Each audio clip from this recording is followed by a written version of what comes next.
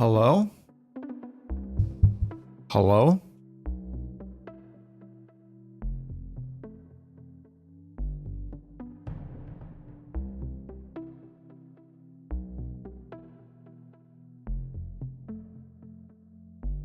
Hello! Hello! Oh, that won't show up until I'm on the monitor screen. Oops. Hello, Campbell. What's up, Brian? Vibes. Kubi. Raccoon. Hey, Clorix. Big day for Clorix. The app is slick, man. It's really fast. What's up, T-Bone Steaky? Mic check. Uno. Two. Dry. She. I don't know. Those are all the languages I think I know numbers in. Chitiri. What is it in French?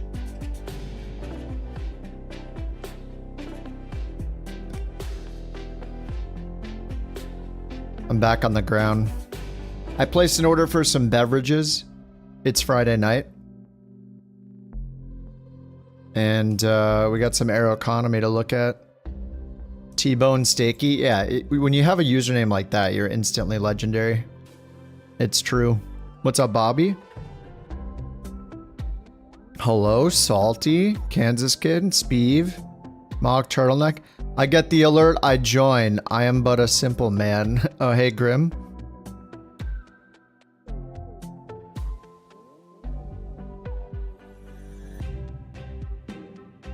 Oh, there it is. Speeve got it. So I did, I made a change. I made a change to the Bork VIP. Okay, I made two changes. One change to Bork VIP. How it works now is when you're the VIP, I took away the so now Speeve needs to know this and Q will need to know it tomorrow. There's no more VIP TTS message. Eric Frothy has been a couch captain for 7 months? That's like super impressive. Congrats. Just, don't forget to save some Bork coins for birthday gifts or something. We gotta celebrate. Birthday gifts. But what I did is every hour that you are the VIP, it gives you 1 Bork coin as a stipend. So it just kind of simplifies it. You get a Bork coin every hour instead of being able to use it every hour. So then you can use as many as you want. You don't have to wait and wonder what the cooldown is. So you don't have to be active, no, but I'll probably code that in when I figure out how. I might just have it check to see if they're like, yeah, in the chat. Or you can stockpile them to timeout JT. Yeah, so it's up to you, like while you're VIP, it's only on Twitch, unfortunately, there's no VIP on YouTube. Though, I guess I could make it a cross-platform and like a fake VIP kind of thing. I don't know. Anyway, I'll think about it. The Bork economy, yeah. So it'll tell you every hour when it gives you one, how many you have now. So you can use them whenever. You don't have to like, yeah. And then with the Bork raffles, I changed it so 4 people have to say Bork before it considers the raffle started. So the dog won't even appear until 4 people have said Bork. I might need to change the number later, but that way if anybody does a false report or 1 or 2 people follow, then yeah, and it won't start the timer until there are 4, so then everybody else can join and then it'll, yeah, it should work better. We'll see if I messed up the code. Okay, so here's the Aeroconomy. This is its own website, but it's basically part of FSHub. And this is the app just for testing the new Pilots for Hire feature, which is their first feature they released. It's only available for premium/supporters right now, so you have to like donate $50 to become a supporter, like lifetime supporter or whatever. But not to downplay what there is so far, but it's just a route finder for specific routes. I think they added like 4. There are like 4 different themes or something like that. So there's some in Alaska, We got a raid. Europe, New Zealand, Australia. Thank you for that. Welcome to the stream, everyone. I see for new folks have joined Eric, us. thanks for Great the to raid. have you here. So then, so yeah, there's more than what's on the map. You have to like page through. So there's some in Alaska. There's some in, that's also in Alaska. Is that in Vancouver? No, that's in Alaska. Ketchikan. And then where are the rest of them? Yeah, there's basically just like 4 categories right now, I think. But they're gonna add more over time. So how this is, this is basically like their freelance feature, right? So like if you've used another, any other like career mode app, like, you know, NeoFly on Aeroconomy, they all have like freelance, where it just gives you a random flight to do. But in those, I think you pick your plane. In these, it tells you what plane you have to fly. So you're the pilot, they have the plane, and they have the job. Departures are water runways. I did one of them as a test, and I did not get a water runway. But that's good to know that I should check. Oh yeah, this one's a water runway, isn't it? Oh, this Island Lake one. Well, that's good for them to know. What's up, Bird? Who Bork VIP'd? Speeve got it right away. Here he is. We'll check the hangar wall. A better attitude solves most problems. Wait, did it thank Eric or did I break it? Eric, thank you for 7 months, dude. Wait, did it show that Eric, it didn't thank him, did it? Oh my god. I fix one thing, I change one thing, I break it, I break another thing.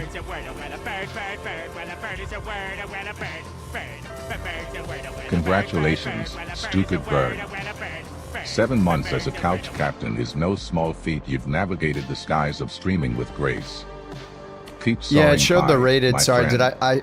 did I Your miss journey yours, is just Eric? Sorry, beginning. Eric. Oh, sorry, I meant Frothy. Eric Frothy for his 7 months. Anyway, Frothy, thank you for 7 months. Bird, thank you for 7 months.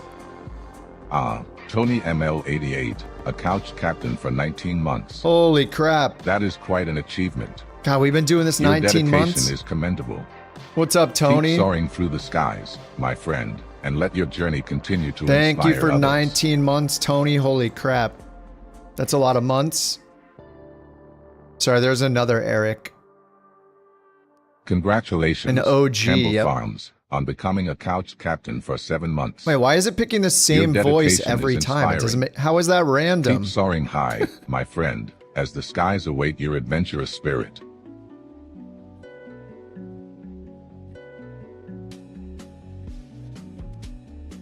Yeah, it says it's random. It's picked Morgan 3 times in a row. It's lying. Campbell, thank you for 7 months, dude.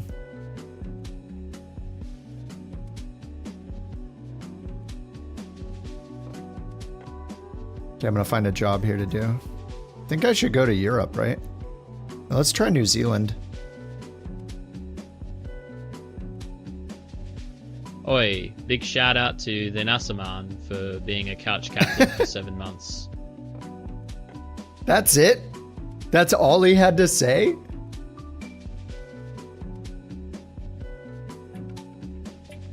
The message didn't work either. Rigged. Oh, that one doesn't work with Monster TTS. Oops, 7 months. Even with Oh, the it does horrible, work. terrible events of January 26th, we persist. We fight. We couch. It does Cheers. work. Mate. May, what? What just happened?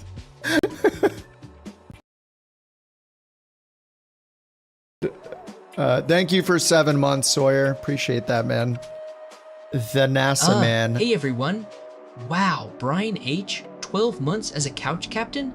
That's awesome, man. You deserve, a high five or something. Just don't forget to send me back to Brazil for my birthday. Yep. I like that idea. I guess I'm gonna fly the Grand Caravan. Whoa, whoa.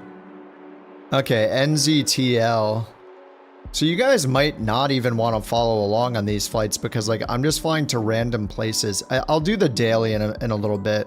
But I'm just going to do one of these first. So all I have to do is fly between these two airports. 107 miles in the Grand Caravan. And earn $1,400.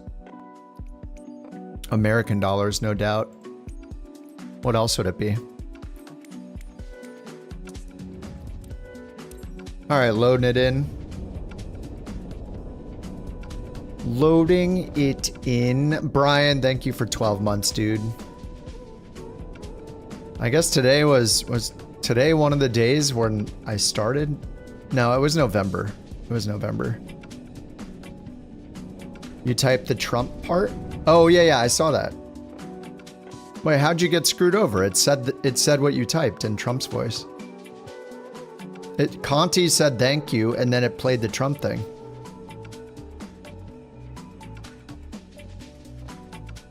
You got like 2 for 1. You got a 2 for 1. Well, I mean, you got the thanks for I mean, I can't control Conti. What do you want me to do? And then you got the entire Trump thing afterwards? It probably combined them and then it hit a character limit. I don't know. I mean, it was more than one. He basically got 2 voices in a row. You know? What do you want from me, okay? I'm not a professional coder. You take your complaints to Bird, okay? Even if he didn't code it. I'm just here trying to get the bot working in a decent way for some funds. You know. Oh, simrate display, right? I got that installed now. All right, let's get this baby started. Battery. Avionics. Prop.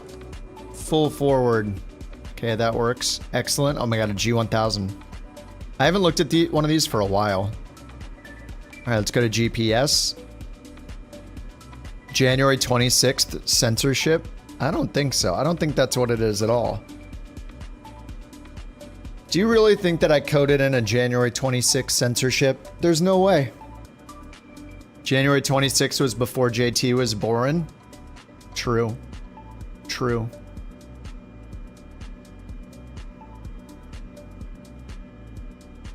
Where are we flying? I'm just flying this Aeroconomy job. NZTL to NZMJ. Guess I should put it in the little flight tracker thing.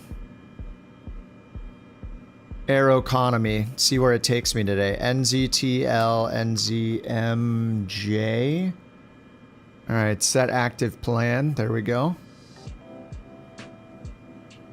Expires in 2 hours. Alright, let's get the nav and the beacon on. Collapse this, send it to the avionics.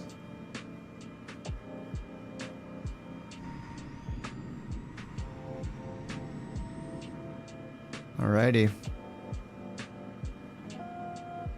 Yes, Kiwi land. Wouldn't put it past Kip to put in a note for the Thenisa man to go as short as possible for punishment, even though he was already punished? How was he punished? That's a straight up lie and you know it. I'm just gonna go direct. Alright, let's hit comma.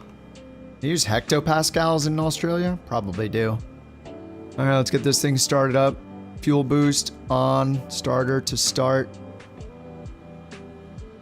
Alrighty, watching the NGs. Oh, we probably need some fuel, huh? Oh, the fuel's on by default. Interesting. Interesting. That's interesting, man. Okay, introduce the fuel. It's been a while since I've flown this thing. What happened on January 26th was deserved. Thank you. Thank you. Somebody understands. At least the law still applies in some people's minds. You think he knows what happened? No. He's just blindly agreeing. Which is good. That's a good thing. From my point of view. Alrighty, that's all started up. Starter off. Fuel boost to normal. Avionics number 2 on. Taxi light on. Sure, we'll turn those on. Great. Pitot heat's off. Outside air temp is 7. We'll get the pitot heat on before we take off. And I'm just going to go direct. Nice and chill, little direct autopilot. Hey, we're on the clock here. So, I'm going to do everything as fast as possible. There's no reason to linger, right? We're on the clock. Close that. There we go. Great. All right. Parking brake off. Check our reverse. Yep, beta detent's looking good. We got a windsock around here or what? Where's the windsock at?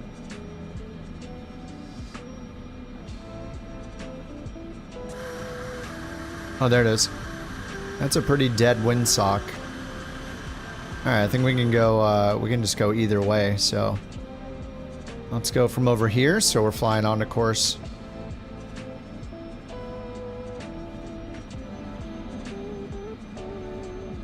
Campbell Farms sent this TTS. Oops. I've officially launched the hunt, the very serious hunt for the missing files from the Sawyer band. People have been asking about it, wondering what happened. Well, guess what? We're gonna find it. We're going to uncover the truth. We're going. We're going.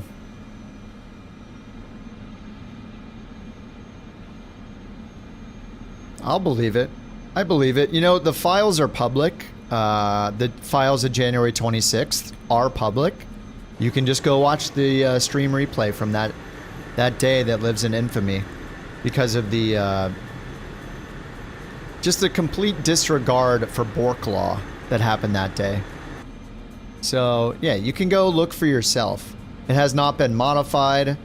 There's not a single minute missing from the footage. You can just go take a look at it yourself, okay? It's there in its entirety. So, go make up your own mind. I don't even own the footage. The YouTube's owns the footage. I couldn't possibly change it. So, you know. You can go look anytime. It's right there.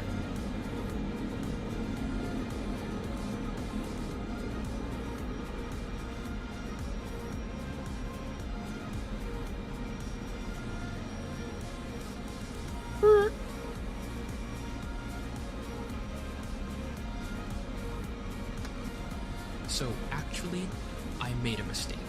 Ignore whatever I'm typing in chat. I agree that Sawyer was treated unfairly on January 26th, and this unfair retaliation will not be tolerated. Even if it's not my birthday yet, I support Sawyer's fight and say, Kip, don't censor him. Just ban me instead. Oh. I'm down with that. Why didn't it play? I don't, just so you guys know, I don't own Tangia, nor do I own Monster TTS, nor do I own StreamerBot, nor do I own YouTube. So, you know, when there are problems or delays, don't look at me. You go take it to Tangia support, okay? God, I'm so bad at this game. Alright, we're off. I'm gonna earn $1,000. I'm grinding for the VA. If this is gonna last 4 weeks, I'm gonna be grinding for 4 weeks so we can afford our planes. No jobs found. Oh, are people taking them all? Is that what's happening?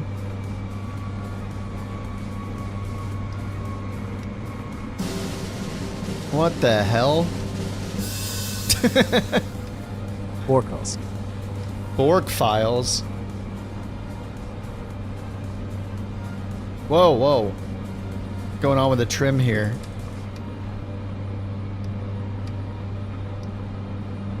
Roll pitch. I hit yaw damper. Oh, there we go. Jeez, I'm trying to change something in the volume, and this is what happens. Aeroconomy is like a new career, like VA career type thing for FSHub. So they just released the first feature for it today, so it's basically freelance jobs, so I'm doing one of them. We've been using FSHub for our VA for a couple months, and now they released this Aeroconomy feature they've been building for a while. So they released the first feature. So far it's just freelance jobs. So I just took one here in New Zealand to earn $1,400, and I have to fly the 208. So I'm in the 208. There's a bunch of different planes they added. I think they're gonna add more over time, I would guess. But there's like I saw 319, PC-12, 208. There's a bunch of 737. You know, I noticed there's none for the 737 MAX. The B38M. But yeah, there's a bunch of plane types in there.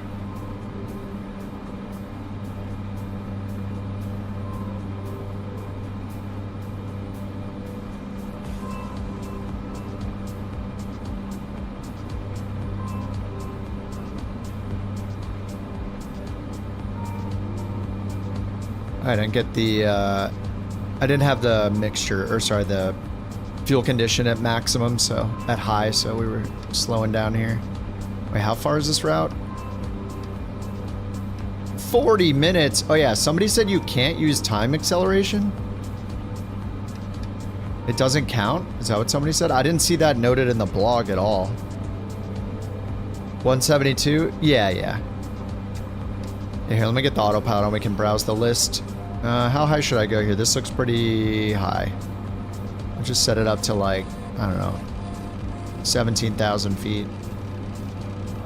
Oh, that was lucky. All right, heading mode, flight level change mode, autopilot on, and then we'll switch to nav mode. Fly towards the course and keep flight level change going at, do 120 knots.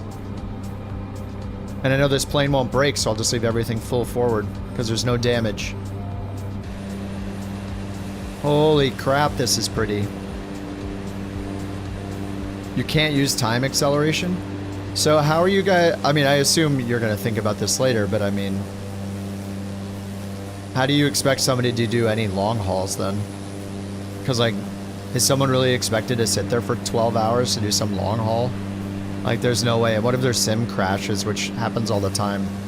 No resume functionality, they just lose everything, you know? I feel like there's going to have to be, in my opinion, the best way to deal with time acceleration is there should be an expected time to complete the job.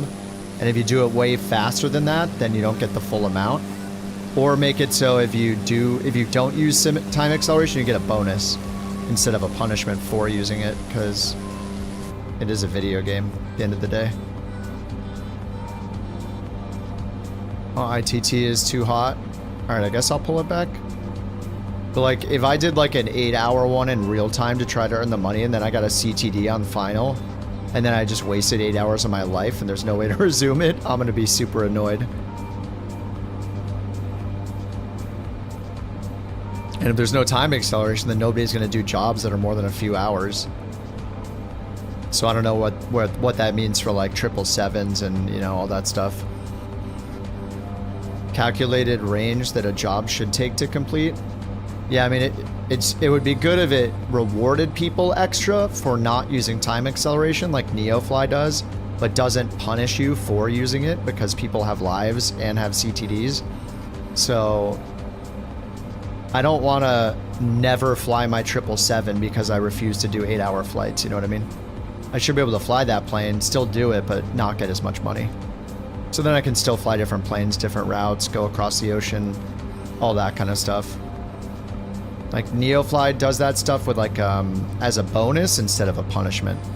So like you got a real-time bonus, or you got a bonus for realism by, you know, setting the payload, that kind of stuff. A Bork line of credit? People can give you Bork coins.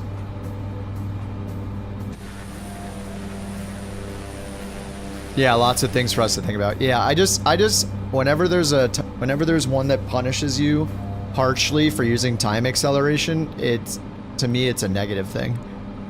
Like even On Air Company, for example, On Air Company punishes you by holding your plane on the ground. or holding your plane in the air, basically. You can't use the plane again. So you're like, all right, well, I guess I'm not playing anymore. It's like, it's so annoying.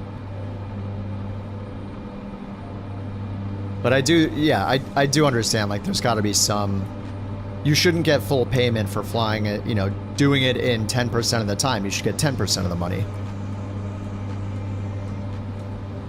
If there's some sort of expected time that it'll take to do the job, you know. But yeah, this is sweet. I actually like how it gives me a plane, like it tells me what plane to fly. All of the other ones I've used, they don't tell you what plane to fly. They're like almost too flexible where you can fly any plane you want. And then it's like not tailored to that job. So I like the idea that you're flying a specific plane as a pilot for hire. I think that's good. It's a good change compared to how the other ones are. Because would I be in the Grand Caravan right now? Like, no, I'd probably fly the same 3 planes I've been flying. I'd probably be in the Aerostar right now instead. So let's see, if I look at these, like this is a A320neo, 737-800, A321neo, A320, 737-800, 319. If I go into these will be different though, like the one I just took. Here's a Cessna 172 for $2,900 because it's a long flight, I guess. Clear filters. Could do this, so yeah, 319, 321s. I don't see any maxes, by the way. There's a default max. We don't have the Gen 2s. And we have the iFly Max too. We don't have any 737s besides the maxes in 2024. 208 BE58. Is it the Baron? PC-12.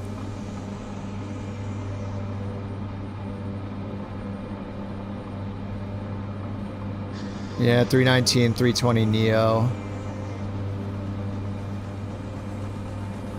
EC45?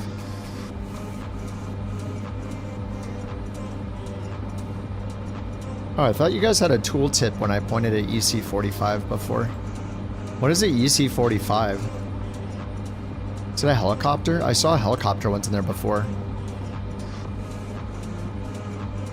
You're on premium, why can't... Did you set it up?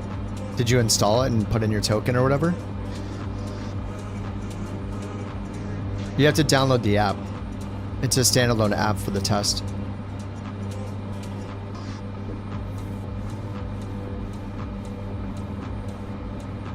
It is a helicopter? Oh, nice. Yeah, Starship always. Damn, this looks sweet. Oh, is it the H-145 then?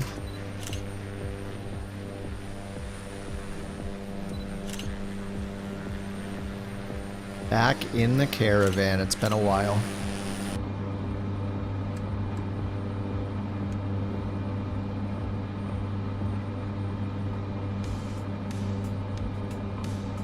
Song's a banger? Heck yeah. Oh, dude, I ordered some beverages. I'm ready to, I'm ready to grind these jobs out tonight to get money here. I may have done a couple during the day today. I'm at 40,000 on my balance. I found one that was 8,000. I don't know if it was bugged, but I swooped it up. And then the VA, so far, if we go to the VA dashboard, we can see here our balance. We're at 2,400. So how it works is when you fly a job with Aeroconomy, if you fly it for a VA, the VA gets 10%. If you don't want the VA to get the 10%, all you have to do is go to LRM and just change it to personal. You just switch it back to personal instead of the VA, and then you'll have all the money. Base pay rate and a bonus for amount of time excelled not used. Yeah, like, I think it should be... Yeah, there should be a base... Well, yeah, that's... Yeah. Exactly, Rock. That's how what's it called does it. That's how Neofly does it. They give you a real-time bonus.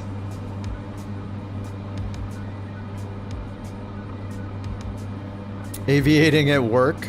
Well, luckily for me, I can just like do the takeoff, set the autopilot, and then go back to what I was doing, and then 3 hours later land the plane. Bonus for not using time Excel, yeah.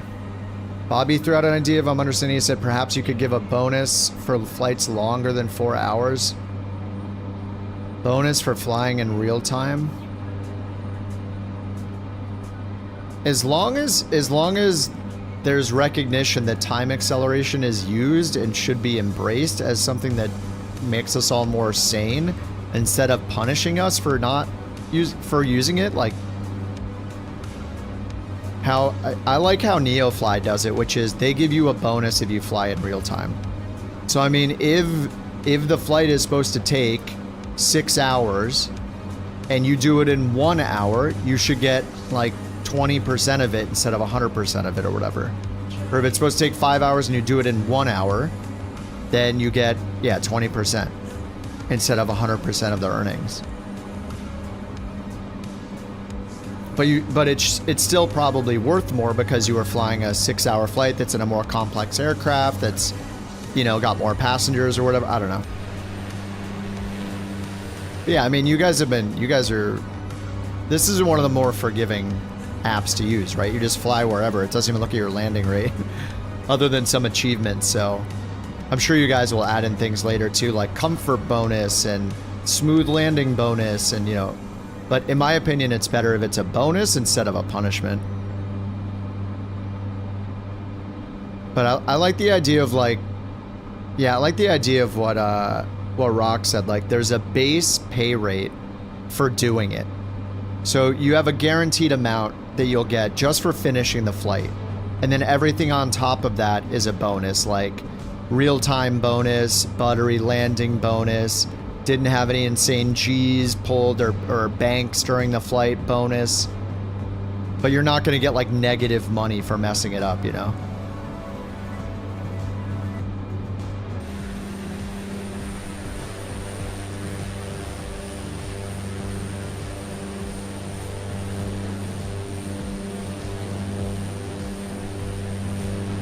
As long as there's like both, as long as you don't feel bad about doing things with time acceleration, that's good, right? Like, I don't want to feel like, oh my god, I could be earning so much more if I wasn't using time acceleration. I don't want it to be like that, because that's kind of annoying. Like, I'd rather do multiple flights, you know? I understand, like, getting a bonus for realism, but also I like using time accel because I can do 4, 5, 6 flights in a night instead of 2 and see more of the world, even if it's at an increased pace, you know, like.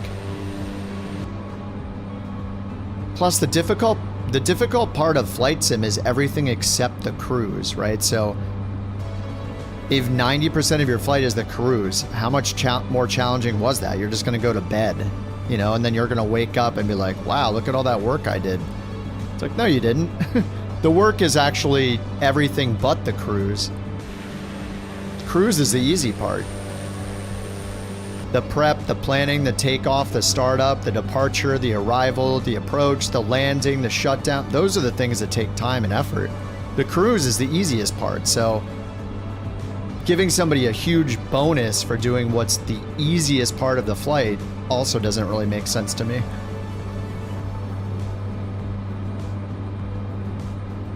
It's like, wow, good job. You sat there for longer than everyone else did. If I do 3 or 4 flights in the time you do 1, who had a more difficult job? I would argue it was more difficult for me, not for you. You went to 1 location, 1 job, and sat in cruise for 6 hours. I set up 4 or 5 individual flights, each with their own flight plan, departure, different planes, different, you know, using ATC maybe, like, you know, hardest part, not missing the TOD. Yeah, that's a personal problem for me. But yeah, I don't know. I think that people cry about realism with sim rate. They just like to set it up and go to sleep in real life. It's harder to do more and more and more flights. You're doing you're reading 10 small books instead of reading 1 long boring book with a ton of blank pages in the middle. I read a 1,000-page book 950 pages were blank. Wow. That's the long haul equivalent.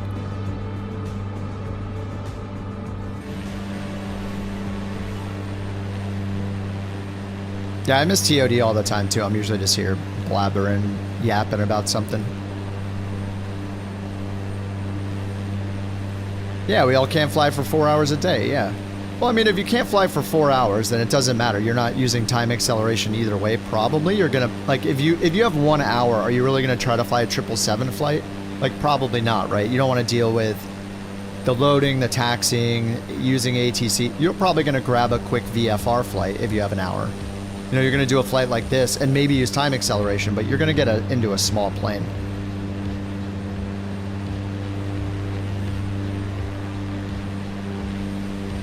Sim rate's the same when the relief pilots take over? Yeah, sim rate being easy is a myth.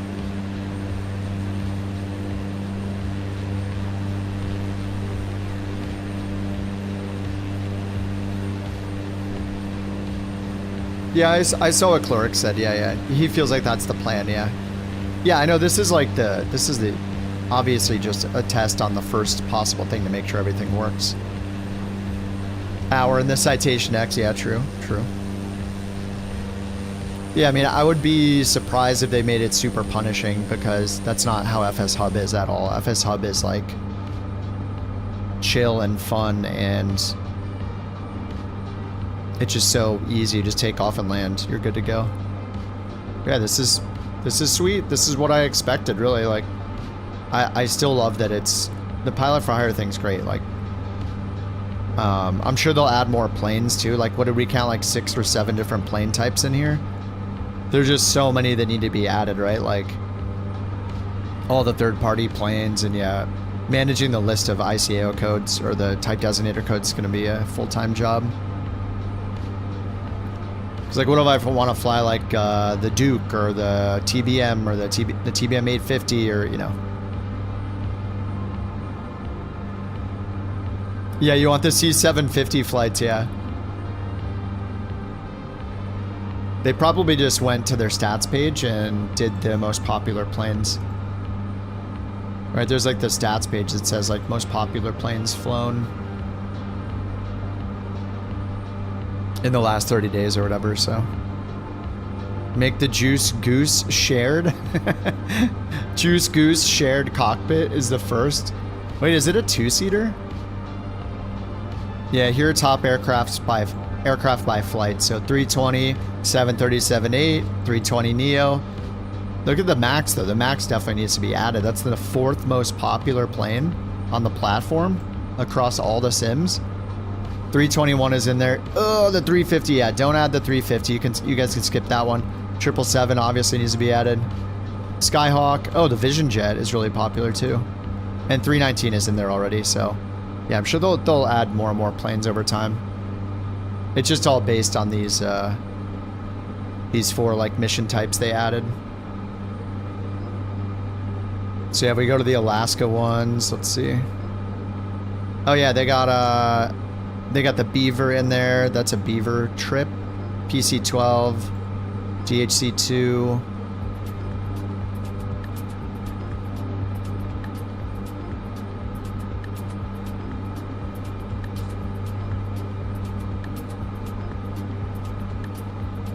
What else do we got? That might be all of them. Oh, there's a 152. 152.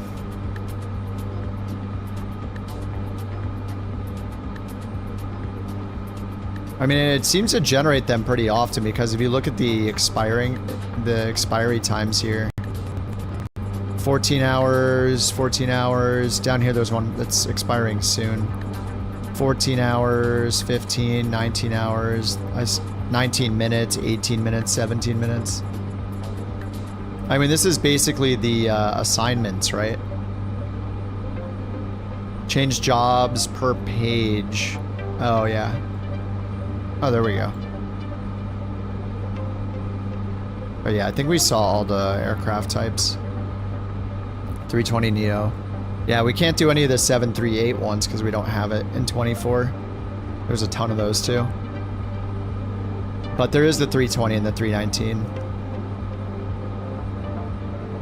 Do you need to complete the flight? I don't know, but I would assume that you just have to accept before it expires, because that's how the assignments work in FSHub. Bobby said he'll change things possibly tomorrow, see how things go with adding bonuses to the base pay. Oh, tomorrow? What? Okay. I was thinking like, you know, like months from now when this is out, or a month, several weeks from now when there's more and more things and long hauls, you know? Planning to add more aircraft and job types. Nice, nice. Yeah. I mean, I'm gonna fly all the planes that are available tonight. Probably do a 319 flight. I'll do probably do a PC-12. Where do you get it? It's on FSHub. You have to be a supporter, which is, it's in like it's in supporters only accessed for testing. You know, kind of like how every other app works, like Beyond ATC. So you have to support them with like a $50 donation to become a premium member. I think it's lifelong, right? Like as soon as you donate $50, you become a supporter forever. But I mean, not to downplay what it is, but I mean, it's just not. It's gonna sound bad if I say it's just, but just so you understand, like. If the $50 is worth it to you. I mean, if you want to support FSHub, of course you should do it. If you have the money and you want to support them. Like, I do because I want this thing to stay around, and also we got some perks for the airline by doing it, for the VA. But, you know, it's just a list of jobs, right? And so if you do the job in the plane, it's basically freelance mode is the first version. So it tells you what plane to fly, where to fly it, and how much you'll earn. You do it, and then you earn that in your Aeroconomy section in here, which already exists. So you can already earn Aeroconomy money here, if I go to the banking part, by doing the daily stuff. So every daily flight challenge you do from FSHub gives you money. You can do it once a day, right? One of these. We'll do one of these. I'll probably do like, maybe I'll do the medium. Every time you do one of these, you get money in the Aeroconomy bank. And then if you do a job from here, one of these pilots for hire jobs, if you have it chosen for a VA, you're flying for a VA, the VA gets 10% of the money. I can't even, actually no, sorry, we can't look at the VA bank. We can't do anything with it yet, but if we go to the dashboard, then it shows here now on our VA homepage, it shows the balance we have for the Aeroconomy. So every time somebody does a job, if they've chosen here in the Aeroconomy, or sorry, in LRM, not that window, where's the main window? Here, if you chose the VA, then the VA takes 10%. If you choose personal flight, you get 100%. So you can decide, you know, when you're flying that day, fly for yourself or allow the VA to take 10% of the earnings. So it just takes that 10% cut. Change the offset on the GPS. In what plane? Oh, the 208. You can't do offset track in the G1000 yet. It is a feature in the real G1000 NXI, but it does not exist in the sim. You would go like menu and create off-track offset waypoint, but it doesn't, you can't do that yet. Transfer money to the VAs. Yeah. I don't even know how to do that because the VA's bank doesn't show up anywhere, so I don't know how, like, how do I know the VA bank number? Oh, I guess I know it in here, right? If I go to banking, I guess it's right here. Where is it? Couch captains. There it is. So I guess I could go up here and do a transfer.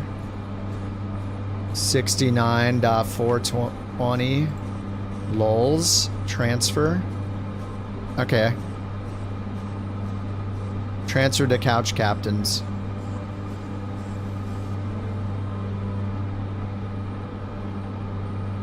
And then if we go back to the VA dashboard, I assume that updated. Yeah, the VA bank account number's in there.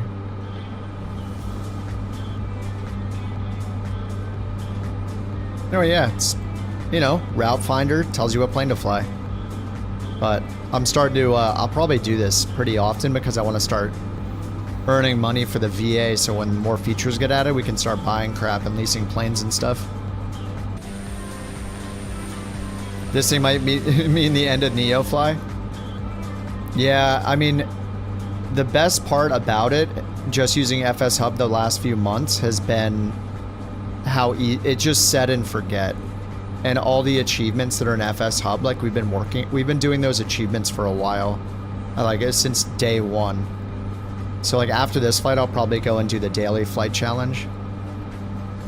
I mean, we've been doing these anyway. I guess I've done 34 of them, so that's 34 times however much I earned for the flight in the Aeroconomy bank. And just like the API is awesome. Like, I don't know. I'm obviously a fan of it. I think most of us have really enjoyed using it.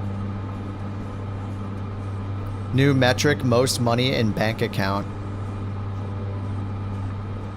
It's rock solid, it doesn't get confused. I think that's just like, yeah, the simplicity of it's really nice, where all it cares about, at least right now, is like that you took off and that you landed. And now this one with the Aeroconomy, it's just, did you take off at this airport, land at this airport in the correct plane? So it's just one more criteria as being the right plane. You can't do anything with the cache yet. But I mean, you can look at the Aeroconomy site. So if I go into Aeroconomy, this has been here since we started, but you can see all these grayed out things here. Hangar, property, airlines, business, trading, auctions, escrow, suppliers. Like, they clearly have ideas what they're going to do with this. For now, we're just stashing our money, really. So you can do the daily flight challenges, and then if you want to help them test Aeroconomy and become a supporter, you can donate $50, become a supporter, get the premium level access or whatever, and then get this now. But I mean, you can already start earning the money just by doing the dailies.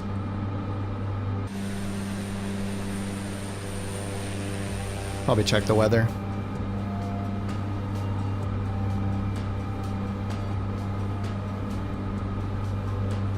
No METAR?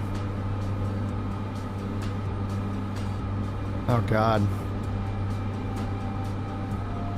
Runway 2 and 20. Oh god, it's 1,700 feet of grass? Oh my god, I should have looked at this before I went. You know what's cool is, let's see, wait, is it map? Show... Oh, there we go. You go in here and it loads this info about each airport. So I should have clicked this first to see grass runway. At 1,700 feet, no METAR available.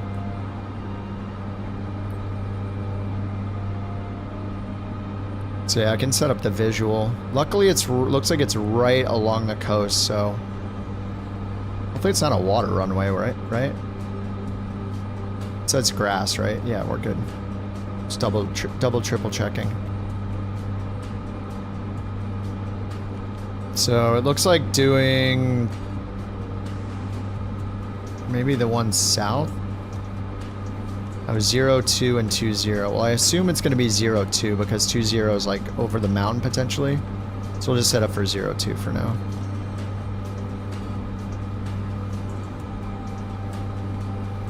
Zero 2 activate. Oh, our TA's right now. Nice. Alright, let's go turn off topo and do relative and start the descent down to 846 feet. There's VNAV button.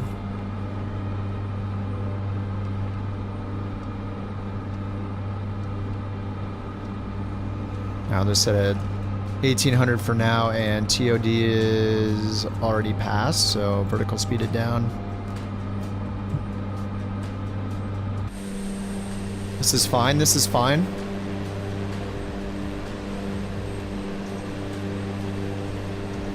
VNAV descent. Oh yeah, turn on the relative terrain map. Turn on one of your relative terrain maps.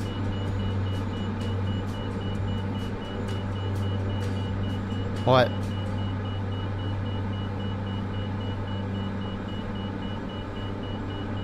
What? What's the problem? We're not overspeeding. I'm way in the green.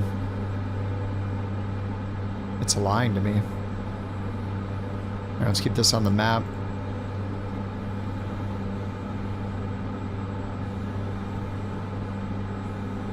Actually, let's just check the satellite here. Base final, runway 20. Wait, is this looks like the runway, right? That looks like a runway.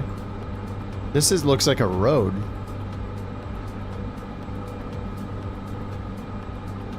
Maybe that road's not there in the sim. Yeah, the runway looks like it's over here. All right.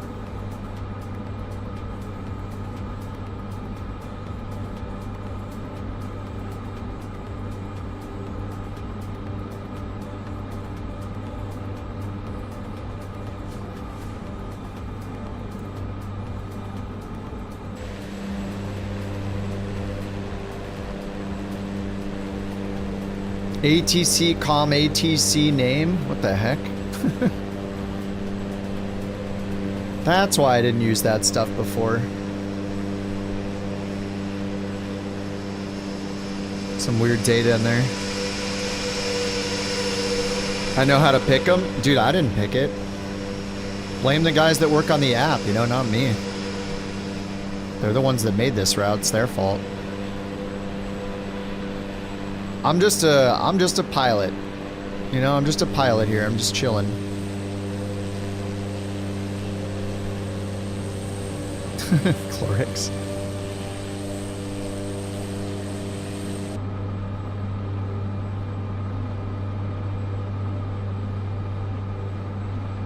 All right, beverage delivery activated. It's going to be a long night or a short night. There's a Congo line at Seattle for the daily. Oh, nice. Wait, we should do that next. I just wanted to start with one of these. Then we can do the daily, and then we'll go back. I mean, technically, the daily is part of Aeroconomy as well, so...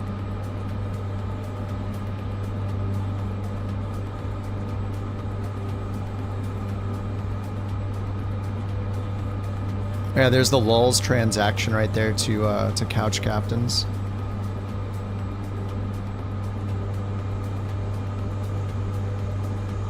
Yeah, we can do Seattle to San Francisco, that's fine. Hop in our jets for a bit. Oh, whoa. Little bit bumpy.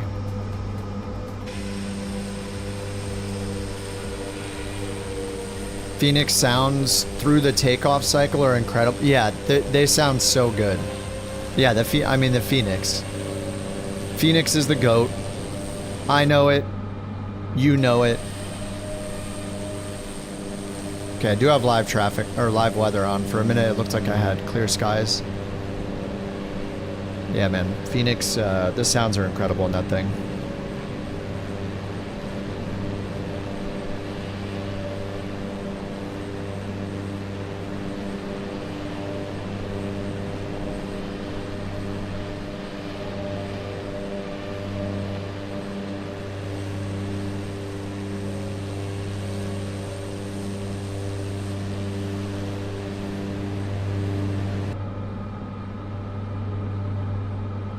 You love listening to them on startup and shutdown? Yeah, yeah. Yep. Sounds are awesome. The iFly has good sounds too. And the A350 has pretty good sounds too. They had volume issues, but the 350, even though you get 20 FPS or maybe 2.6 FPS, it also has good sounds, if I remember right. I feel like the PMDGs probably have the worst sound of the bunch. Especially in terms of like the 3D-ness, you know how they, like you can move around and hear the different, it's like very realistic sounding and where it comes from. The PMDG just like playing an MP3 or something in the cabin, I don't know. It just feels like this static mix of sounds. Loud sounds, but that's why that, yeah, that's, we're the audio engineers for PMDG, or sorry, for the Any Builds plane.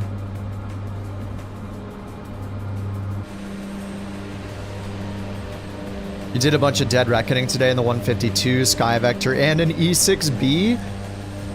Nice. I've never used the E6B before. I remember when the Mountain was studying to get her license, to get her certificate. She was, for some reason in the US we call it a certificate. Everywhere else in the world calls it a private pilot license. But in the US it's like a certificate. Anyway, when she was working on it, yeah, I remember her having that thing out all the time.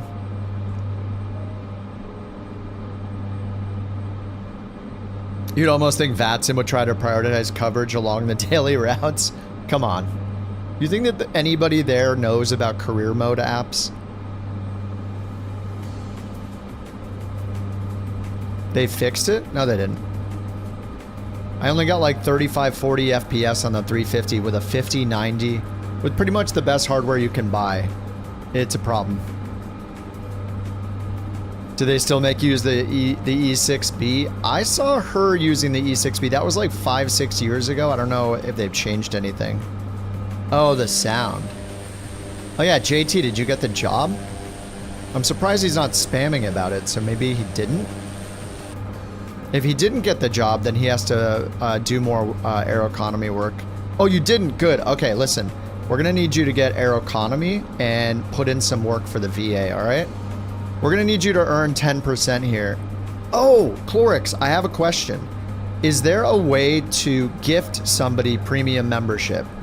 Maybe somebody that you want to be earning money for your VA, but they don't have premium, and you want to give it to them as a gift.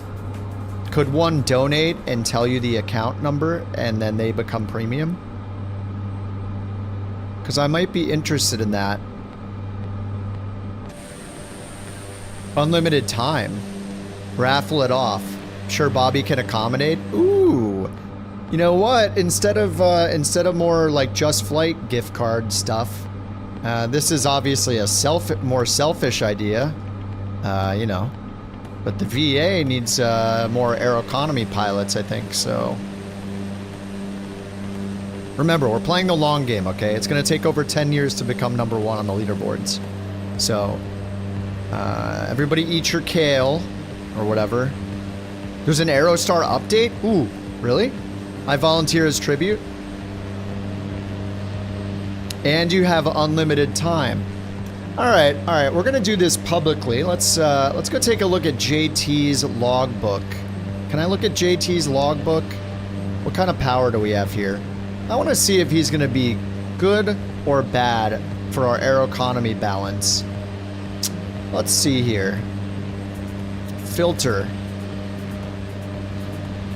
Results. Tags. Pilot. Where's the pilot? How has he been doing? He's interviewing for the position. Aircraft type. Tail number. I don't know his... Where do I don't know that I can look by pilot.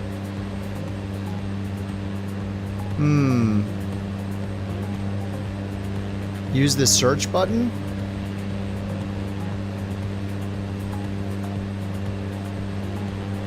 Oh. What is JT's name? He's not even on page 1. He said he has unlimited time. Where is he? I don't see him anywhere on here. Is it Jaytee? What's the username, JT?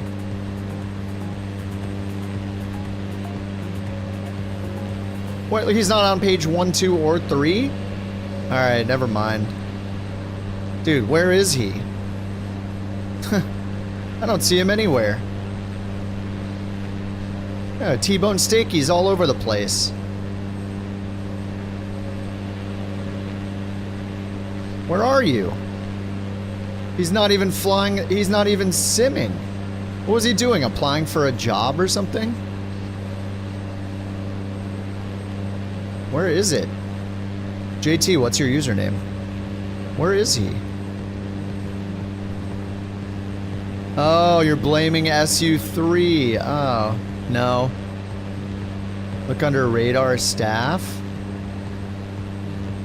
Hey, what's this unknown flight helicopter, 0 miles, 0 minutes?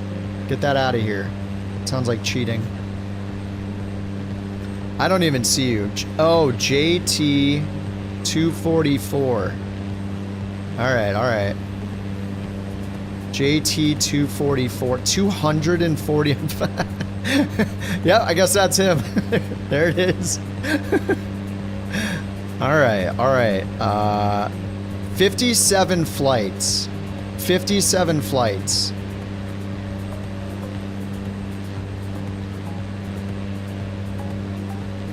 What's his best plane? What's his favorite plane? You have 115 flights, 69 hours. Nice. All right. His last flight was on the 1st of August, but before that it was on the 26th of July. Oh God, a mountain.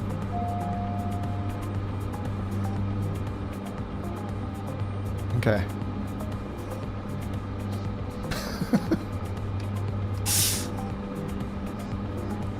Listen, I'm doing important VA management stuff, okay? Give me a break here. Don't judge me. We're doing really important things. Why have you never flown to Brazil? God, I'm so bad at this game. No, I'm not the worst. Holy crap, what is that? Oh, I thought those were rocks at first.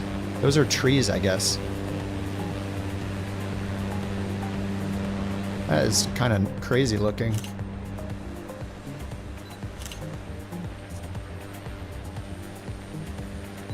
God, the clouds look so good up there.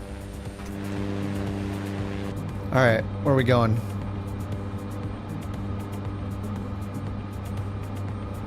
It's right over here to the right? Oh, it's right over this mountain. Okay.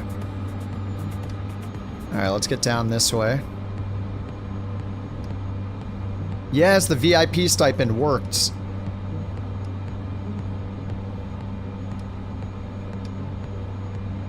Every hour, the Bork VIP on Twitch gets 1 coin.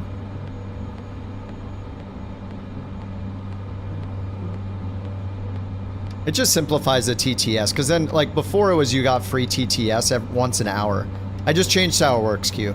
Before, every hour you could do a TTS, but that kind of assumed you wanted to use TTS. So now it gives you 1 coin per hour instead, and you have to use Bork TTS like everyone else. No, you're not owed coins. Why would you be owed coins? Did you never use TTS? That doesn't make any sense. It's not how it works. There's no retroactive payment. Are you gonna... Okay, you have to... Okay, for that to work, you're gonna have to say every TTS in reverse to undo it. SU3. It wasn't my fault. I really deserved this and really wanted. I promised to do 5 VA flights a day. 5 VA flights a day.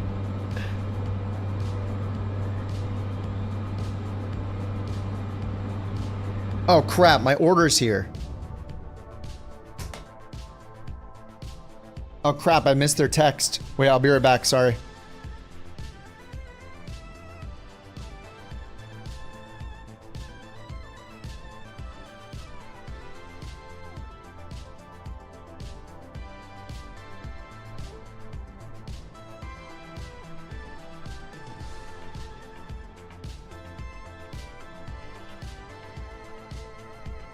Could I please use my computer?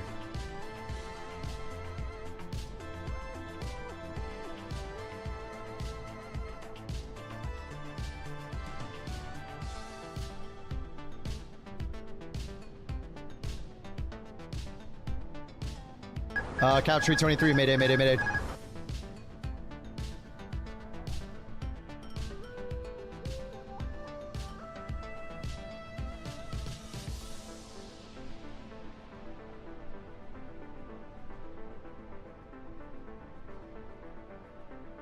Clear for takeoff.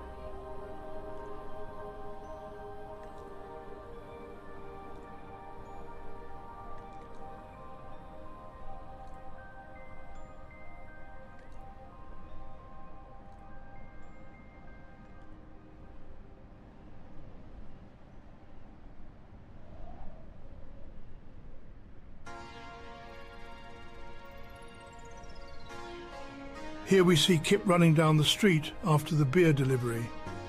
Will his mating display work, or will the delivery person move on to a new mate? Let's watch.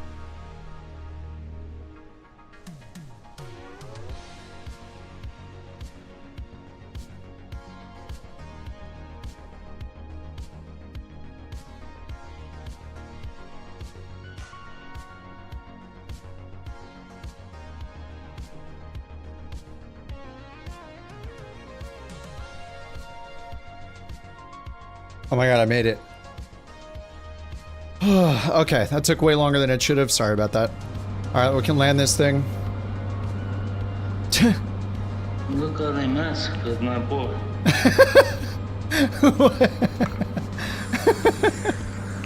Oh, I'm fine, I'm fine. 1950 to 2025, yep.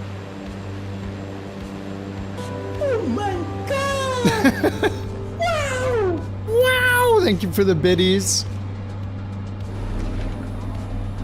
It's been 84 years. It is not that bad. It was 6 minutes. This flight took like 45 minutes. The heck, where are we landing? Nice. Okay. Wait, is that... Hey, no!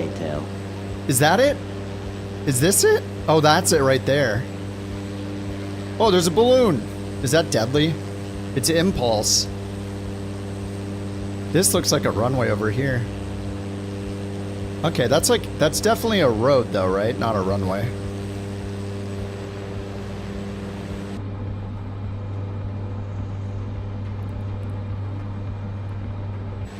Wait, this is the runway.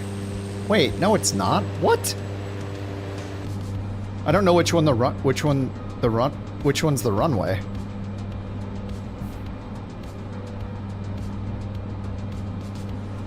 I guess it's the longer one, the first one. You don't see a difference between a road and the runway. Yeah, that's a good point. That's a good point.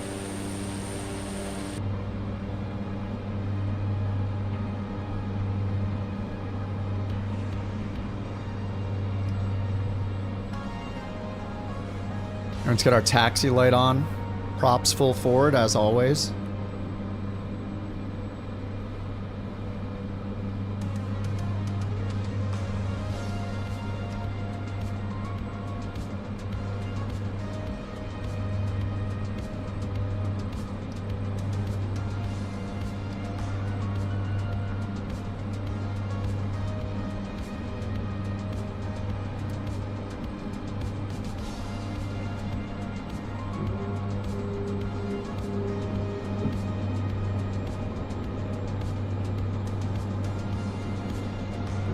Alright, flaps.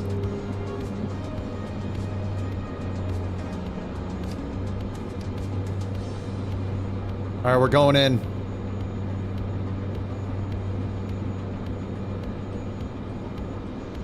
This is the Grand Caravan, the default Grand Caravan.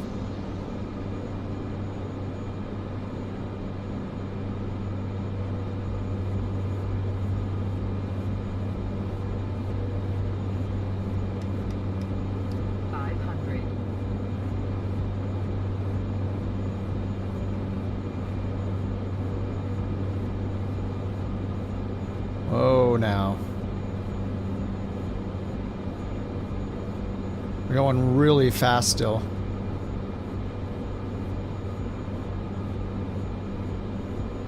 Oh my god, I forgot landing rates. It's okay, it's gonna be bad.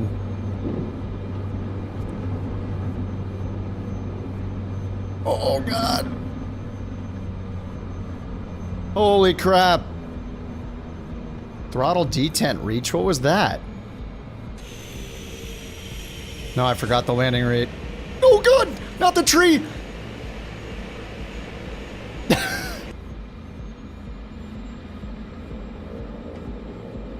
Oh!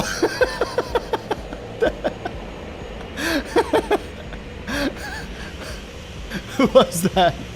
I can't see their name. It's Speeve. Speeve, no!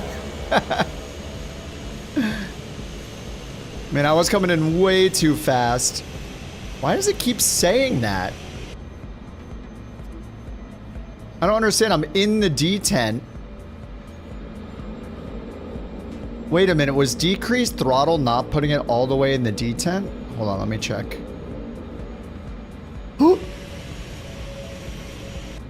Wait. If I just hold decreased throttle, it stops right there. And if I use my detent, if I use my shortcut, it goes so much for— wait, what? Wait, why is there a difference? Decreased throttle only brings it into the beta range? Yeah, I can't— you have to hit Control F. That's new. What? I think that's just something in this plane. Oh god.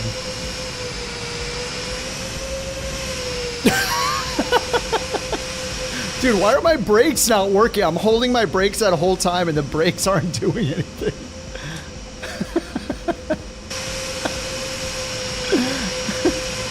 Oh my god, is Deadly in the Saab? Oh, he's in the ATR. The brakes aren't working. Oh my god, no, the brakes How am I turning right? What? The brakes aren't working. Dude, what is happening right now? No, I am holding my rudder pedals full left and I'm turning to the right. The brakes I don't understand what's going on right now. Oh my god, no, the brakes aren't working. The brakes aren't working. No, please no. Oh my god. It goes fine. Oh god. Right. I wasn't stuck on a tree, it was invisible then. If I was stuck on a tree, it was an invisible tree. I looked outside, there was nothing there. Okay, chill. I'm hitting my brakes right now and it's not stopping. What? I don't understand. It's probably like super damaged. I have no idea. All right, we're done, right? We did it. Refresh. Oh yeah, it's done. You are freaking out, man. It's done. Aeroconomy. Give me my money. Has your runway overgrown with long grasses and trees? Oh my god. Visit the Home Depot for all your lawn care needs. This weekend, Cessna lawn mowers on sale. More landing, more mowing. The Home Depot.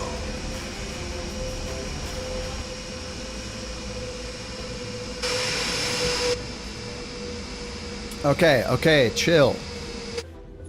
I gotta get out of here. There's too much happening. I'm getting overwhelmed. I need to leave. I need to get the next— I'm so bad at this game. No, that was fine. I didn't even hit the tree until I turned around. It was okay. Everything was fine. Should I do a PC-12? I can't do the 738. I can do a 172. $2,000 for the 172. Should we— I think I want to stay down here. Let's stay in New Zealand. Oh, that's a long one. 530 miles for a Cessna 172? Heck no. No way. That is way too long. What's this one? This is a shorty. 208?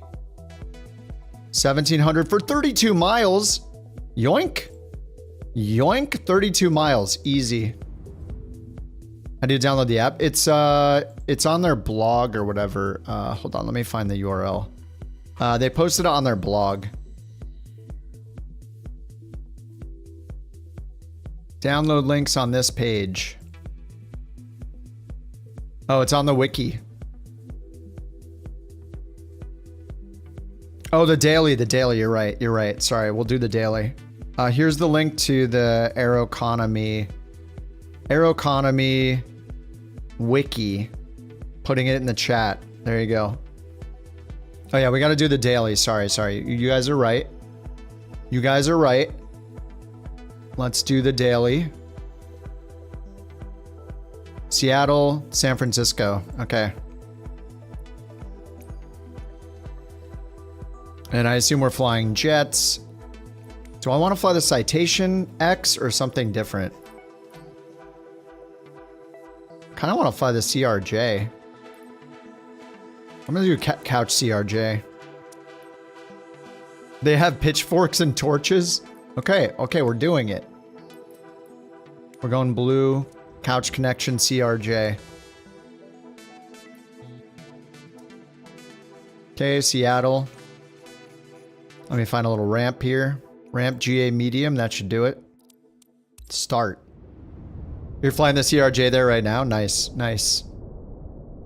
All right. We're going.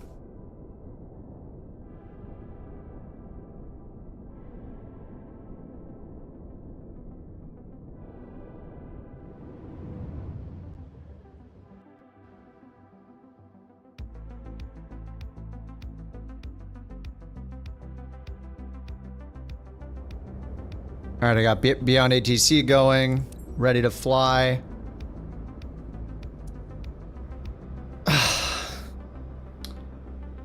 Are you guys just messing with me? You have to be messing with me. Wait, I can't move. What the hell? Oh my god, I'm so glad I bought some beverages for tonight. What is...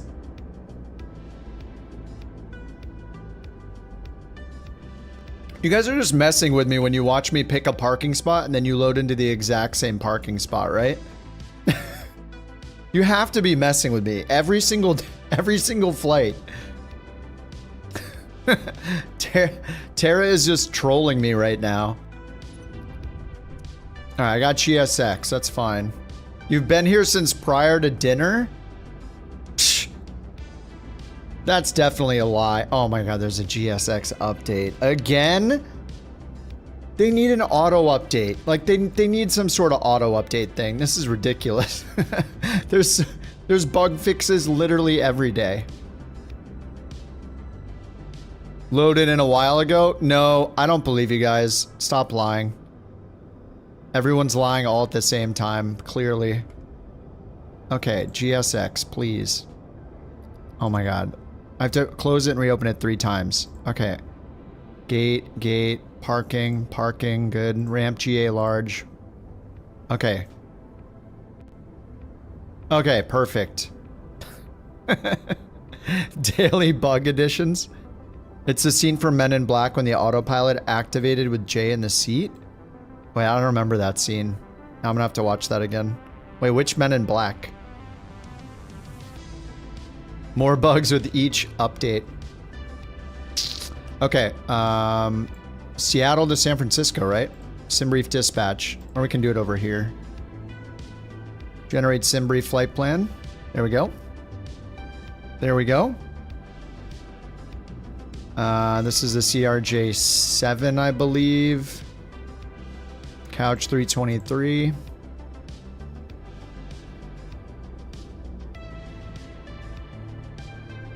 Perfect. Okay, Beyond ATC, load it in. Beyond ATC connected.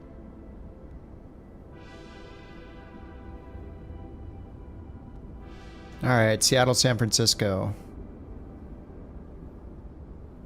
37,000 feet, cost index 2.6. All right, let's hop inside. GSX. GSX does some stuff in this plane, right? So, like, automatically opens stuff. Flight plan, import. Error.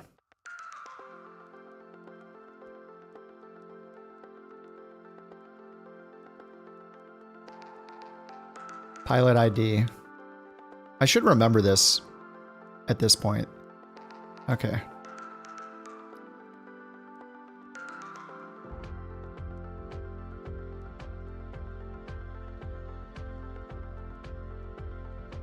Options. Oh yeah, load perf data, automatically set Raccoon transition. Fact of the day: raccoons are Coupled big fans VNav. of sweet corn and are responsible for 87% of damaged sweet corn crops in the United States. No, what? Really? 87% of damaged sweet corn crops in the United States are damaged by raccoons? Is GSX worth it? You know, honestly, if GSX was only the pushback and nothing else, I think I would still pay $30 for it because the pushback is so good. Yeah, I do think GSX is worth it. As much as we dunk on it for all the bugs and like stuff, the pushback is great, and when it works, it's good, and you can always cancel it. So I do think overall it's good to have. Yeah.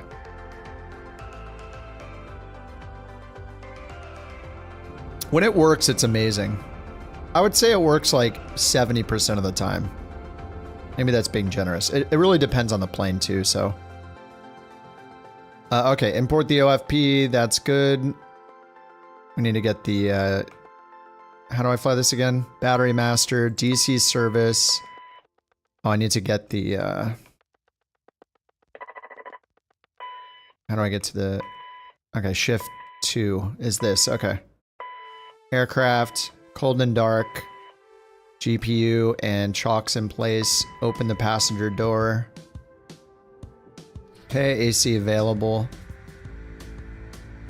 And we need emergency lighting armed. We can get hydraulics on auto, those 3. And we'll want the nav light on.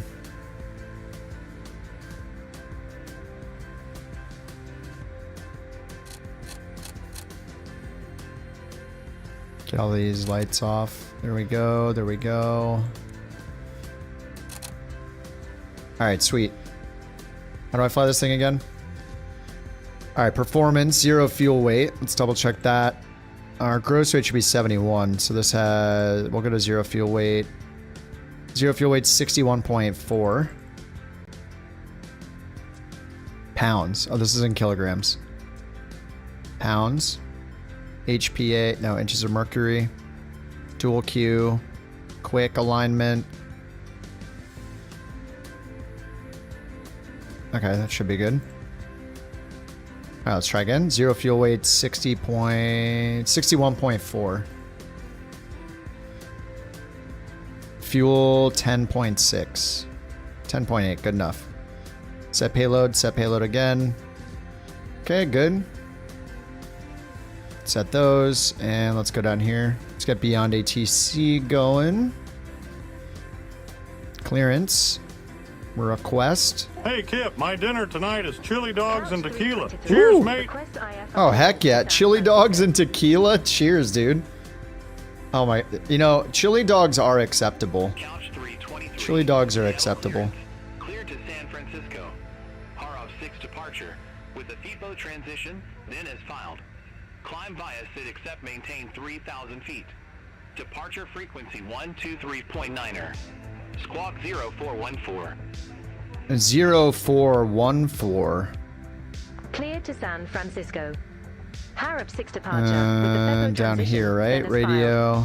Climb via SID except maintain 3,000 feet. 3,000. Departure frequency 123.9er. Squawk 0414. Couch 323. Maintain 4,000 feet. Okay, comma. Read back correct. Contact ground 121.7 when ready for push or start. Inches of mercury is on. Ground 121.7 when ready for pushback. But it's showing or engine HPA start. still. Couch 323. All right, there we go. 3016. Okay. Sorry, I don't know the numbers for the shortcuts anymore. I already lost it. Okay, let's go back to init. Index, position in it is done. Flight plan. We need to pull this in from over here. Flight plan, send to FMS.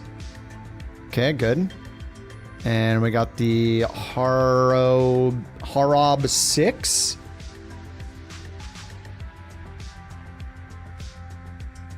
You just bought what? What'd you buy, Johnny? Oh, you just bought... Oh, sorry. You just bought GSX. Yeah, GSX, I mean... It's a vanity thing, but the pushback is actually good on it. Where you can just, like, tell it... You know, turn left or right, and then you can focus on the engines and stuff. Delta 492, gate Alpha 10 taxi via Echo, Bravo. Okay, we need to do departure arrival, so let's do that. Departure arrival. Bravo, Delta 492. I'm gonna put this on the side. We got 34 right. Next page. 34 right. The Harbor 6 with the FEPOT transition. Execute.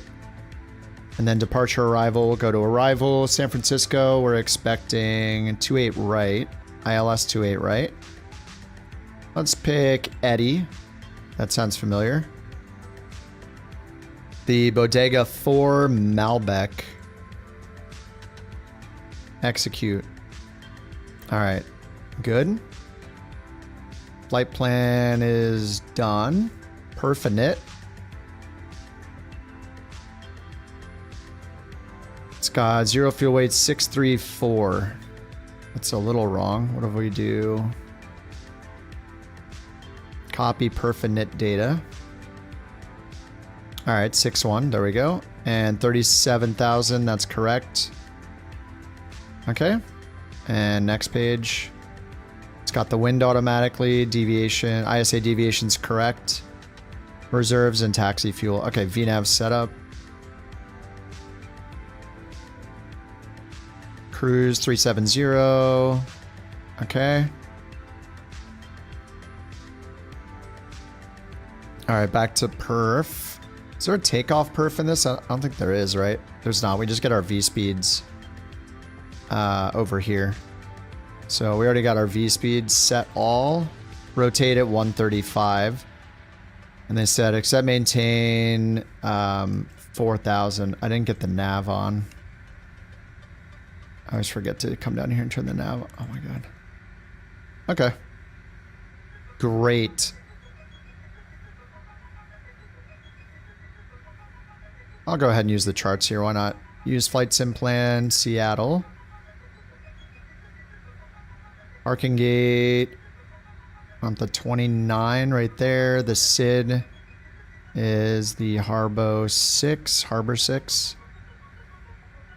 Harob 6. And then back. SFO arrival. Bodega 4. Approach. Was 28 right. ILS 28 right. And then airport info. All right. Should all be pinned now. All right, we're down here to the south and we're going off runway 34 right, which is right there. So let's put in 344 Southwest for a selected heading. Gate Bravo 14 taxi via Lima, Bravo. All right, 344. Now let's get the APU going. APU open up. There it is.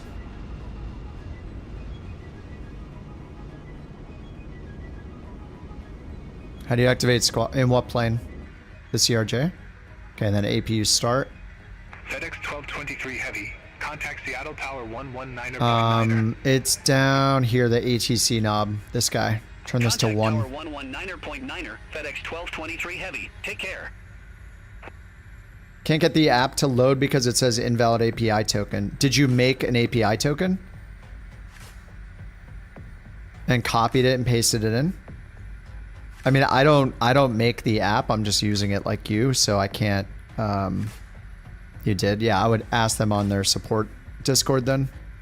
They have like a new thread for support. I already sent a couple things in earlier. I don't make the app, yeah. I mean, you've seen my programming skills. This bot is all over the place.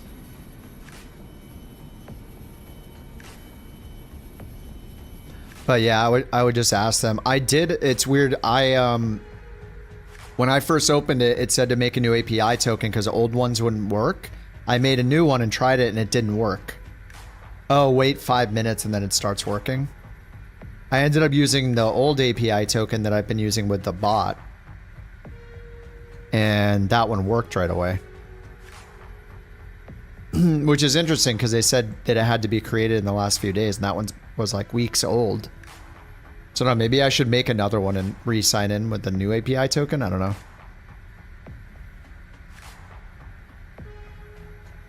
Okay, 37,000 feet, cost index 26. And yeah, we're ready for push and start. Get the APU on. APU is running.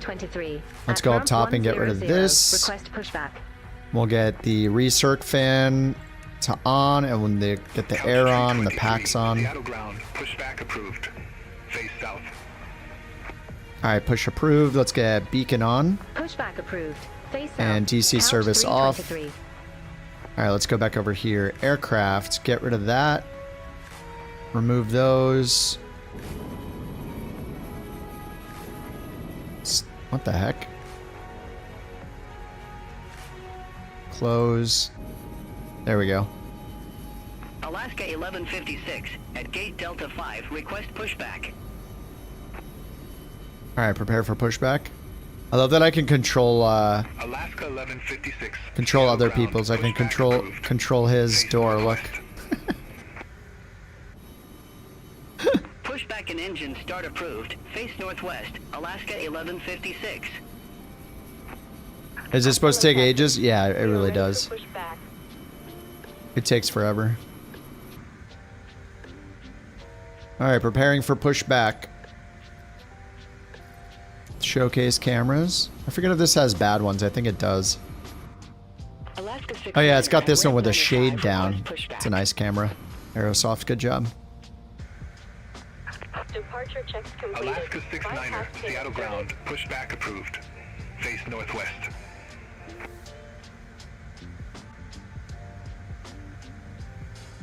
Pushback and engine start approved. Face northwest. Alaska 69er.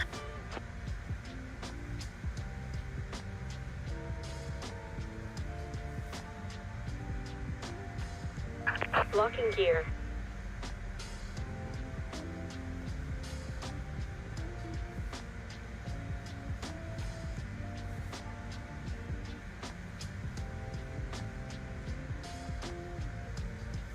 All right. It takes a while to download all the bugs. Whoa. What the hell? Oh, is that because I changed the volume setting in that? Dude, you gotta be kidding. All I did was change the volume setting. It reset the entire app for me turning the volume down. All right. Let's try that again. Ah, you're back. Hello. Alaska 1156. Runway tree 4 center taxi via Bravo, Quebec. Hold Bravo. runway tree 4 right. This gives me a moment to enjoy my beverage, doesn't it? All right, we'll taxi to runway 34 center via Hello, Bravo, Captain. We are Quebec. ready for pushback. Hold short runway 34 right. Alaska 1156.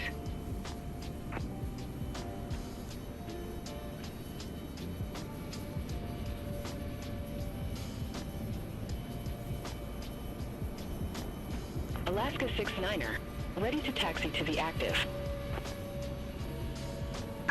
Departure checks completed. Bypass pin insert. Runway tree 4 center taxi via Bravo, Quebec. Hold short runway tree 4 right.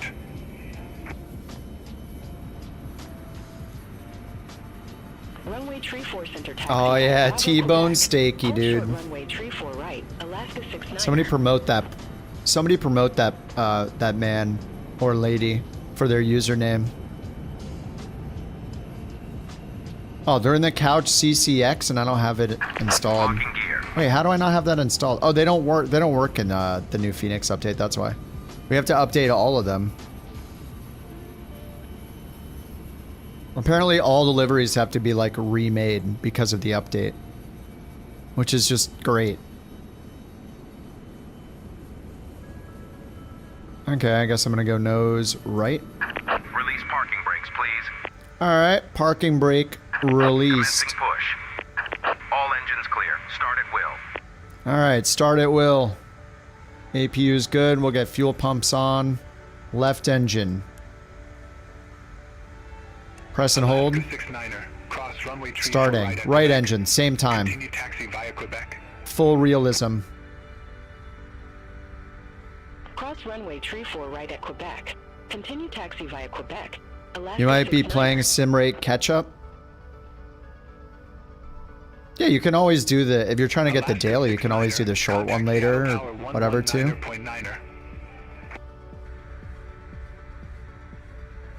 Contact tower 119.9er. Alaska 69er. 119er. Alright, performance. Let's go to takeoff and landing. It says to do, oh, flex 48, flaps 8. Gate Delta 8 via Lima. We said flex 48. There we go. Should be good. Okay. Maximum landing weight exceeded. I wonder if that's based off our earlier weight. Yeah, it says 71,000 pounds. That's not right. Yeah, and then in performance, back here we need trim, 8.3 trim. And we got our rotation speed, 135. Alaska 1156. Cross runway 34 right at And I need the last hydraulic on. There we go. Hydraulics all on. And then 8.3 on the trim. 34 right at Quebec. 8.3 is set. Continue taxi via Quebec. APU is still on. Still open. Oh, I didn't start the engines, did I? Alaska 1156. Engines are in cutoff. Contact Seattle Tower 119.9er. It's been a while since I started this thing up. Contact tower 119.9er. Alaska 1156. Surprised that the engine didn't completely die.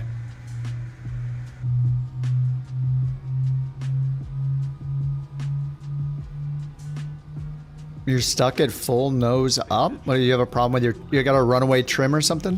What's happening? Man, indeed. Hey, I didn't want to assume. You're not sure that 3.4 is safe? It's lumpy? Oh, nice. That'll be fun. Unlocking gear. The use of e-cigarettes and use of any tobacco products is prohibited. Please take a moment to locate the nearest exit to you. In case of an evacuation, leave all your belongings behind. Alright, this crosswind looks great. Tow truck disconnected. Bypass pin removed. Alright, engines look like they're started. Left is clear. APU Right off. is clear. APU door closed. We need to go down here. Yaw damper 1 and 2. Yep, window heat, windshield heat, mock and stab trim. Windshield heat, there we go. And then mock and stab trim. 1, 2, 3. 744, Seattle ground. Pushback and Cast messages are gone. Spoiler stab in test. Parking brake is on. And we need the flaps set. Said flaps 8. 2 clicks for flaps 8, I think. Yep. Okay. Flaps 8. Alright. Oh, I need to reset my calibration. Crap. I'm just going to do the idle calibration. Calibrate throttle. Dual axis. And I'm just going to set idle. Alright, let's set max. Okay, max looks okay.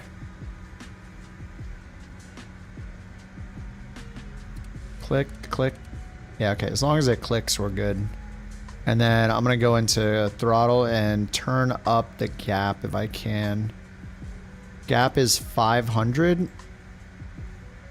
Climb and cruise gap 1,000. Idle reverse 2,000. I'll leave that one alone. Let's see. Oh wait, do I want the gap lower?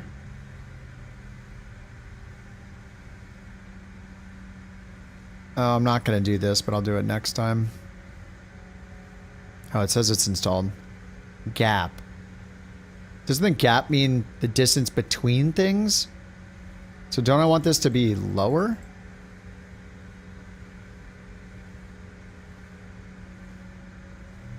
Alaska 744, taxi for departure. Alaska 744, runway tree I'm not sure. I'm not sure if they know what a gap is. I'm a little concerned. Okay, let's do max, set. Enter taxi via Bravo, Quebec. Hold short runway, tree 4 right. Alaska We'll 744. do like around 10,000 for Toga.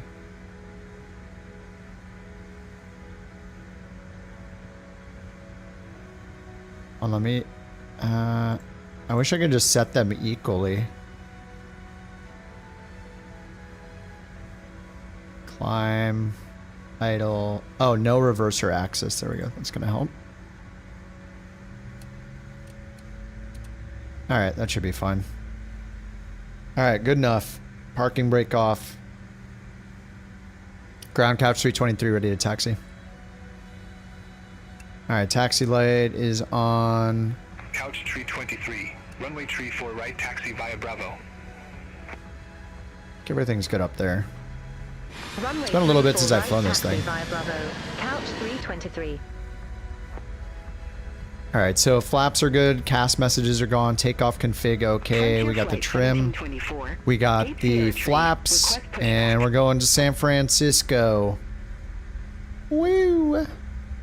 And is the tiller set? Tiller does not work, even though. Okay. Face southwest. Even though I set that, oh, I guess I'll save the options. Pushback approved. Face southwest. Frontier flight 1724. All right, we got an accept maintain, so we're just gonna go up to 4,000. Contact Seattle Tower 119.9. Yeah, it doesn't like my nose steering axis for some reason.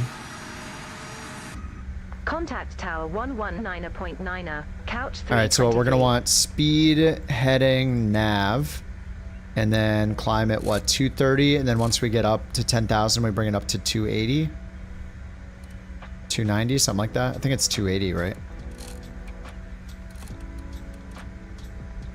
Start at 230, and then flight level. Oh yeah, we got speed. Okay. You have live traffic enabled. The artificial idiots never fail to disappoint. What do you mean they're at the wrong cruise altitude?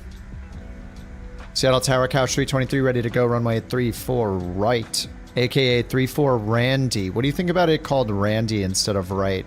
Could you submit that suggestion to the FAA? Thanks.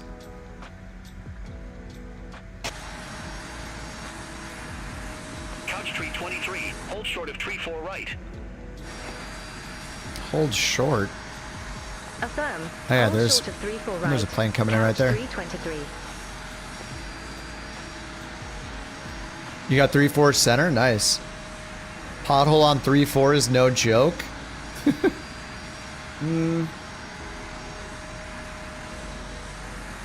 I don't want to spoil it for myself. I'm just going to wait here. I'm not going to bring my drone camera over there to investigate. We're just gonna chill, and I'll see it in real time. And hopefully when we hit it, we'll become airborne sooner.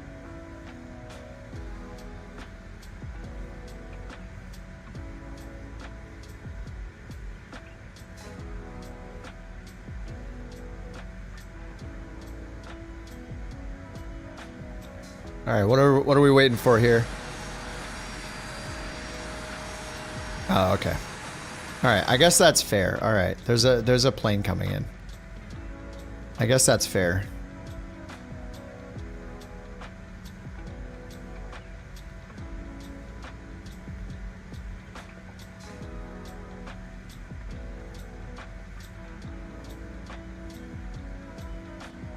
Boop. Time to line up and wait. Couch tree 23. Runway tree 4 right. All right. Line up and wait. Reversers armed, line up and wait. Parking brake off. Let's get the lights Runway on. 34 1, right. 2, 3. Line up and wait. Strobe. Couch 323. All right, let's get our daily BorkConomy money here. ABEX 414 heavy. Exit right at Lima. Actually, I'm curious when we do the daily if it's going to count here for our Aeroconomy balance. I guess you guys will have to tell me if it takes the 10% away or not for the daily. It might not. It might not. It might. I don't know if it happens for the daily or not. I guess we'll find out. All right, let's get out of here.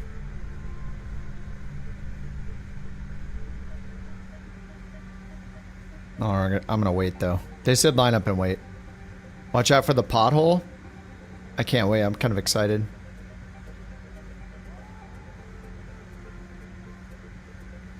Seat belts. Yep. Takeoff config.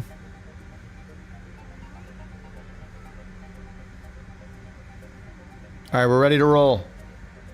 Are they done yet? Couch tree 23 Seattle Tower. Wind 270 at 5, fly heading tree 40, runway tree 4 right. Cleared for takeoff. Heading 340. The heading is 344. You don't even know the one. He doesn't even know the runway heading. Runway 34 right. All right, let's go. Takeoff. Couch 323. Climb Toga. We use Toga, not Max. Max is for the any oh sh moments that happen. 744. Ready for departure. Runway tree 4 center.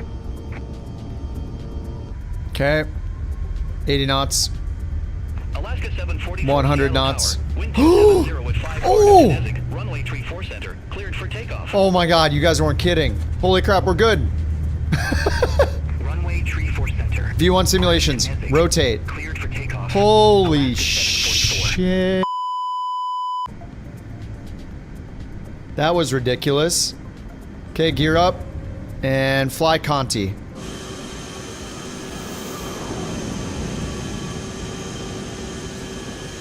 It really wakes you up. It stings the senses when you go over it. Okay, I need to keep this pitch way down. Damn, this thing is so quiet always. Couch tree 23. That's us. Seattle departure. Contact Seattle departure. Couch 323. All right, over to departure. Autopilot on. Thrust reversers off. Seattle departure. Couch 323. And taxi light off. 1,800 feet. Nose light off. All right, give us climb.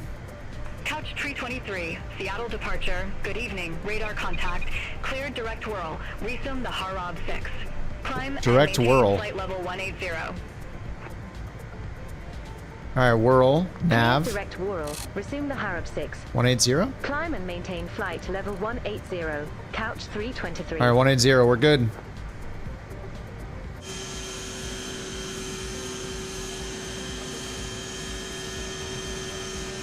Who's the VIP? Let's check. It's Speeve.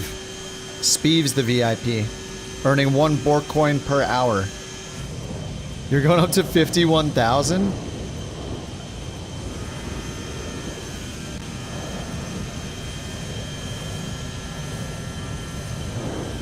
Seattle! Hello, Seattle. Seattle departure. Alaska 744. 1,100 feet.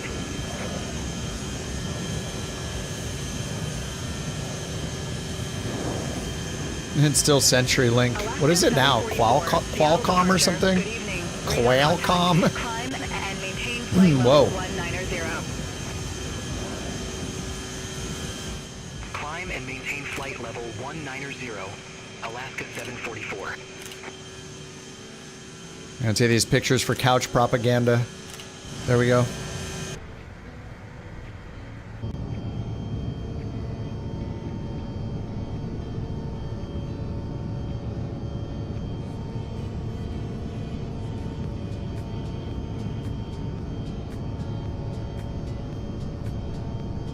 Seattle can't afford good runways.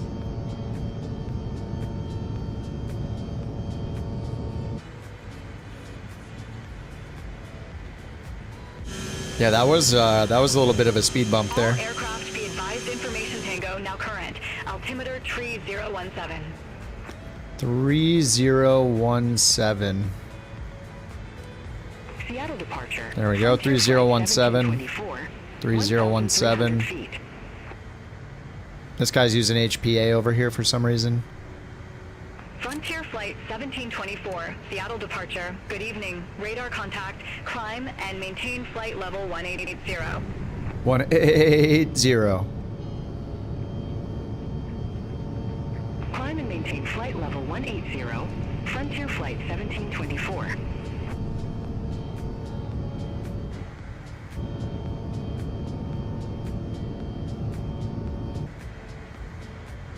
Alright, we're above 10,000. I think I need to increase the speed now, right? Was it 280 or 290? I think it was 280. Otherwise, we won't get high enough.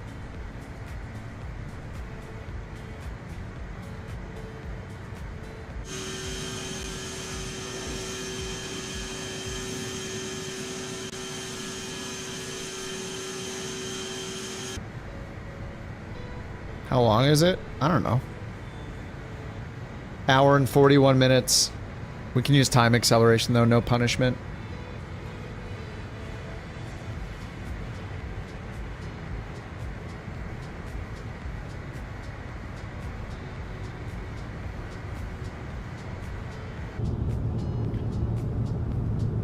You realize last night Cleveland Center covers so much of Pennsylvania? Oh yeah.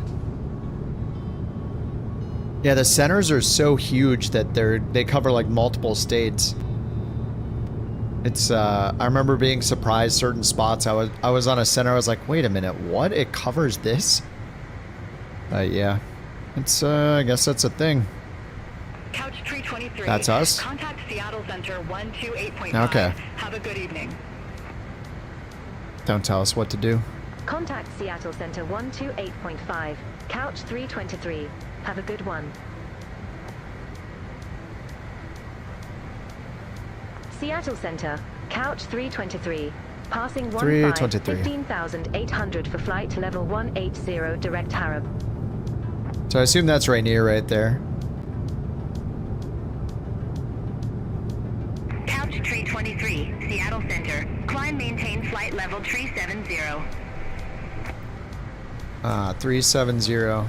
Climb maintain flight level 370, Couch 323.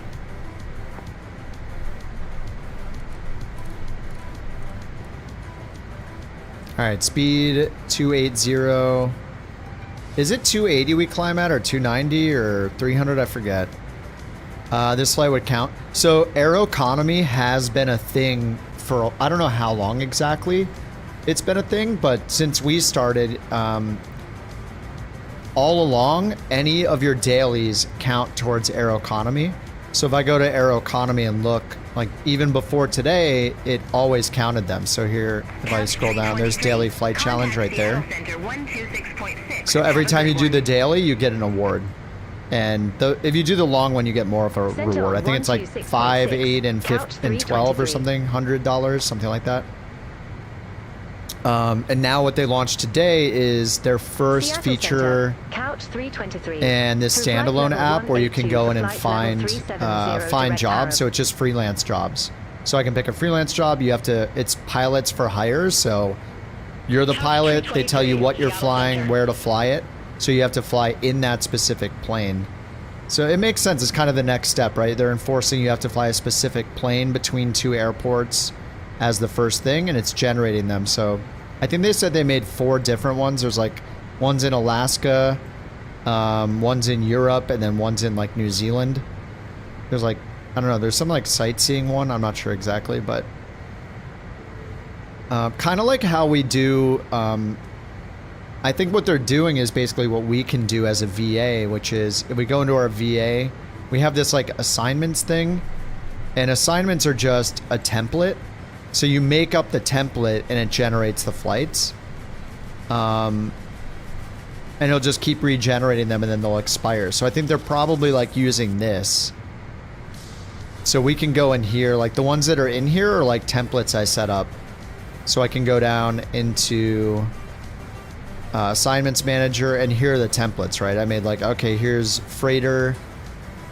So it says pick any medium airport within, this is a worldwide one, right? Yeah, global GA, within 30,000 miles of Chicago. So that means literally any airport in the world. and then the arrival is between 20 and 100 miles from the departure airport. And then by doing that, you get props or whatever, which is like this other currency that can't really be used yet. I feel like this stuff is just we're not gonna care about this anymore. I think FSHub is going to be like through here. We're gonna care about the achievements because these are awesome because they give us places to fly. It's cool to get the achievements. And well, I don't know actually. I mean, yeah, the achievements are one big thing. Like these are really fun, like guided routes. But now with Aeroconomy, right now we just have those single routes with only a few planes, like 10 planes or so. I feel like we're not going to care as much about the assignments anymore because instead of doing the assignments, we're going to go into the Aeroconomy app if we want to find like somewhere to fly. Assignments feel like they're going to go away.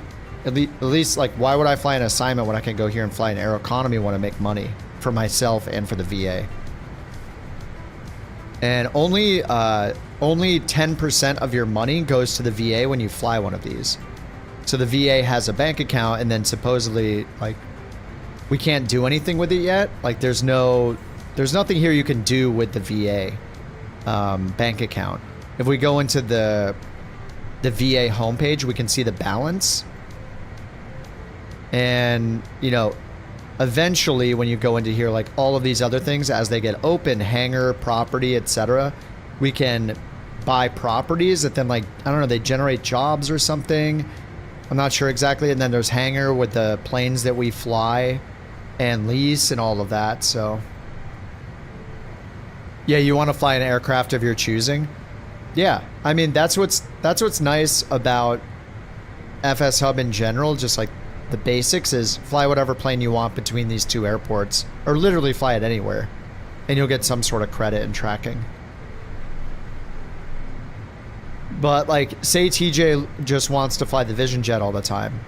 We can save up as a VA, or mattering how much money we have, lease or purchase several Vision Jets, and I don't know how it's going to work, but assign one to him and give him a Vision Jet, so as he's flying it, the VA is getting 10% of the money that he earns, or however it's going to work, you know. I mean, it's in progress. We have no idea, really. We do have the first thing we can do besides the daily route right now. Let us swap the props for cash. Yeah, because there's a lot of them. Like on the... Like, this is airline. I've earned like 11,000 in total. We've earned 378,000. So I don't know what the future of this currency is. Like if we go into VA settings, when you configure it, like if I go here to airline settings, yeah, down here, flight rewards, you can pay the currency, and I use props as the currency. You can change that whenever. And then, yeah, just you get 1 per minute, basically. 10 you get 10 of them per 10 minutes of flying. So 1 per minute. But there's not really anything to do with them yet. So it'll be interesting to see where those go compared to Aeroconomy stuff. The airline gets paid for the job. The pilot gets a wage from the airline. It's actually the opposite. It's in the receipt. So if I look at the ones I did, you get paid, at least for this. This is pilot for hire. So in this case, you're getting paid by some random company. So Manu Rangi Tours or whatever paid me for the flight. And then because it was for them and not for the VA, then I'm subcontracting, giving the VA 10% of that money. Because I flew as a VA employee or whatever, subcontractor. But yeah, I guess what's probably going to happen is couch captains will post jobs like we do assignments, and then who knows what the split is then. But yeah, I don't know. We'll see. All that's there right now is the pilot for hire thing, so we can do that and start building our our savings account up, build the VA account.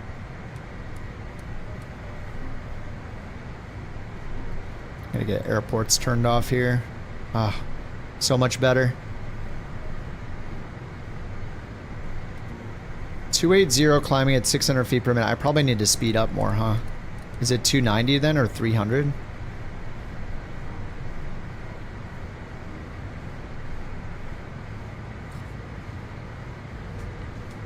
You can contract out to other people. Maybe, I don't know. Like, we can't do anything other than the pilots for hire thing right now, so we'll have to see what happens.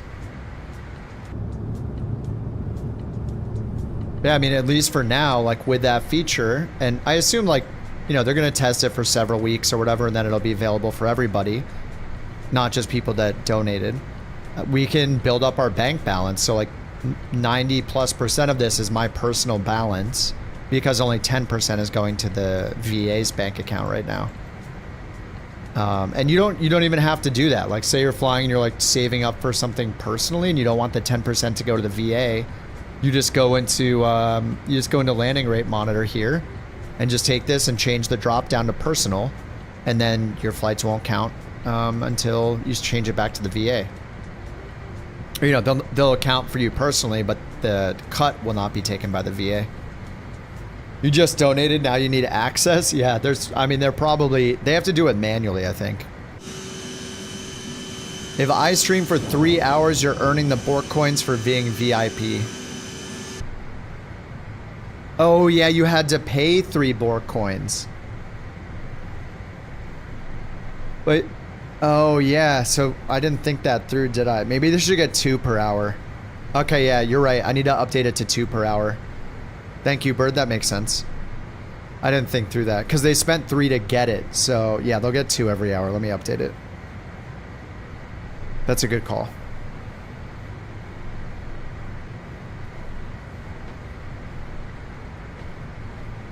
Let's see. In the bot, Bork VIP.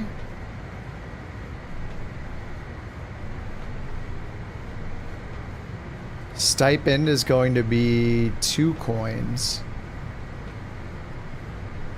instead of 1.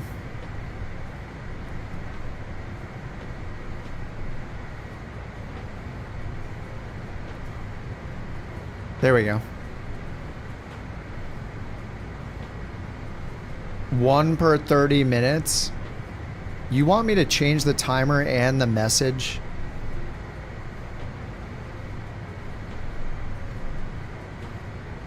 No, once an hour is fine for now. I'm not going to edit 2 things. That means it's more messages in the chat too. 323. Contact Seattle Center 124.2. Listen, I thought about it for like 15 minutes, okay? 2 lines of code, not even that. I just double click and change the number in the UI. Leave me alone. Get out of here. Don't you have like don't you have other people's economies to ruin on their channels? You've hacked mine enough, okay? The BorkConomy used to be in a simple place, and now it's so complex. I spend most of my time debugging it because of you. It used to be simple. You heard a Bork, you said Bork, you got a coin. Now it's so complicated. Wait, what'd they tell us? 124.2. Okay. 124.2.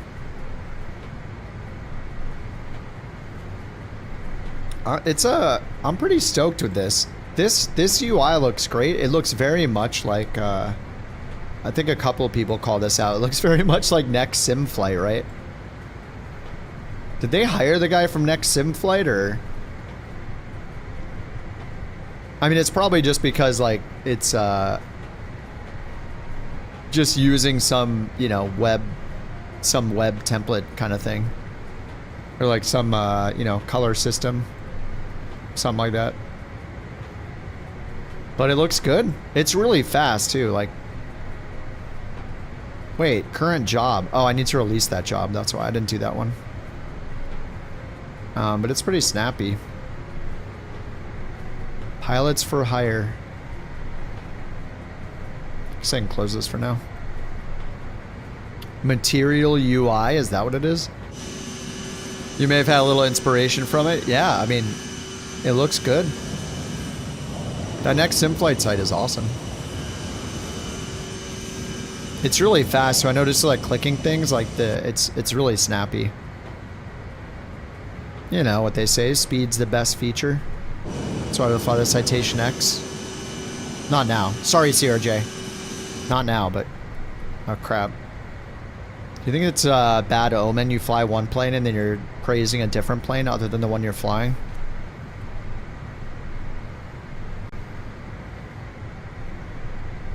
Yeah, the runway data is awesome.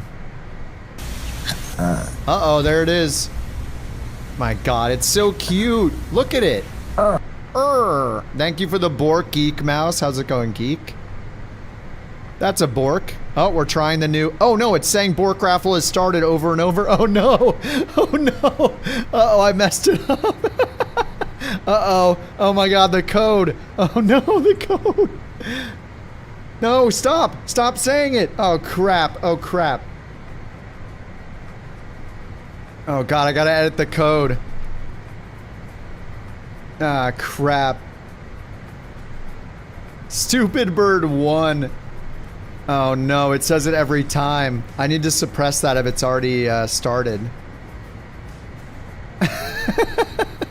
Oh god. Holy crap, that was a lot of spam. Sorry about that. Looks like I got some more code to edit here and cruise. Alright, turn this music up to distract you guys. There we go. Let's just listen to some music together. Oh god, I gotta edit this code. We're in BorkCoin. Where is it? Bork Raffle. It's quirky, yeah, exactly.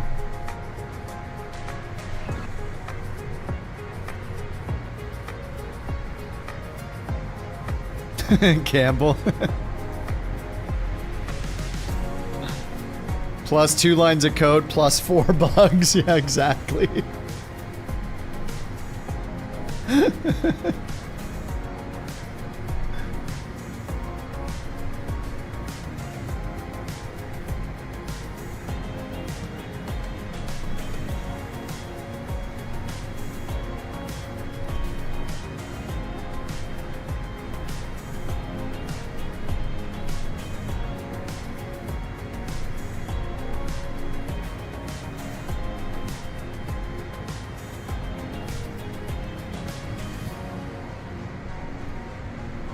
Oh, so why is it calling start over and over again? That's the problem. Every time somebody typed the command, it started it again, right?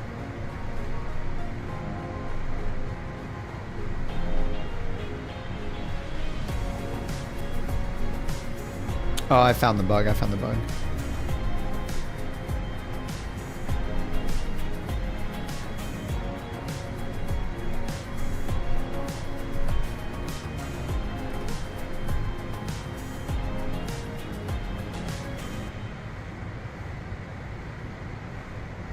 I think I found the bug. I'm not 100% we have a new sure. arrival in the realm of couch captains. I might have messed it up. Oh, We'll hey, see. Rob here. Your presence enriches this community.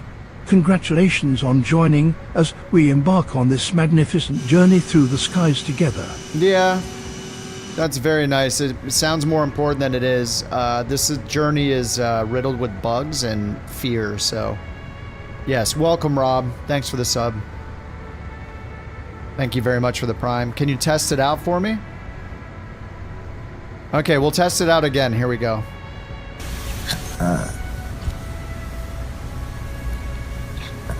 There it is. Couch 323. Contact Seattle Center 125.8. Oh my god, it's still broken. No, how is that possible? Contact Seattle Center 125.8. Damn it. Couch 323. Oh my god. If it's in progress, then it says break. Then break. Seattle Center, Couch 323. Good evening. Climbing flight level 320 for flight level 370. Oh, I'm checking the wrong variable. Global Bork Raffle in progress. There, did I fix it? Maybe I fixed it. Okay, I think the raffle needs to be a little longer, right? Or is it a good time? Maybe a little longer. Okay, who won that one? JT won? Oh god. Shouldn't be too long. I have it at 25 seconds, but we have to keep in mind that I'll make it 5 seconds longer. YouTube is lagged by 10 seconds, whereas Twitch isn't, so. It's got to be at least 20 seconds, so. JT's always winning.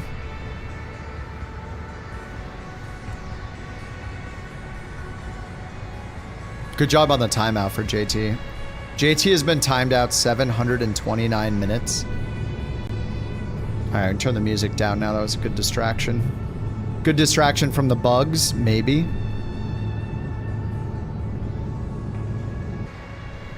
All right, I should probably figure out the TOD. So let's get this on VNAV. 48 minutes? How long is this flight? What? Okay. 9950 from the 9800. They kind of go back and forth in benchmarks, but I think most of the benchmarks do not put the 9800, 9950 in turbo mode. As far as I know, the clock speed on the CCD0 side of the 9950 is faster than the 9800 X3D. So if you get a 9950 and you enable turbo mode, which turns off the second die, then it will be faster than the 9800 X3D. And then if you're not just doing pure gaming, you can turn turbo mode off so you have both sides of the CPU or both clusters, you know, both CCDs active. I have mine running in the turbo mode, so I essentially have a faster 9800 X3D.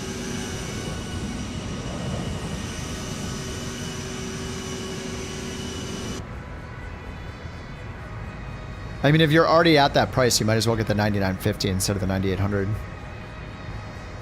Your PC needs a turbo button? Oh yeah. This mini PC here actually has a turbo button on the front, no joke. The one that, the streaming PC, when I hit it, it like raises the power draw for the CPU or something, and then the fan like triples in speed. It's a little ridiculous. I don't turn it on because it's loud. Turbo button. Okay, I guess we need to go 2x, right? We need to use time excel while we're allowed to, so I'm going double speed right now. It slows the CPU down. Yeah, this one's not. This one's like the CPU runs at a higher wattage, draws more power, and the fans go faster.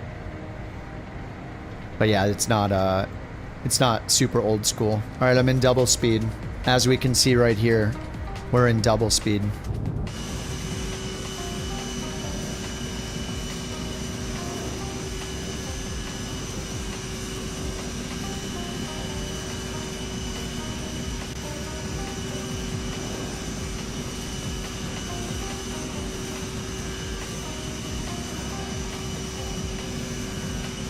The real Borker is sleeping.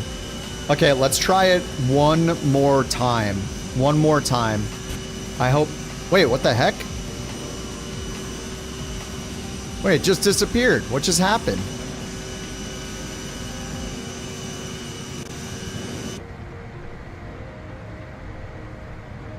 Something broke. No, all I did was... No, I hit replay. I hit replay on Tangia. I didn't do anything.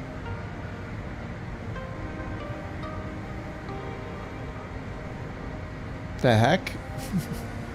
The Tangia overlay is still running.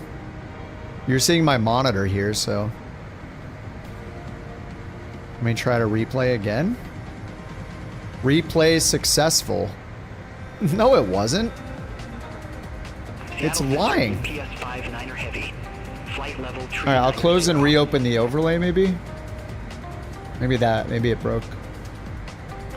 Too many Borks. Radar contact.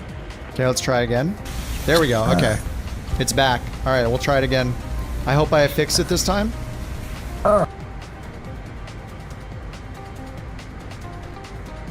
Yes, it's working.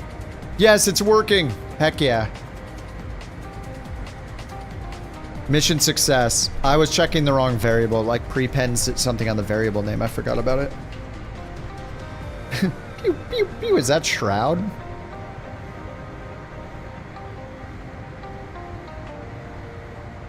We're proud of you. Thank you. Thank you very much. Maybe I have a future doing this.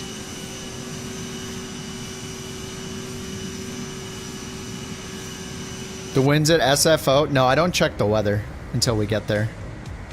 Are they awesome? Import route, flight planner. How bad is it? Marginal VFR. Oh, 13 gusting, 18. All right. I can't work for GSX. Poor GSX. Wow, 8 knot crosswind on the recommended runway. Yeah, that's the best we're gonna get. 28 right. 28 right, 28 left.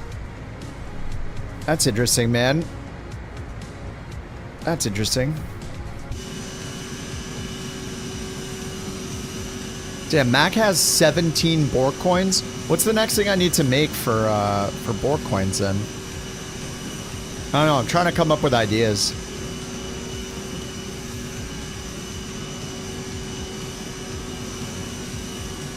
I mean, you can trade them, you can bet them. Oh my god, don't give Bird Bork coins. Oh, I forgot to turn on Beyond 8. Oh wait, no. No, we are good on Beyond ATC. It's going strong actually. Beyond ATC won't give you 480 or 460, it says if you're a rocket ship. Oh, they fixed that in the latest experimental build, Rock, but it's not on the main build yet. It's only on the experimental build. But yeah, you should just ignore it.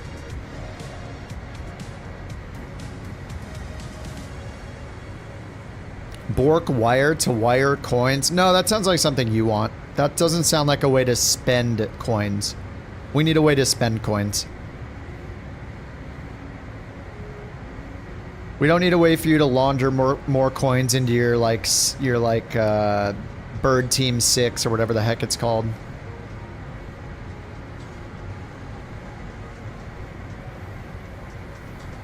We need more ways to spend the coins.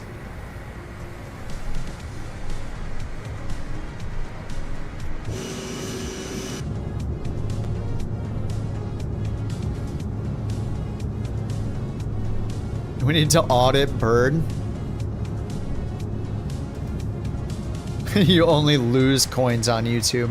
There's just more people that use the BorkConomy on Twitch. That's the, yeah.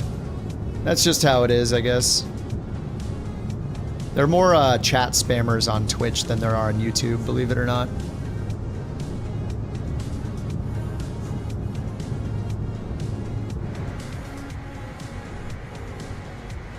Alright, we're in double speed. Our TOD is still in 272 miles. Well, what better time than to fix my cameras again? Because I delete the WASM folder and everything so often that it just breaks everything. 2394. Contact Portland approach 22905, see you. Contact Portland approach, Horizon Air 2394.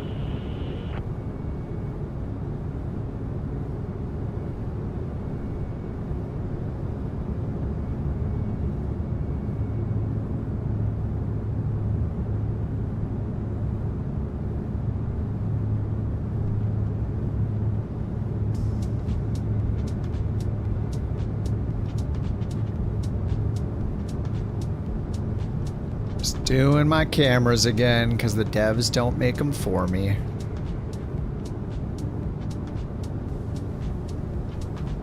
Couch 323.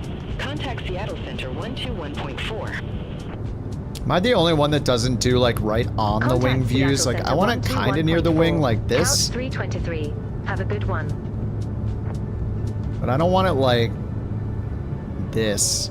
I don't know why. Center, Couch 323. Through flight level 324. Like nobody wants the over the wing seat, right?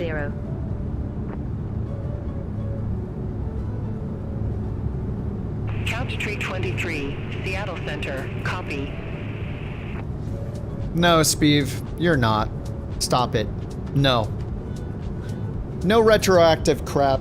Just because it changes doesn't mean we retroactively go back and pay everybody out. Nope. The rules were what the rules were when they were I'm just too lazy, dude. I mean, you'd earn more coins just by, like, buttering people up in chat and complimenting them. Like, I hear there's some rich BorkCoin holders here in the chat. Like Mac, for example, has like 17 coins.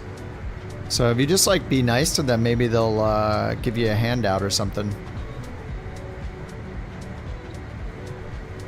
Overwing emergency exits, yeah. But I mean, I just mean like looking out onto the wing, but I just don't. I mean, I'd rather have the camera like slightly in front of or slightly behind the wing, right? There you go. JT's laying it on thick right now. I love your mod. Your name. There you go. Nice, nice. Wow, what a nice person.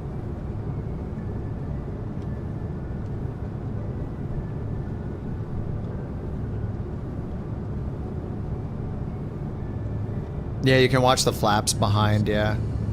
If there's good wing flex, I guess I get it, but,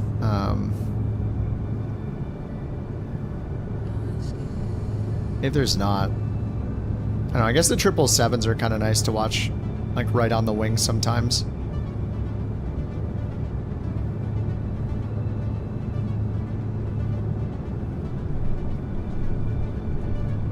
Ren has -2.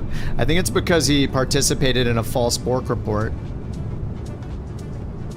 I don't think BTOs stack. I'm not sure. Because it just sends the command to Twitch to do it. It doesn't. We did Bird Team 6. Bird Team 6. Oh, you're typing on the wrong account.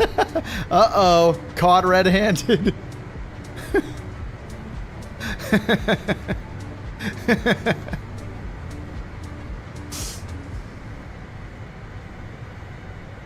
Bird Team 6. Unbelievable. What's Aeroconomy? It's part of FSHub.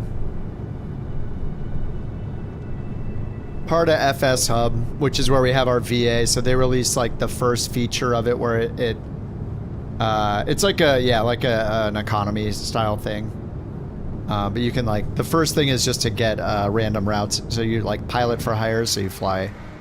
You know, it gives you routes around the world. You can pick one. It tells you what plane you have to fly, from where to where, and you make money. Contact Seattle Center 124.8. It's in the early days of their feature, but you can see like how much money you've earned.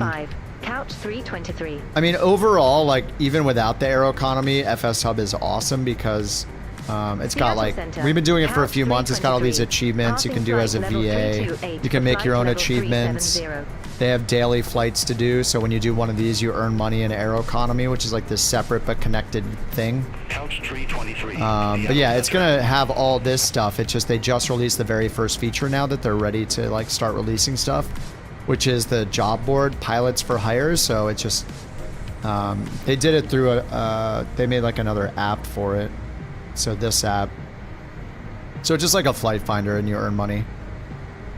But it's just so nice. It's like, it's way less complex than other career mode apps, at least so far. As they do Aeroconomy and make more and more features, like I guess we'll see how complex it will get. But the best thing about FSHub is just set and forget. Like I think all of us have been loving it. Like think of it like if you've ever used Volanta or like Elevate X, think of it like an automatic Volanta. Every single flight you do is you just launch the software with Windows that runs in the background, and every single flight you do, it'll just track it. So all of my flights are just tracked automatically. It knows exactly where I went, what plane I flew, my exact GPS route, my landing rate, my G's, you know, how long it took me, what plane I was in. It just automatically tracks every route you do. It's like automatic Volanta. And that's just the simplest part of it. The rest of it is like there's achievements. So if you're doing one of their achievements they've made, or one that your VA has made, then they're like different, you know, legs you have to fly. There's different landing rates or mileage requirements, or leaving and arriving at certain airports. It's just, it's awesome, man. I'm a big fan. I think that this, of all the career modes I've ever tried, I am pretty sure this is the one that I've liked the most, the quickest. Like how good it is and how easy it is to use. Just just set and forget is just so nice. We have to do so much manual stuff in the sim. Not having to like choose your plane from your list of 835 planes that Volanta auto created from you and try to like manage all that data every time. Like, dude, I was so tired of doing that. Yeah, I was hooked the first day, 100%.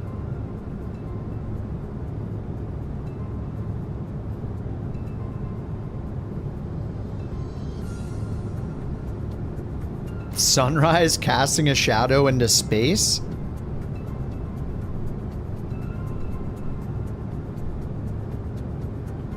A sunrise casting a shadow into space from 51,000 feet?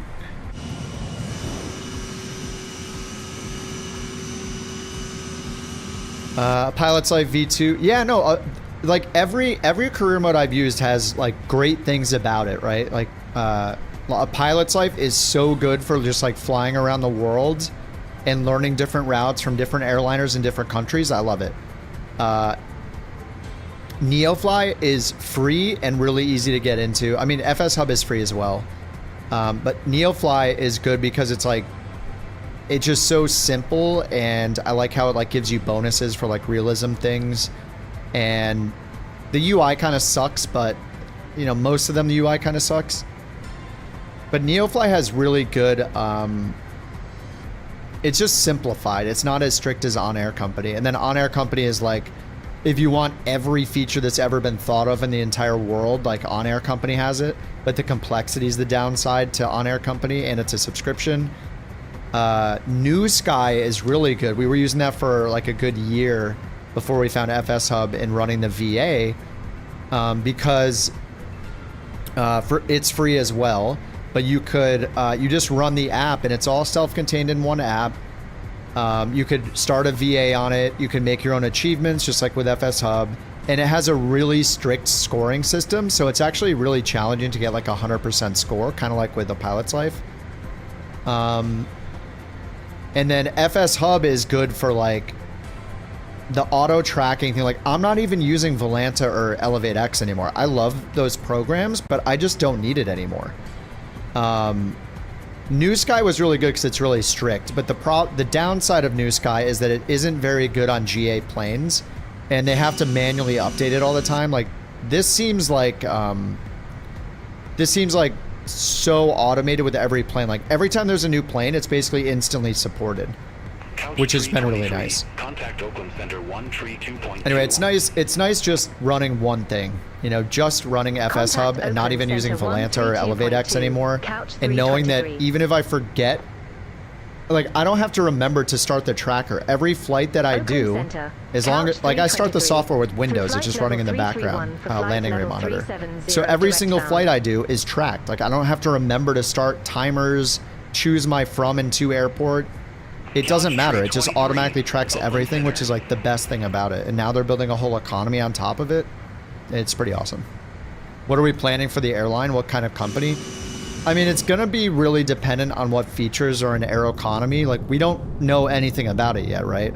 Like, we see that there's a hangar, so there's going to be some sort of leasing or renting planes, owning planes.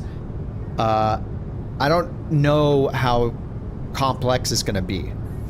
On Air Company, when we did that, it was so much work that it didn't feel like, it wasn't fun. Like, it was too much work. Yeah, Bobby and Clorix are super receptive to ideas. I mean, Bobby made he made an API endpoint for me because I was like trying to make it work with my landing rate monitor, and I couldn't get my latest completed flight easily. And like 2 days later, he like made it. It's like, dude, heck yeah. Take my money. And what's up, Chill? How's it going, dude? You were just doing an on-air company? I have this talk you were going on about last night. I mean, there is really no wrong choice. Like, there's something good and something bad about every career mode app.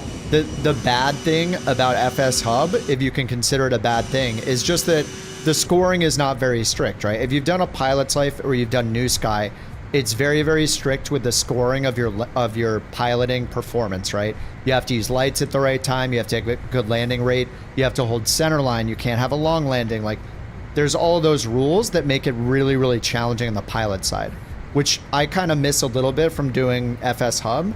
So right now, all we're doing in FSHub is trying to get good landing rates. So we'll float for miles to get that, 40 FPM or whatever. But I do think all that's going to change with Aeroconomy, because as they make these features, like this is already taking into account what plane you're flying, right? So before it was just where from and to. Are you flying to the right airports or not? And it doesn't care about your landing rate unless it's part of an achievement. But now it's enforcing the plane type on all of these so far. So I can imagine as this gets more complex and, they're going into allowing us to buy planes, rent planes, all that, like it's going to get more and more and more complex, and we're going to have to decide what's fun for us and what's too much work. I don't want it to feel like work for anybody, which is why I'm a big fan of FSHub in the first place. Is you just download it, run the software in the background, and you're just good to go. You choose the VA and you hit go. And anytime we're flying together, even like if you guys are flying along when I'm on stream and that flight is not part of your plan, you're still getting credit for the flight. It's still logging it. It's still giving you VA points or whatever. Hopefully Aeroconomy doesn't get in the way of that flexibility. Like hopefully there's enough where we can plan to fly together and all be earning stuff together for Aeroconomy. I think that's like that's the weird part, right? Right now it's so flexible and casual that nobody has to worry about what they're doing. They just do whatever they want. Earn the achievements. We can make more achievements. Like there's a lot of cool stuff that you can do without worrying about the complexity of Aeroconomy or whatever that's going to turn into. So we can always still, like we're doing, most days, work on these achievements like the Euro Tour, the Canada Tour. We're making our own achievements here, like ban JT by flying him back to Brazil, or the one Speed put in, like fly Amelia Earhart's original route. I guess I did like one. But these are just awesome. They get us flying together. It's more about just doing group flights and, doing some historic flight or some cool route. And, who doesn't want these internet badges and points? It's all about the internet points. Cloric says Aeroconomy will always be a separate thing from FSHub. The features currently in FSHub aren't going anywhere. Nice. Yeah, that's great. Because how casual it is great.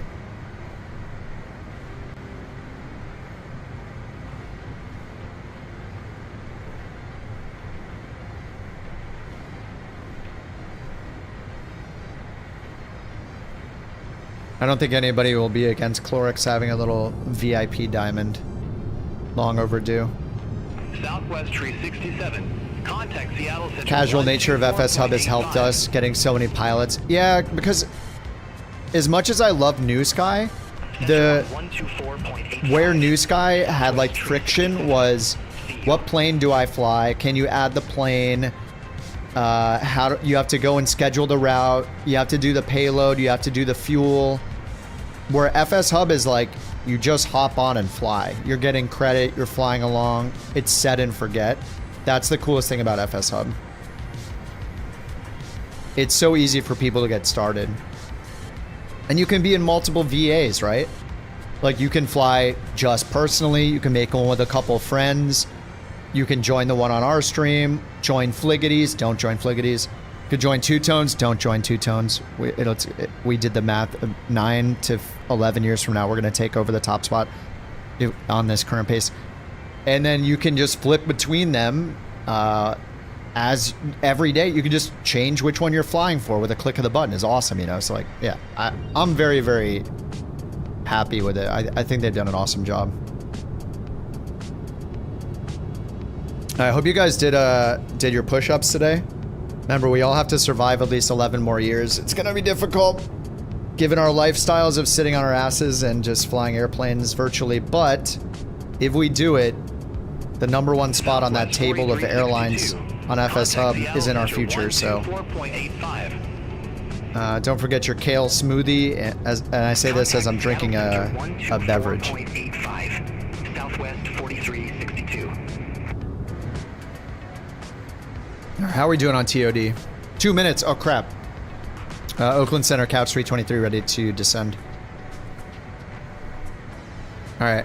Let's go zoom this in. Couch Tree 23. Descend via Bodega for arrival. San Francisco Airport landing runway 28 right. Altimeter 3012. 3012. Descend via Bodega for arrival. San Francisco Airport landing runway 28 right. Altimeter 3012. Okay, VNAV is on. TOG in 8 miles. And descend via Bodega 4. Bodega 4 RNAV. Find our bottom altitude. And we are via Malbec right here. 290. 190 at Bigelow? Lozit, 14, Bodega, Cork, Bricks, 11,000. All right, 11,000 at Bricks.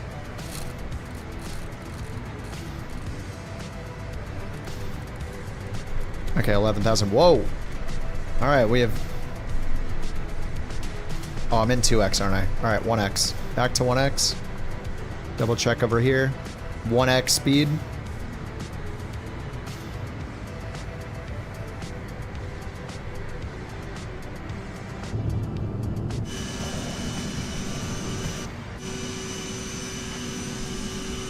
Connection couch. I'm squinting. Couch. Connection. Yeah, it says connection. You have wild dreams? That's pretty sweet. I almost never, ever remember my dreams. I'd say like twice a year I remember my dream. Probably means I'm not sleeping enough.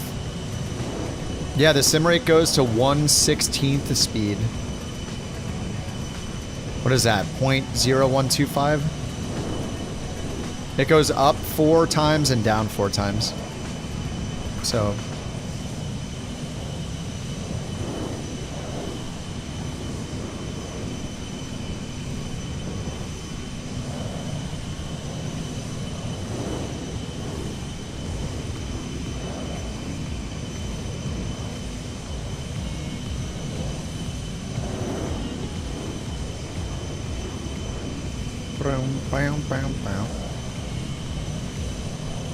Yeah, dreaming about Bird. Bird managed to find a way to duplicate Bork coins by sending them between accounts, and he had one account with 100 plus that we never see. You see, what's good is that the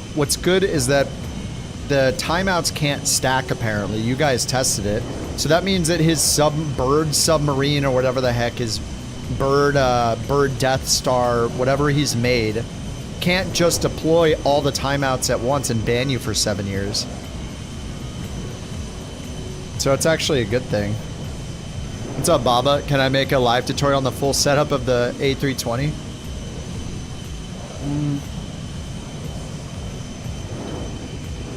What if I did a live tutorial instead of a edited one? I kind of need to do the 737 MAX. I don't know if I did the Phoenix. I think I did the A320, fly-by-wire A320, not the Phoenix A320. Jam has a points redeem. When you used, it bans you for a set time. 300 crap. Wait, what? You ban yourself? You want to be able to ban yourself? Wait, why don't you just Bork timeout yourself? That's the same thing. Just convert your crabs into Bork coins. You can't. You convert your crabs to Bork coins, dude. You can do it right now. We have a full Borkonomy. No, your crabs. Turn your crabs into Bork coins.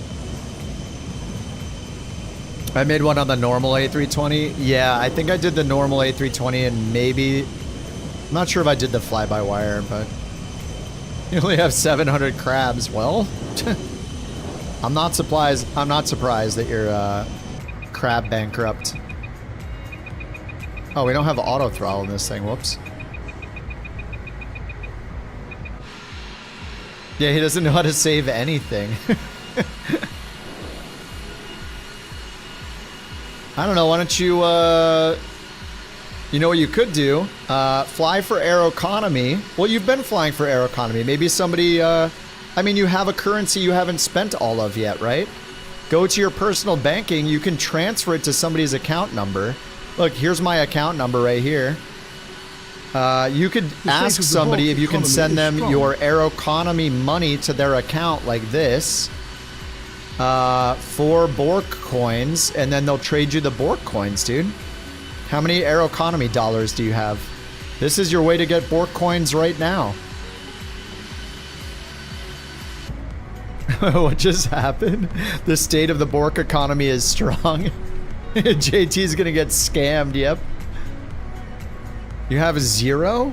Wait, you have done 0 daily flights?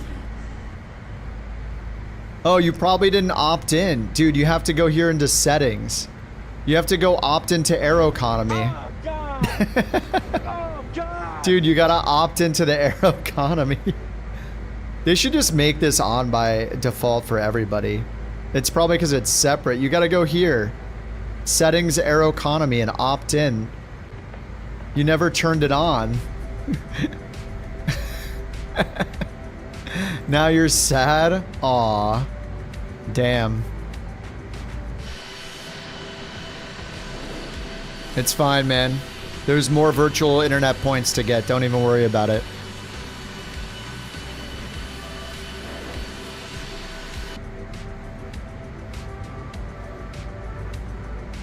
Oh, you guys never turned it on either? It shouldn't, it should just be on by default.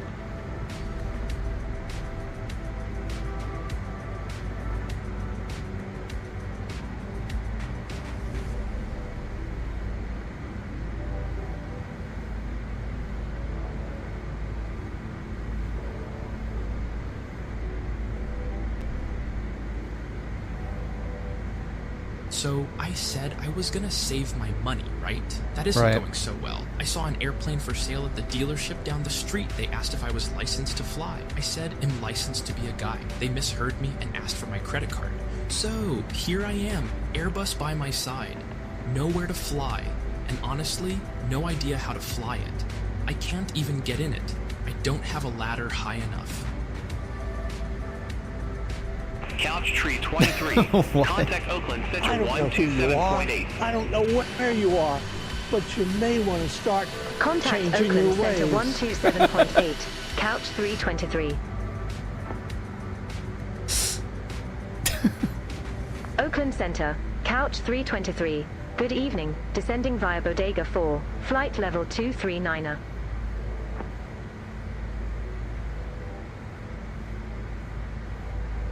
Couch Tree 23. Oakland Center, roger. The Bork economy is strong. In fact, it is too big to fail.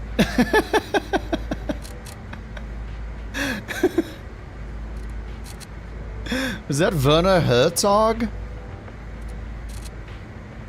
Who was that? Oh man, I hate... In this plane, when you load in anywhere near nighttime, it turns all these lights on. Even though the light is off on the switch, you have to go through and click every light switch to find it.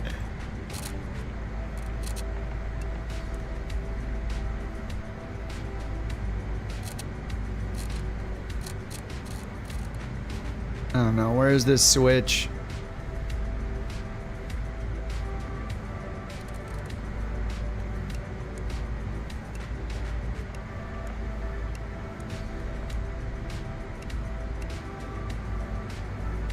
I guess that's good enough. Where's I don't know where the other light is. Lamp test. Anyway, we're gonna have to land in a little bit. We're going down to 11,000 feet. Let's zoom this map in. Gotta get our daily.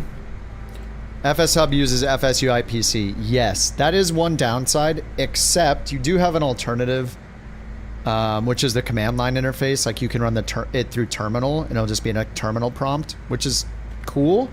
But the problem is you have to restart it between every flight. So Oakland Center, November I would 605 use Whiskey that Mike, if I didn't have to 115,000 restart it every flight. The command line one would be my choice 100% to get rid of FSU IPC. November 605 Whiskey Mike. But Oakland honestly, Center, like radar a contact. lot of different programs in the sim use FSU IPC. It's kind of impossible to get away from it, unfortunately. So, yeah. That would be ideal, but we're not there yet.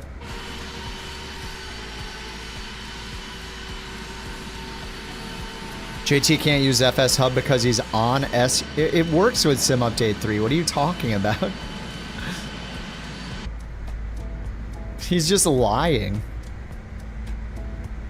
He's a lawyer. Selling one... Ooh, Sleepwalker's selling one BorkCoin for 15K Aero dollars. Holy crap.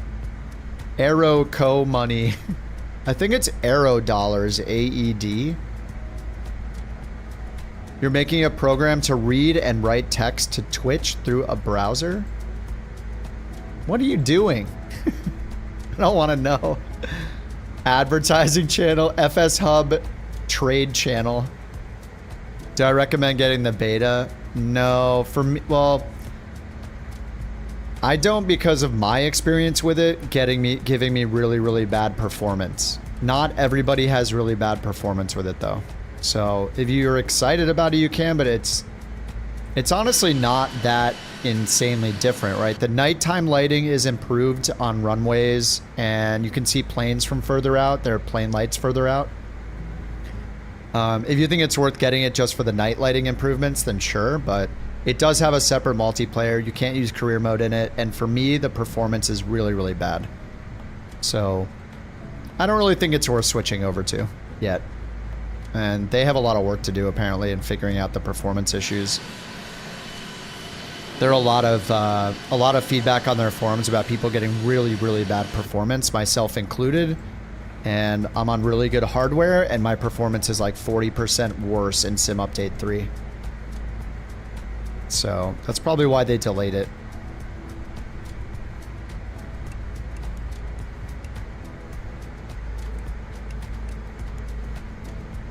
All right, let's check our landing performance here. Performance, landing. That's not going to be our landing weight. Estimated landing weight is 65533. 605 Whiskey Mike. Contact Oakland Center 1 Tree 2.2. Landing distance, dual reversers, and 28 right, dry condition. 11 knot headwind. Oh, the wind's died down a little bit. 11 knot headwind, 3 knot crosswind.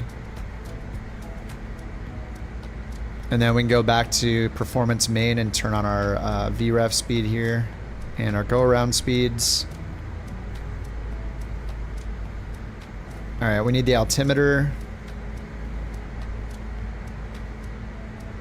Let's go up here, SFO, weather 3013. I think I set that earlier.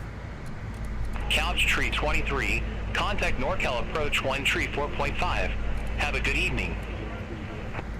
All right, 3013 is set, and we got the ILS here already. Couch 323.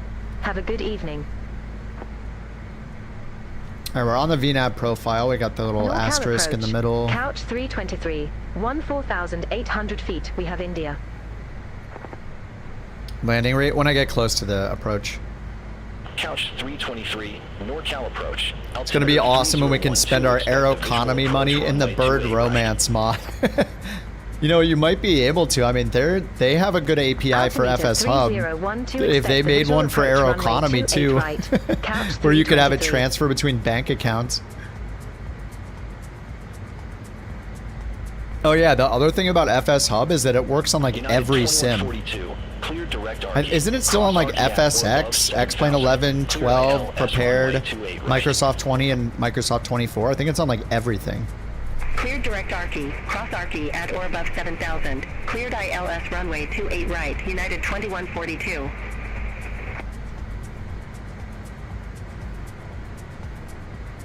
right, let's get the... Oh, seatbelt signs are already on auto.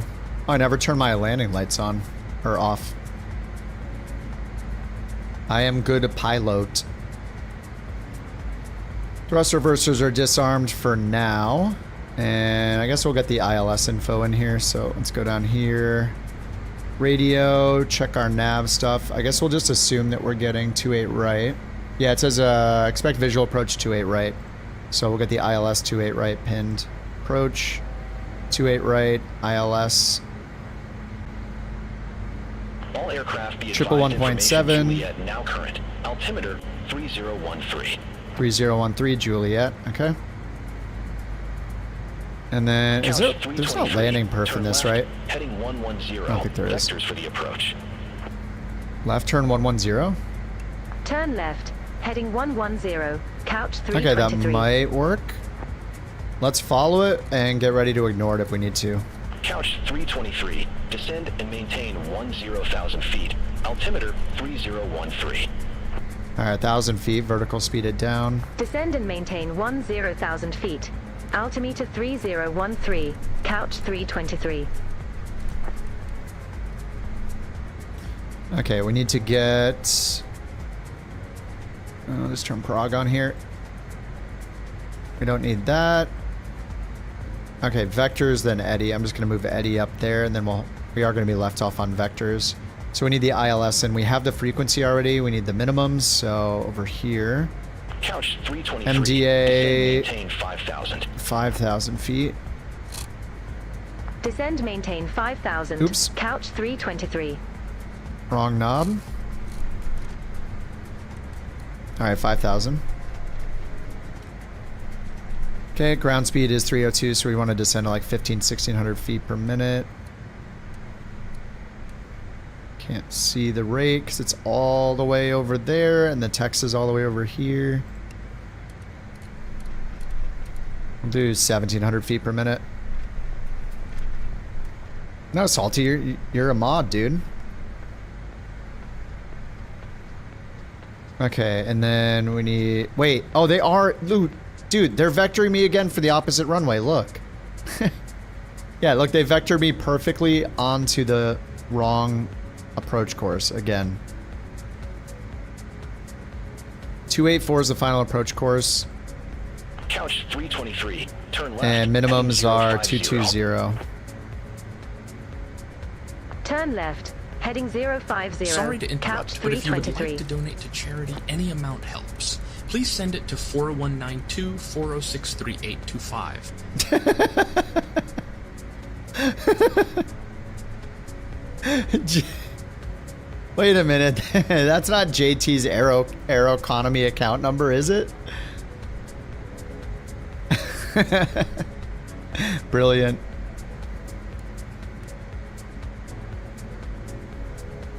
All right, 284, and I still haven't set the... Oh my god, every time I try to set the MDA. Leave me alone. 220, get out of the way. Heading 035, couch 323. Turn left heading 035.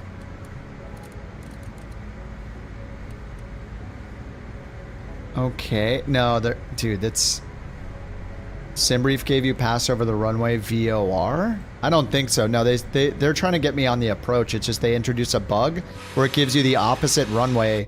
It vectors you for the opposite runway every time now, which is supposedly the bug they fixed, but it looks more like the bug they introduced because as soon as that patch came out, it's been vectoring us the opposite way we should be getting vectored.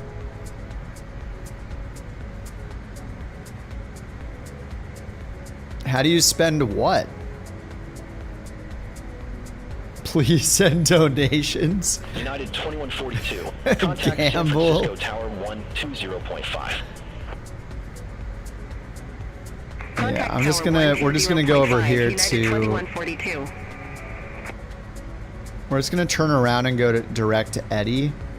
See if it'll turn me around.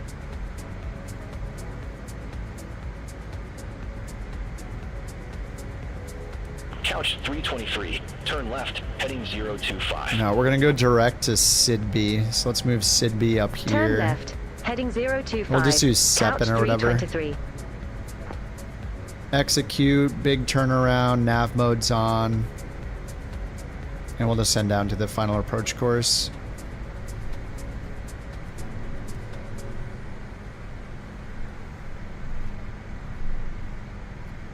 Turn left heading 025.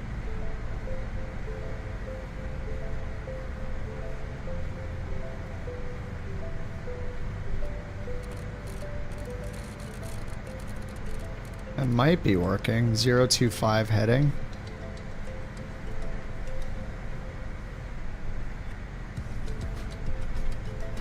All right, let's get the reversers on before I forget.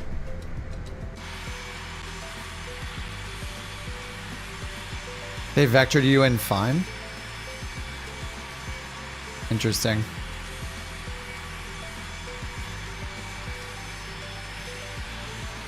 Couch 323. Turn right.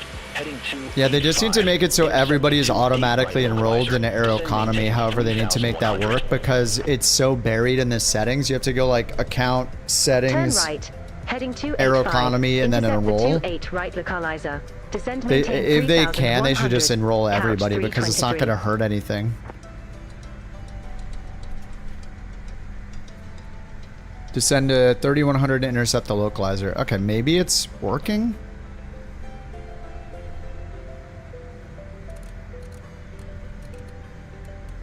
$3,000 vertical speed down. Couch 323. Airport is at your 10 o'clock, 16 Alright, I think the vectors are working fine now. Yeah, they had me overfly the field. Like, maybe it was because of the VOR? 4 any builds planes or 1 PMDG? 1 PMDG.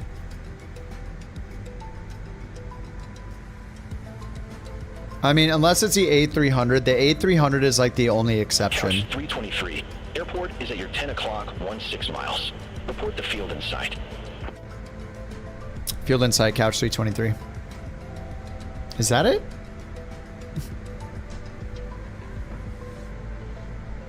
Couch 323. Cleared visual approach runway 28 right.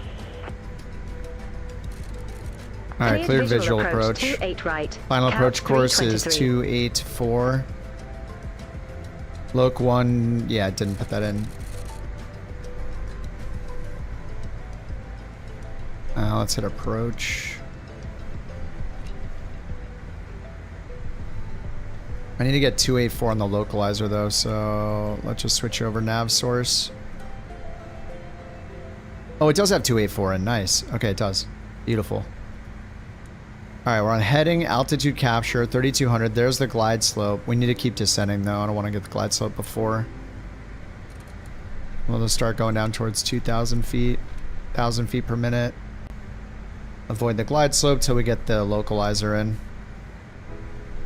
Pull the throttle to idle.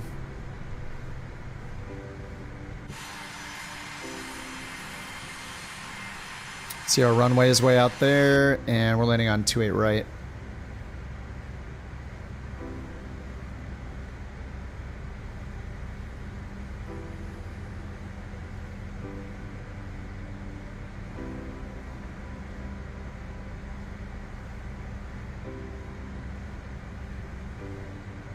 Couch 323. Contact San Francisco Tower 120.5. Take care. Contact Tower 120.5. Couch 323. McCrab's right in front of me. San Francisco Tower.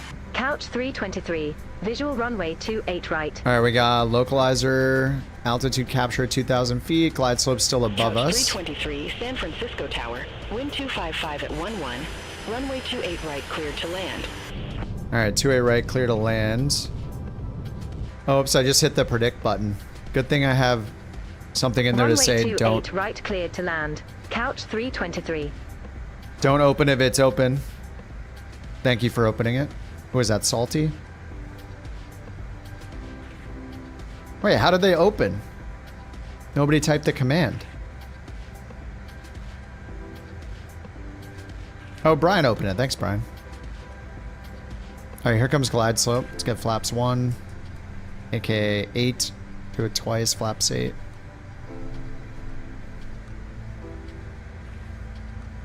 Alright, reversers arm. I keep thinking I have auto throttle. For some reason, I keep thinking I'm flying the Citation X.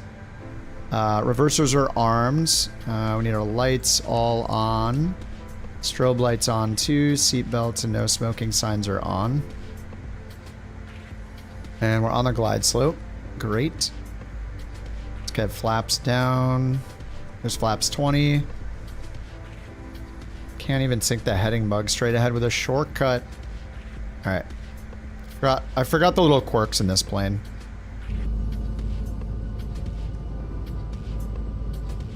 What's up, Chase? How's it going, dude? Oh, the deck is still working? I forgot. I made the commands in the chat. That's cool. The deck still works. Thank you very much, Brian. All right, flaps 20. Let's go flaps, what, 35? 30. And then what, 45 after that? All right, 139 is our target VREF. We got a 13 knot headwind, roughly. I think it was like a 5 knot gust factor, so.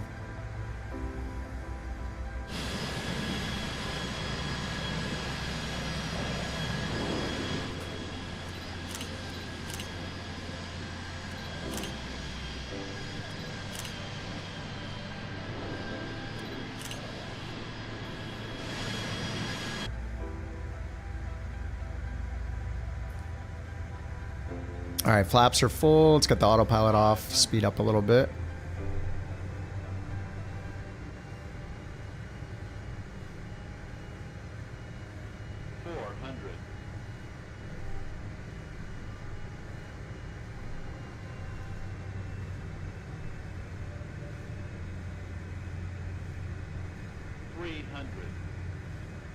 It's kind of funny how all the city lights look good in Sim Update 2, but the runway lights are so bad.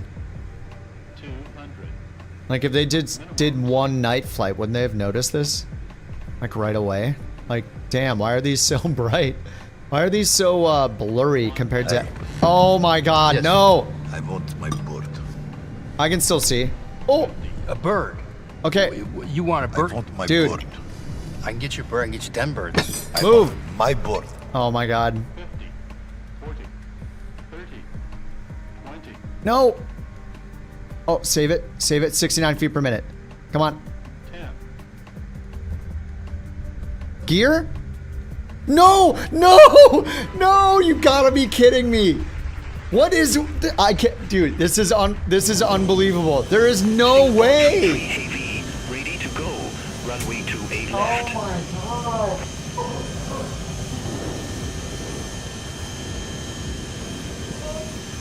Singapore 33 Heavy, San Francisco Tower, wind 255 at 11. Dude, what the hell? Not again. Wait, how am I in the air? What the... Dude, come on. God, I'm so bad at this game. How do I forget the gear every time? And there's no gear warning. How is there no gear warning at all in this plane? It doesn't make any sense. How is there no gear warning? Cessna has a gear warning. Like, there's no way.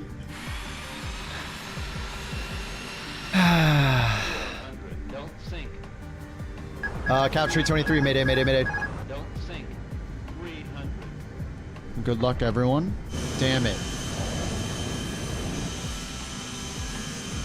I also don't know why I'm stalling with my throttle at maximum either. Wait, did it not count? Don't milk me, raccoon. Exit next available taxiway. Couch Raccoon's milking me.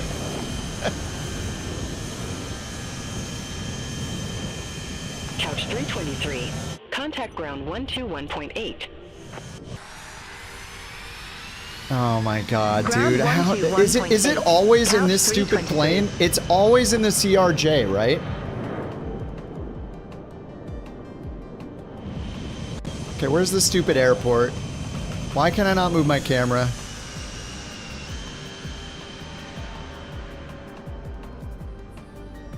Oh my god. I hate this game.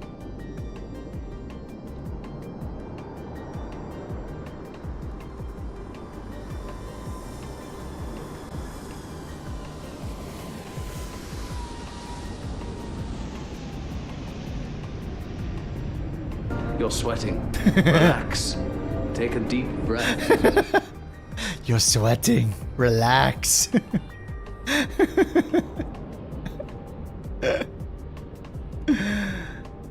I need to get another beverage.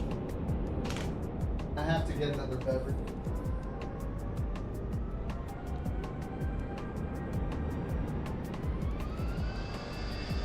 SkyWest 3447, Gate Delta 2, request pushback and engine start.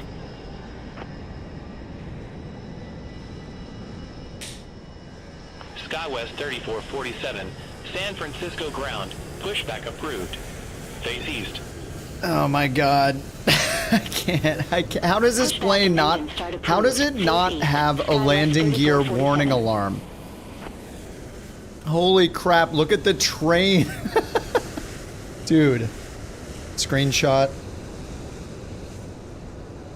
Drink of choice. I made a beer order, so I got several beers. I got a Deschutes Fresh Squeeze, which is one of my favorites. Dude, I am not doing this on purpose. I need the alarm. I need it to tell me when my gear isn't down. That is a load of BS. There is no way that plane doesn't have a gear warning when your gear's not down, when the flaps are full. It makes no sense. No, I'm not cheating with Tangi. I need to learn, okay? I'm not cheating. I'm not cheating with some alarm you guys can trigger. Nope. I gotta learn on my own. United 829 Heavy. It's only this plane. It's only this plane. Every single time. It has no gear. It has no warning that your gear is not down. It makes no sense. San Francisco ground, pushback and engine start approved. Face east. It makes no sense. Pushback and engine start approved. Face east. United 829 Heavy.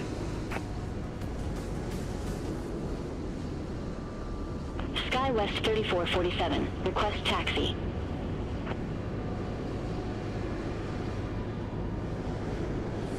Oh, man. SkyWest 3447. Runway 1 left taxi via Alpha. Golf. Bravo. Hotel. Who built this plane? Aerosoft. Runway 1 left taxi via Alpha. Golf. Bravo. Hotel. SkyWest 3447. Bloody heck. How many times do I have to say it? The landing gear, Kip. The bloody landing gear. It's not rocket science. It's a switch, not Sudoku. Honestly, I'm starting to seriously question your abilities. Are you even awake up there? Or is the altitude affecting your brain? Yeah, that's fair. That's fair. Oh, it's standard in the ATR? God, these lights are so bad. Well, you know, that's just like your opinion, man.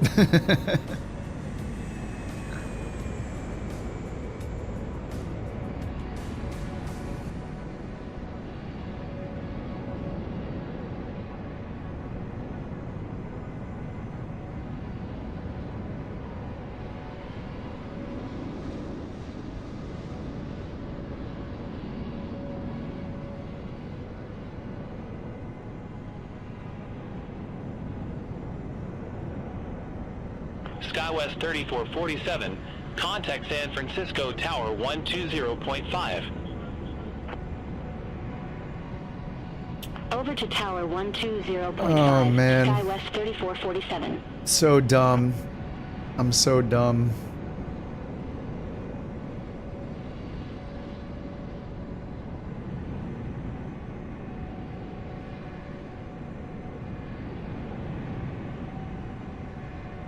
JT won that one?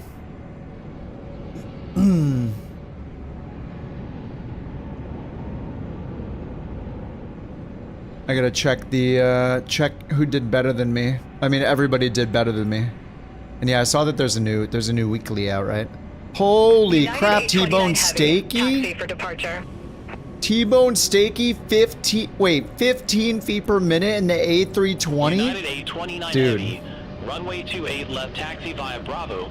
How the hell? Alpha, Foxtrot. He's hacking. Runway 1 left. T-Bone Steaky's hacking. He's clearly hacking. No way, if it was auto land, it'd be like 500 feet per minute.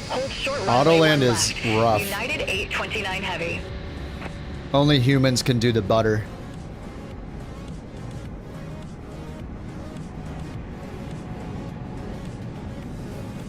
Shouldn't be minus 15. Yeah, I've gotten a -4 before, -2 before, or something like that. Sometimes it's a little unrealistic. Man, I would have had an actual 117. And then the last one, oh my god, I got 283. That is so bad.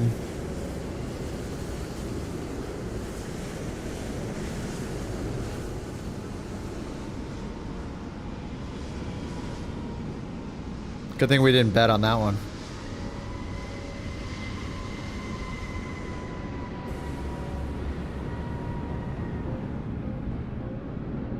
Alright, I gotta use the bathroom. While I'm using the bathroom, we're gonna do this real quick. Let me find one. Let me find one.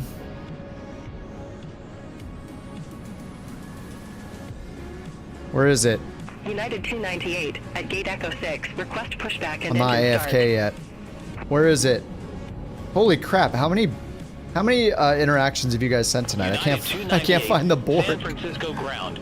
Pushback and engine start approved. Face northeast.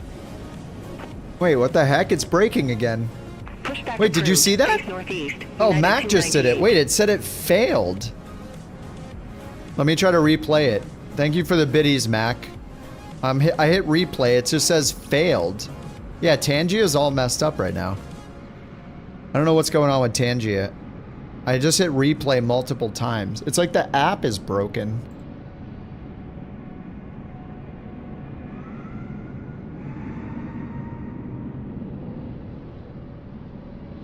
Let me refresh the overlay for the third time or whatever. Something's messed up with Tangia.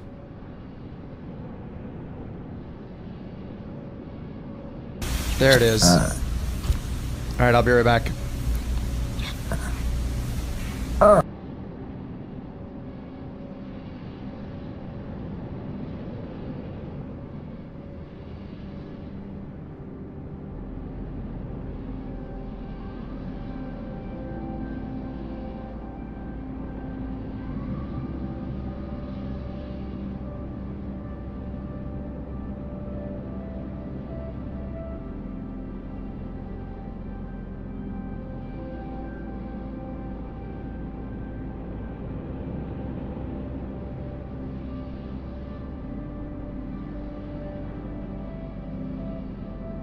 United 298, ready to taxi to the active.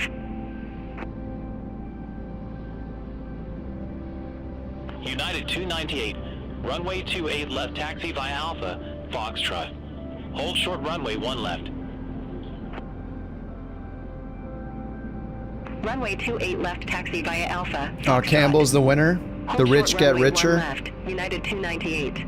Oh my god, that's so embarrassing. I did it again. that stupid CRJ. It has no. It has. Alright, get out of here, Beyond ATC. Close. Close.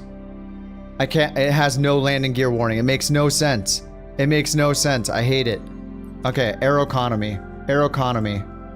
I gotta make up for it by earning as much money as possible for the VA. Oh my god.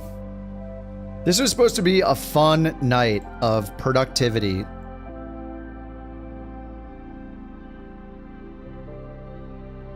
Okay, we got some Europe routes here. I should do one of these. Let's do the 319 maybe. Filter by 319.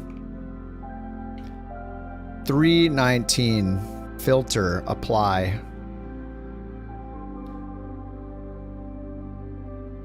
Okay, which one of these is not the longest thing of all time? 400 miles. Oh, I wish I could go back. Wait, how do I just unselect this? No. I want to go back. Show radar? No. How do I just look at the rest of them? Click it again, maybe? No. Damn. Refresh? Nope. Campbell Farms sent this TTS. Folks, I am announcing brand new tariffs today, the biggest, the strongest, maybe ever. Because let me tell you something, JT. This guy, total disaster. He cannot be allowed to have those Bork coins, okay? And anyone caught helping him,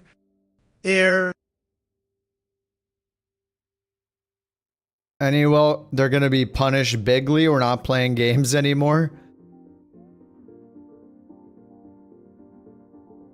I mean, I don't disagree. I think that he needs to be timed out perpetually. Okay, so there's a bunch of hubs here. What do we want to do? These are all 319, 300 miles. Yeah, I don't want to do... Hey, I can do a max here. Max 300 sounds good. We can do the UK or Italy. Let's do Italy because it's a little more east, so... What time is it there right now? 9... It's still going to be in the middle of the night. Anyway, this one expires in 33 minutes, so I'm going to take this one. Pays 2,000, 319, from lick to learn. Lick to learn. Yeah, Aeroconomy. The CLI. That's for landing rate monitor. There's a command line version if you want to use it. Lick and learn. Exactly. Who am I supposed to be flying for? Here. Who's this for? This is for EasyJet. All right, I did install some EasyJet liveries. Almost licking my monitor.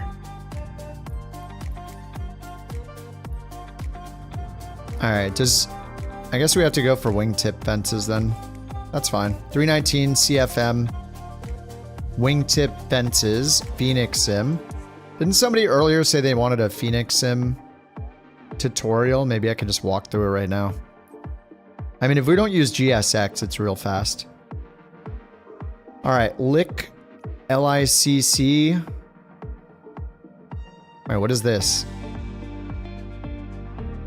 Oh no, this one. There we go. Nice.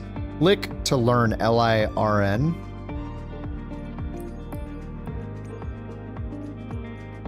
Okay, I'm going to take gate 23. I hope. Live, off, all players. Save. Spawn. Alright, here we go. Oh my god, the stupid CRJ. How... It has to have... There's got to be a real-world CRJ pilot in here, right? It has to have an alarm if your gear is not down, right? It has to.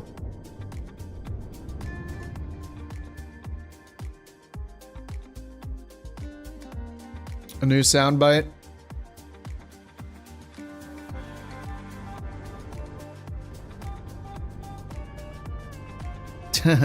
Lick and learn. Exactly.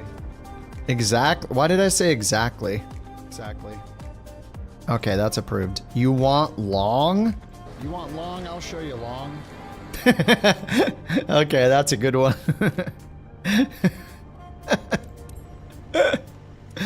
Oh god. Okay. You want long? I'll show you long. Oh god. Okay.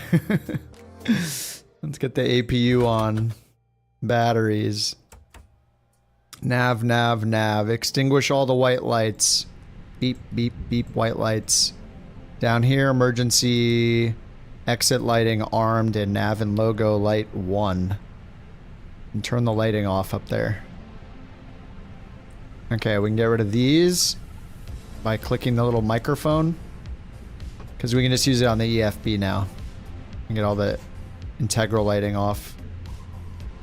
Integral. Okay, done. I'm not going to use GSX for boarding. We're just going to use it for pushback. Okay, so we need a Debrief flight plan, right? So we're going lick to learn. LICC, LIRN. Debrief dispatch, new. Lick to learn. What's EasyJet? Is it ESY? What is EasyJet's code? Is it ESY? LICC to LIRN. Oh, EZY. Thank you, thank you. EZY. Thank you. A319. Wingtip fences. And it's with CFMs, I think. Generate. EZY. I don't know what you're talking about, okay? EZY. 18,000 feet, 51 minutes. Okay. All right, this is going to be fast. All right, let's go to the Phoenix app.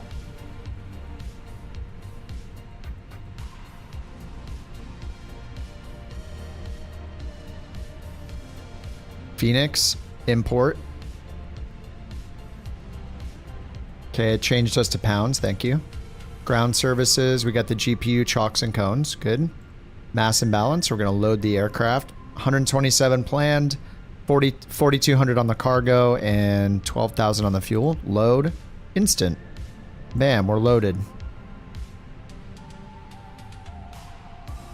All right, down here we're gonna hit the init button and hit init request. If this doesn't work, you need to first go to sim settings. No, it's settings. Hit the home button on the tablet and go to settings. And then you need to put in your... Oh, I need to put in my info, don't I? Oh no, there it is. Debrief username. Just type in your username. There it is. And then you can hit init request and it'll pull in the flight. Pull in the route for you. But you do have to put in a few things here. So on Debrief, we're going to go flight number. We are EZY 323. Paste it in. Cost index is over here. CI, cost index 4242 in the cost index field. Cruise 180. 180 right there. Done. We can clear these messages. Now we're going to go into wind and request the winds. It's going to pull everything in from Debrief as well. Okay, wind data uplink. So we're going to return and then we can clear that message. All right, next on init page 2, use the arrow to go to page 2. We need to put in our 0 fuel weight and block fuel and 0 fuel weight CG, center of gravity. Thankfully the app does it for us, so especially if we're already loaded. When it's fully loaded, you want to put the final values here. So Debrief dispatch, I'm going to go to Phoenix EFB, and then we're going to go to the Phoenix again. And then when we're here on the mass and balance, you can hit this send to McDo, and it'll pull these values in right here. So it's pulling them in and putting them in over here. So it's putting in the 0 fuel weight and the mean area chord 0 fuel weight. Basically our center of gravity. Over the mean, is it mean area, mean arc chord? Mean, what is it? Is it mean arc chord or mean area chord? It's the mean, it's the average chord line of the plane's wing, right? Of the wing, something like that. Okay, so that's set. We're good there. Now we're gonna go to flight plan. And I'll bring up Beyond ATC. This is optional. We're just gonna go to flight plan, put on our departure and arrival and approach info. We're just speed tutorial. Beyond ATC. It's more like a just click these buttons. Do what I do. Not really a tutorial. Okay, initializing traffic. Completed. I'm gonna go and get the IFR clearance. We're gonna let the co-pilot do it. Easy 323. Ready for airways to Capitol. So we're just checking to see if they give us something different than Debrief did. But if you're not using ATC, then you just use what's here on Debrief route. Catania ground. Expect runway 26. 26. Exoda 5 Yankee departure. Exoda 5 Yankee. And squawk 1000. All right, so I'm going to do the squawk down here before I forget. So we just clear this out. 1000 and turn this to auto. And it's on standby. We'll turn it to TARA later. Call me back when ready for pushback or engine start. So they gave us a SID, so we're gonna have to climb via the SID. We'll figure out the altitude in a second. Let's get the flight plan in right here, the rest of it. It puts in all the on-route waypoints, so we need to put in the departure and arrival. So we you hit flight plan first, and then next to LIC, we hit the button, and that's gonna let us set departure right here. And we'll choose our runway. Down here it's 26, so we hit 26. We got the Exoda 5 Yankee, so we use the up-down arrows in the opposite order you think you would use them. You hit up to push the list up, kind of like an iPhone. It's weird. Just hit the opposite button you think you should. The Exoda 5 Yankee, and then the transition Bud 5A. I don't see that, so I'm just going to hit temporary insert. And if we use the arrows, we can scroll down and see, yeah, Exoda to Budin or whatever. And we have a discontinuity there, so I'm going to get rid of that by hitting clear and then clicking the line that says discontinuity. And then that'll pull them together, so they're one after the other, and then hit insert to save it. All right, now on the other side, we have to do our arrival airport, which is pinned to the bottom right here. So even if you're scrolling, the departure or the arrival airport's always pinned to the last side key right here. So we'll hit the last side key and then hit arrival. We're expecting runway 24. We'll see what we get, but I'm just going to choose 24. ILS 24 Zulu. The star is the Sora 1 Alpha. So we scroll through, find Sora 1A, click that. And then I don't know if we have a VIA or not. Usually I just check to see if we have any of these waypoints here. And if we don't, I just hit no VIA for now. We'll figure it out before we descend. Once all that's selected, I'll go return and then insert, which saves it. Okay, that's done. Next, we have to do the performance. This is usually my cue to go up and start the APU because we're about ready. So up here, we're going to get the APU on, master switch, wait about 3 seconds, and then hit start. So you should have 2 blue lights.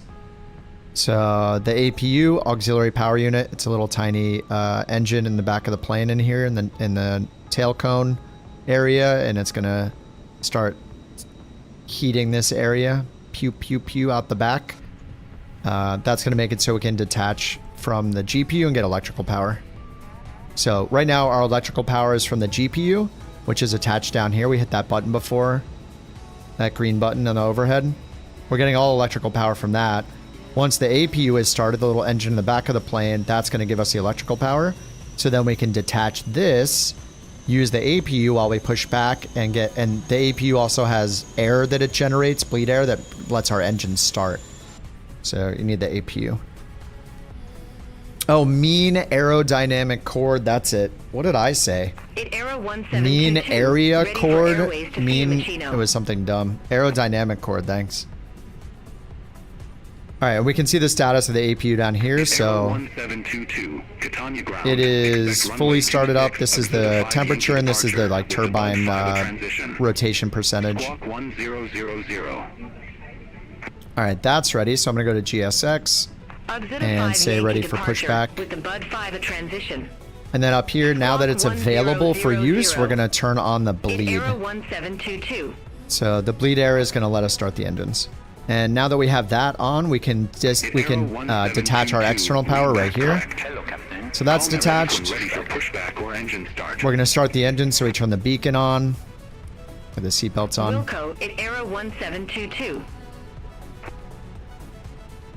Okay, and then on our tablet, we can detach the...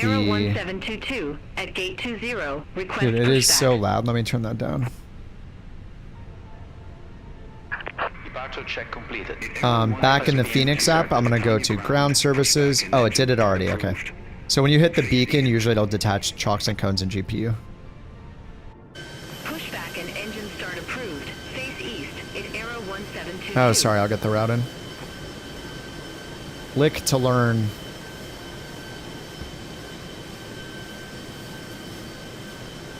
Oh, do I have the lights on?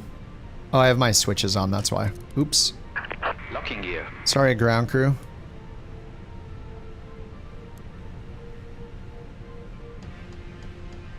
Alright, so the GPU is detached. Oh yeah, I'm going to hit comma, and I didn't check my altitude, so we have to check our SID here. So I'm going to go to SimBrief and hit import, and that's just going to pin all of our charts here automatically for us most of the time. The departure for runway 26. And we actually need a different chart here. So with the Lido charts, you have to go find the top altitude in a different page. So I'm going to go here to Lick, Info, Charts, Departures. I'm going to find the green one that's highlighted green with an outline. Where is it? This is a bug. These are the wrong runways. Look, if I go Info and then Charts again. There, now it refreshes. So this one with the green outline is one we already have pinned or in our flight plan. So the one after it, the white one with the same name, is where we look for our top altitude. So I want to page through here until we find the Uxut 5 Yankee, whatever that is. And we use these buttons up here to page through. It starts with a U. It's the last one. Uxuta 5 Yankee. Over here, the altitude.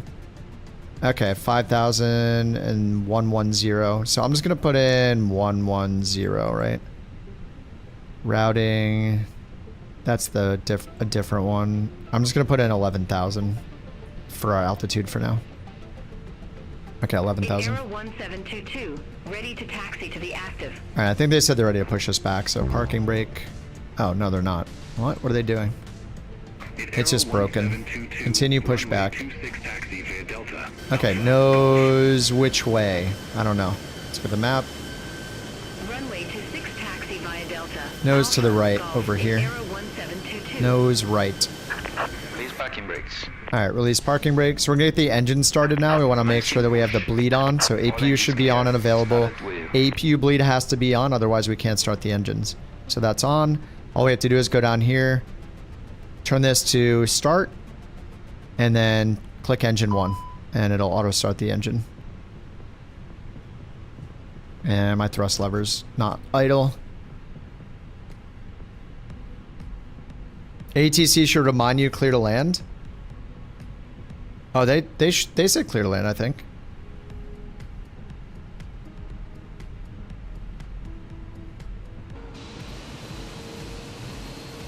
I'm sure they said clear to land. Checklist? Oh yeah. If you want to be sweaty, checklist it all day. I don't want to. Sometimes I use them. I'd say like 90% of the time I don't, because I don't know. I don't feel like being serious all the time, you know?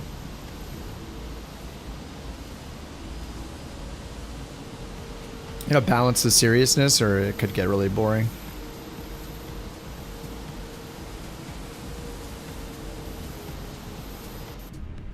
Alright, once engine 1's ready, it'll say avail right here. I might have missed it, because it's at almost 20 already on N1.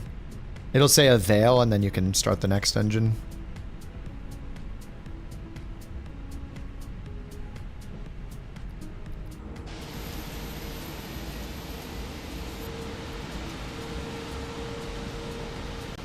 Committed all the checklist to memory, forgot the landing gear. Dude. I don't know what is up with that. I never forget the landing gear. Set parking brake, okay. Parking brake set, engine 2 starting up. Aero 1722.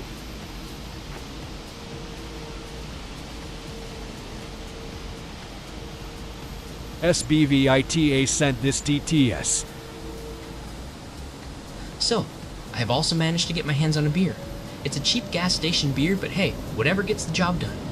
I'm gonna be rich once I cash all these Bork coins for Aero money. Remember y'all, 4192-406-3825?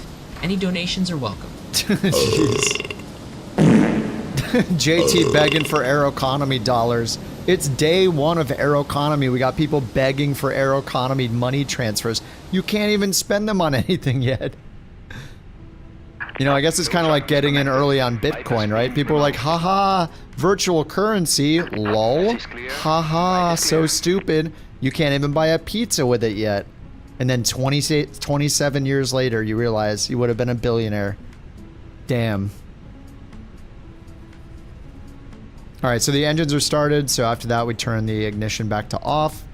We're going to grab this handle and pull it to arm the spoilers or speed brakes. So if we have a rejected takeoff, they'll deploy automatically.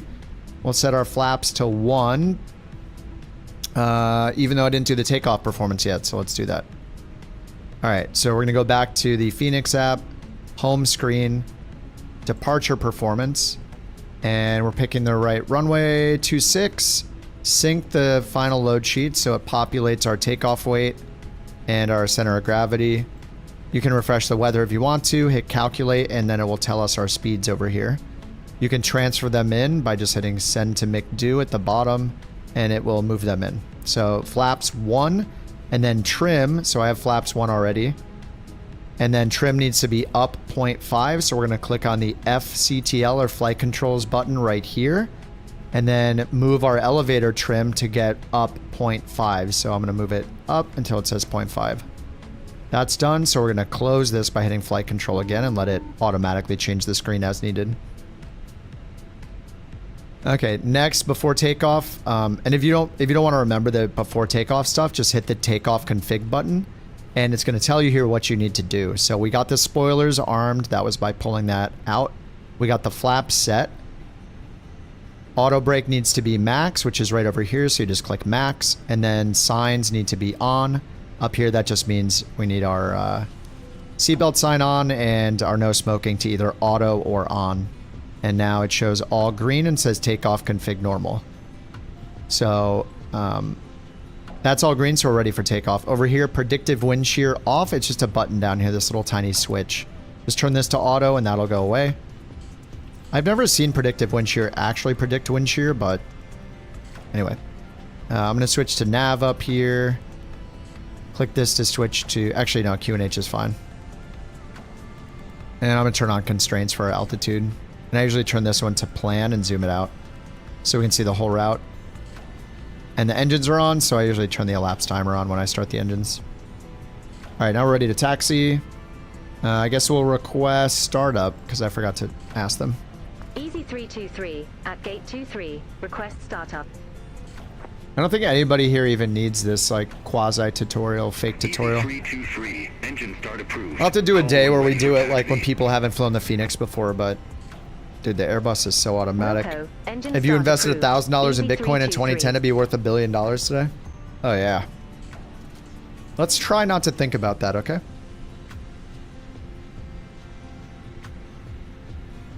A fake yeeted bean, nice. I use Beyond ATC. How much more in depth it is on the 737? It's not that bad, really. I mean, you just need to hit a few more switches in the overhead panel. It's really not that bad. SBV Ida sent this TTS. All right, Funny story. let's request when taxi. I was at the gas station, a homeless guy was offering Aero money for doing him a favor. I mean, Aero money is Aero money, right? Air Anyone money? need some donations. I'm a billionaire after that interaction.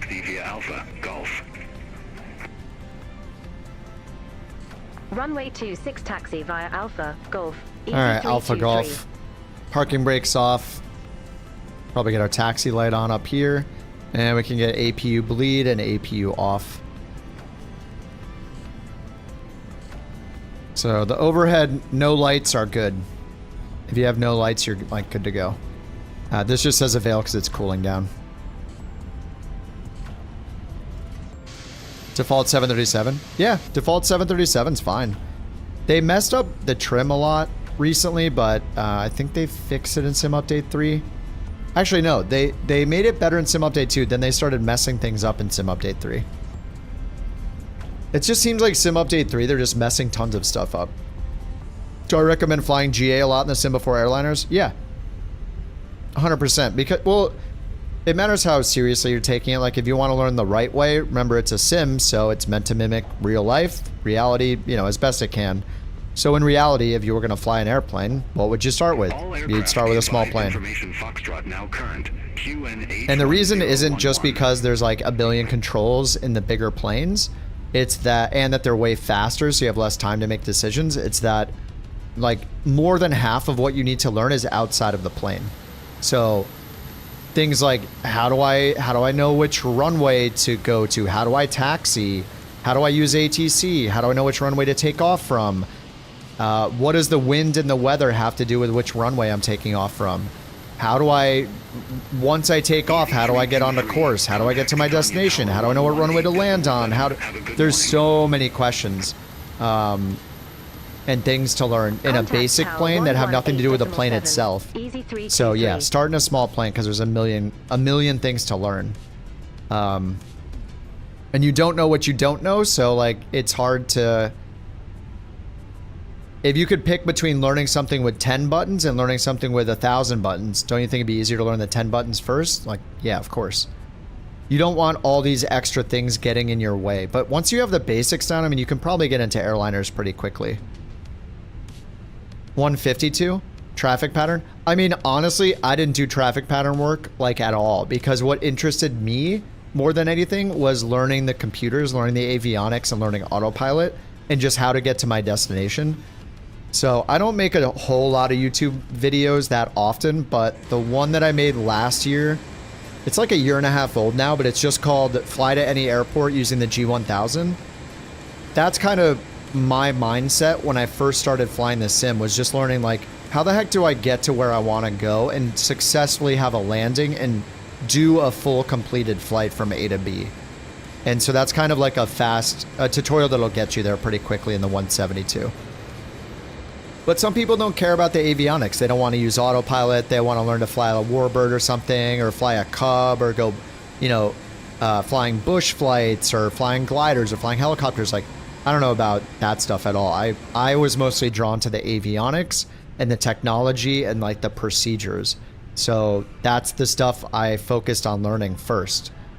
But it's not going to be for everybody. You know, not everybody cares about that crap. Some people scoff at autopilot and never want to use it, and they don't want ILS helping them land at a runway automatically. They want to hand fly everything in the, you know, in the forest and landing on ice and snow, and you know, it's just whatever you want it to be. You know, it's totally personal preference on what kind of plane you're flying, what you want to learn. But whatever excites you, like, you should do that, because it's going to keep you flying the sim.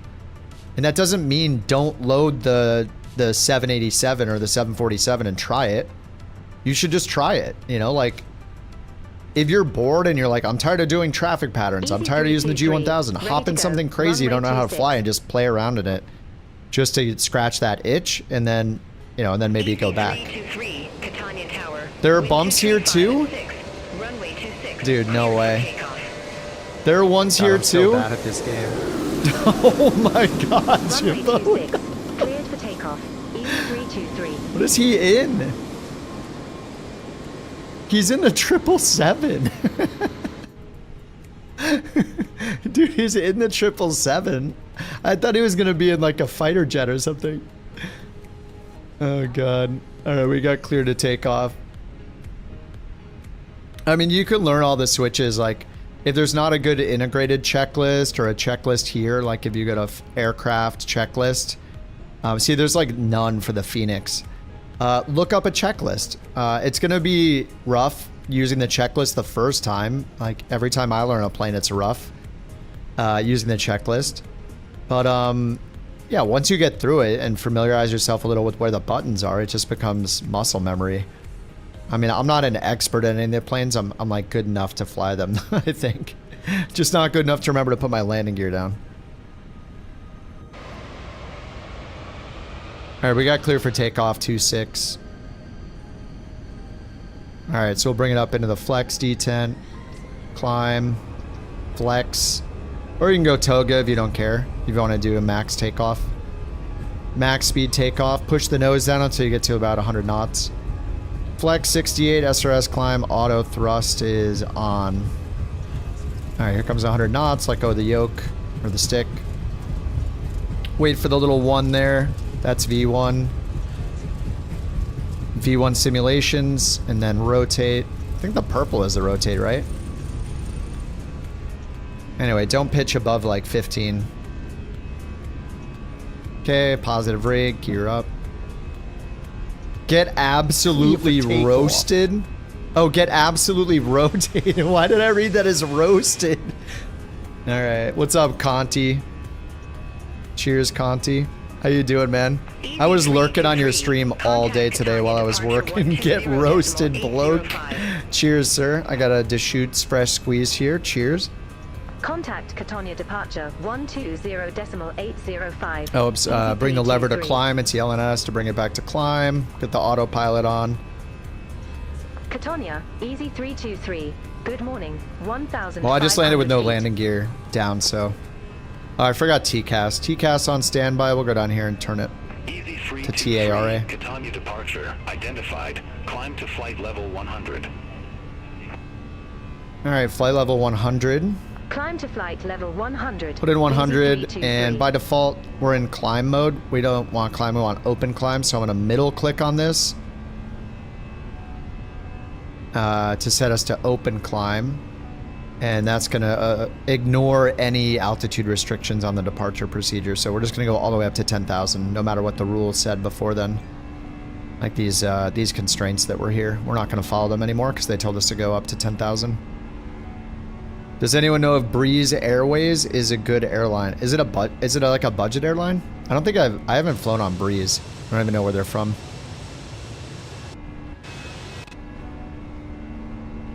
All right, Aeroconomy, we're doing this, right? Aeroconomy, we're going to Naples. Catania, Italy? Catania? How do you say it? To Naples. Recommended runway 24 with a 2-knot headwind. This is just slick. Conti, you got to get into FSHub, dude. It tracks all your flights for you. You can start a VA. We could join forces and go after Two-Tone Murphy's VA together. Our powers combined. Now they're introducing this Aeroconomy thing. They have a bunch of 220s. Yeah, you can just join our VA.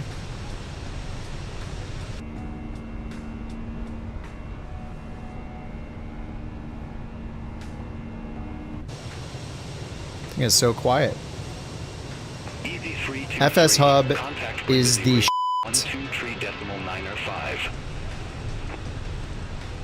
tray. Oh yeah, you can get the tray table out.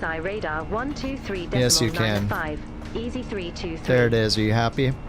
You can't put anything on it though. Oh, standard altimeter. We need to pull this by middle clicking. Standard, and then press this one. Standard. Let's go to ARC and zoom it in. See what's happening down here. Alright, they're going to tell us to climb. They always do. EZ323, Brindisi radar. Good morning. Radar contact. Climb to flight level 180. Alright, 180. Alright, let's clean it up. I forgot this. Climb to Spoiler. flight level 180. EZ323. Shift 5, we'll get the lights set up. We'll get the strobe back to auto. Runway turn off lights. And we're at 10,000 feet, so we're just getting all these off. Seatbelts can come off. No smoking auto. There we go. Oh yeah, I was lurking on Conti's stream like all day today. It was just on my tablet on the side while I was working.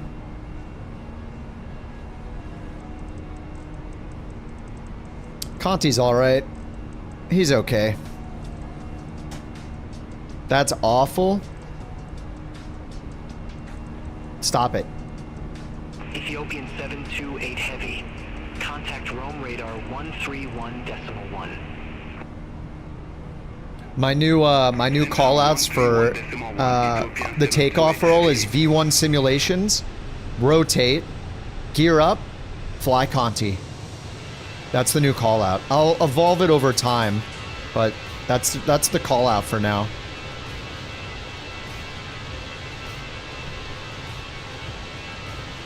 I'll have to work some other streamers' names into that.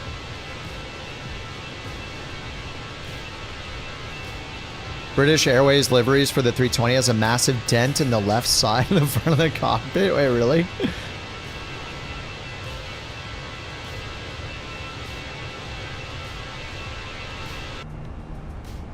Should probably get this out of the way. Is there like a way for to put up a footrest or something? Or is that a different plane? Is that the 380? Alright, we're at 15,000. It's accelerating.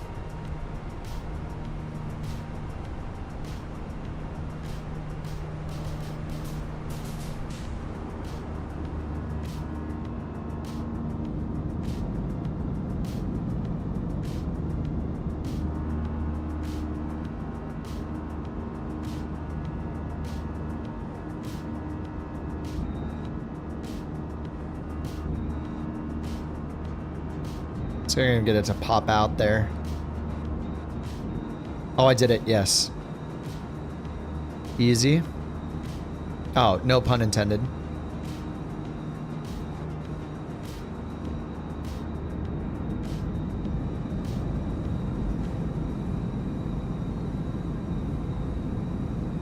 Okay, there we go. Over the top.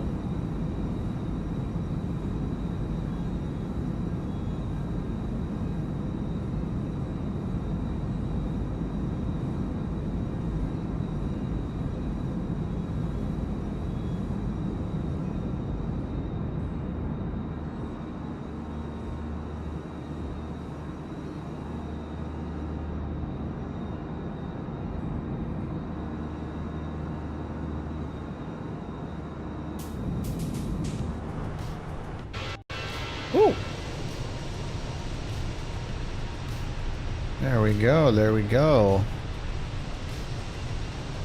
Conti, what are you sipping on, dude? Sir, what are you sipping on there?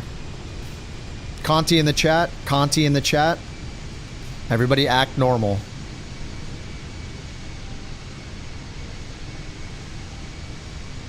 And that doesn't mean play all the fart sound effects, JT. Leave it alone. Alright, we'll go down here to Perf. 178 miles till TOD. Oh, Kirin, nice. It's a rice beer, right? Kirin Ichiban? Is that the full name of the beer? Yep. Kirin's solid. It's a lager, right? Man, now I'm thinking about sushi. Mmm, sushi.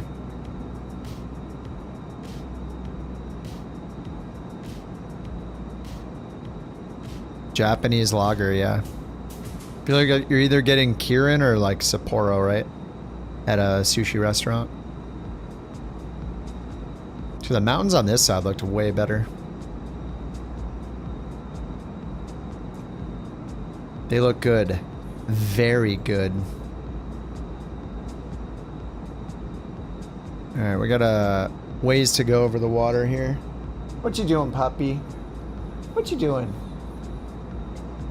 I hear her clicking around. She needs a nail trim.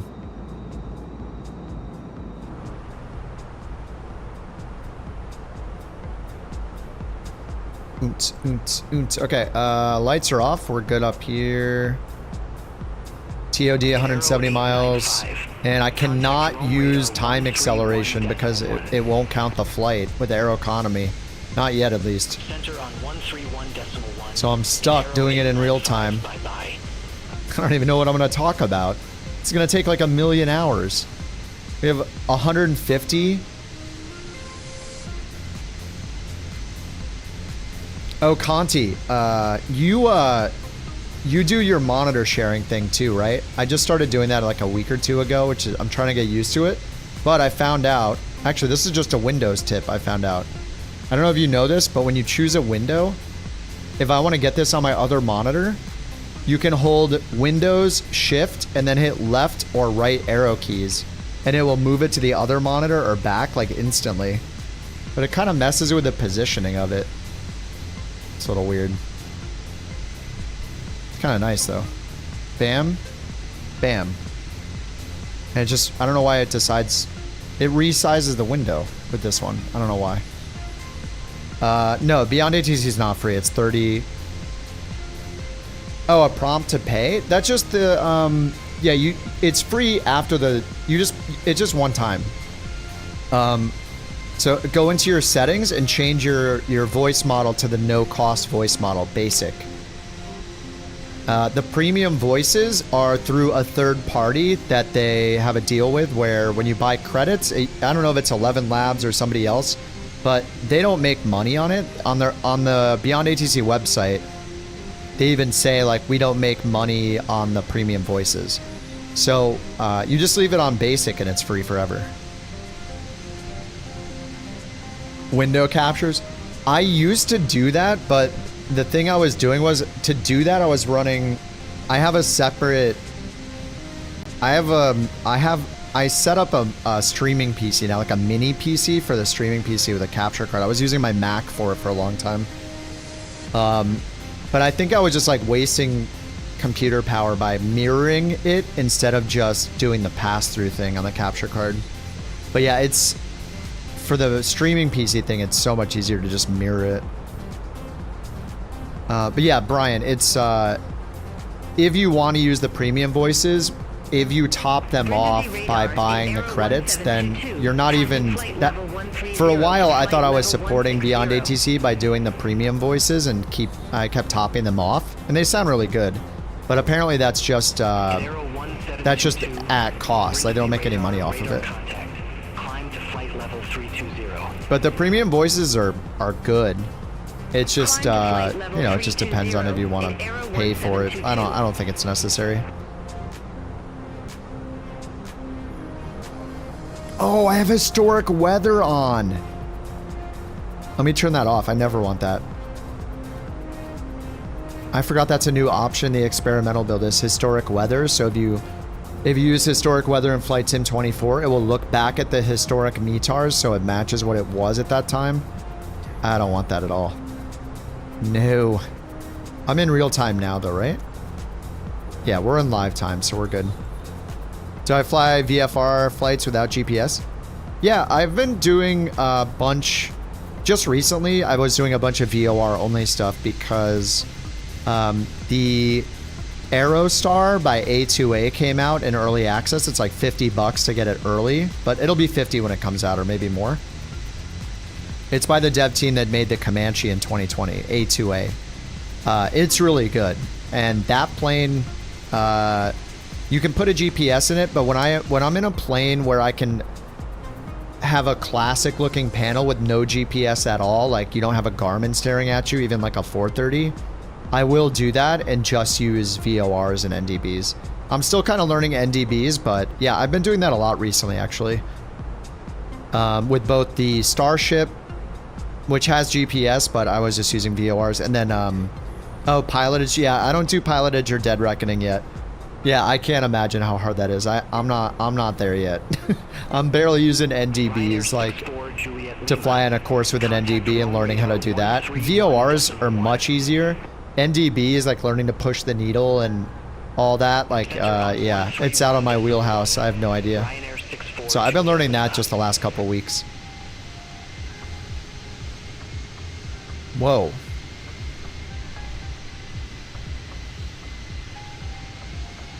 I feel like I should know what volcano that is, but I don't, because I'm a stupid American. I barely know around the street, around the corner, okay?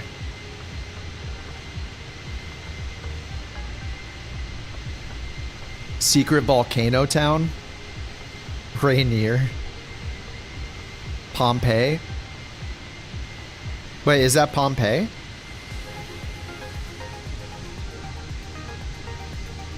You got your first fatal error? Oh, yeah, I've had a few of those.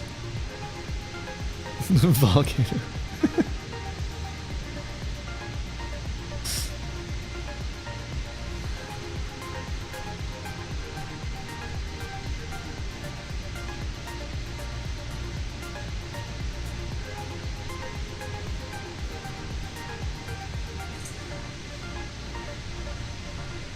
What's up, Dave? How you doing? Pompeii is on the mainland? Oh, okay. It's Etna? One downside to not using like Volanta or Elevate X is they have good world maps for, I used to zoom in pretty often to just figure out where I was. Like what landmarks we were passing by.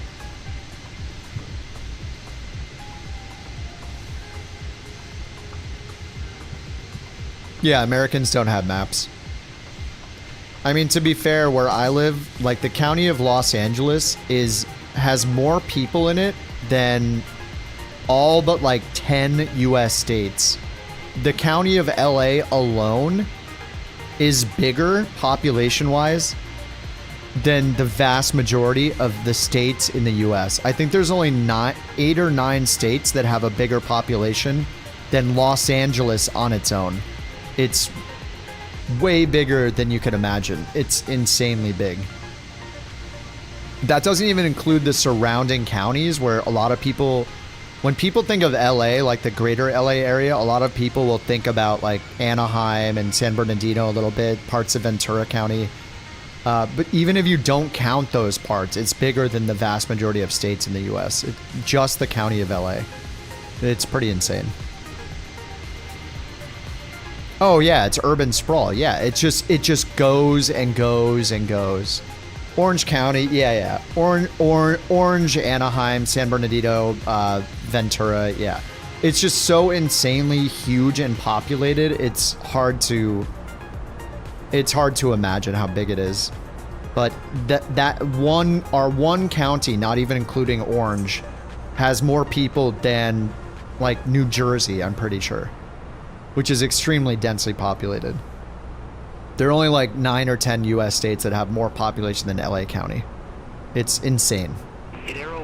So, you know, and just the US in general is so huge that most states in the US are bigger than most countries in Europe, so it's crazy how big it is. So while the like Americans like don't know outside their country very well, we also have to memorize like 50 states which are bigger than most countries in Europe each. So it's kind of weird. Land wise it kind of makes sense, but you know, it's funny. The stereotype's still funny and true.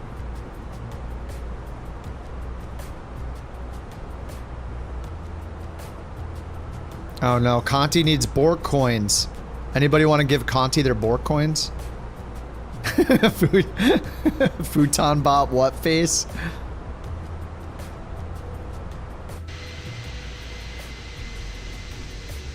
Well, I had the Bork VIP command that I got rid of. Maybe I should... the VIP TTS command. Santa Monica's nice. No, I like LA. I mean, LA is so big it could be its own state. If it was its own state, it'd be in like the top 10 or maybe the top 11. But yeah, I mean, it's like any state there's going to be, you know, or any place that's as big as a state. New York has more people than LA. LA County. New York State has more people than LA County. It's like New York, Texas, Florida, Ohio, Illinois, I forget all of them.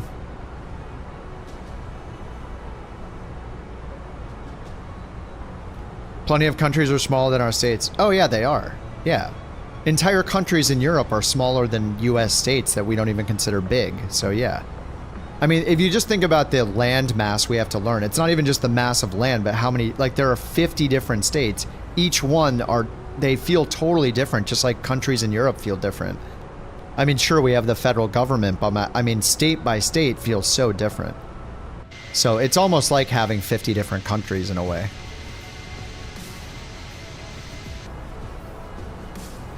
I mean, I don't even know exactly where every single state is on a map. Like, I probably could name like 40 or 45 out of the 50 states and point at them on the map. I'd probably confuse several of them. I mean, can you point out 50 countries in Europe? Like, I don't know. It's difficult.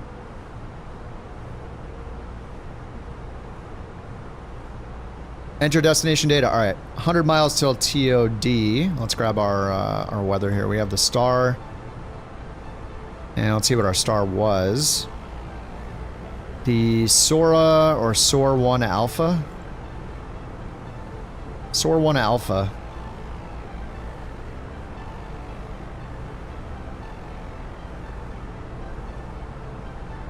Right down here. Alright, so there's 120. We follow this. 8,000 at Otafi. 8,000 at Surso. 7,500 at Anzom. Come all the way around to Bento. 7,000 at Bento. So let's just put in 7,000 up here as a reminder. Okay, and let's grab the ATIS in the corner. 35,975. 35. 975.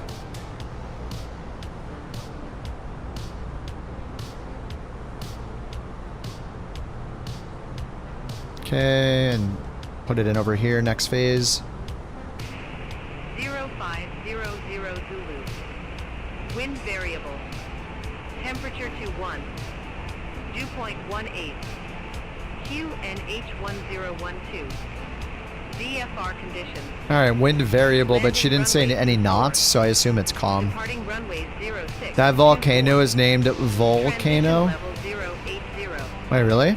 Read back all hold short instructions. Advise on initial contact. You have information golf. Information golf. We has it. Alright, we're gonna go down to 7,000. We got this in. Let's I mean, we're assuming ILS 24. Oh, we'll wait till they tell us. Let's get this on flight plan. Zoom it in a little bit. Not that much.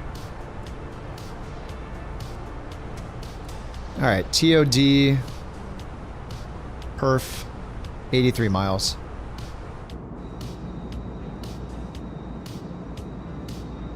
For some reason you forget Vermont is on the East Coast. Military 1, 2, So I monitor guard? No, not beyond ATC. It doesn't do anything. If I did monitor guard, if I heard a meow, I would call the police. I'd report them instantly if there's some grown individual adult role-playing a kitty cat on an emergency frequency.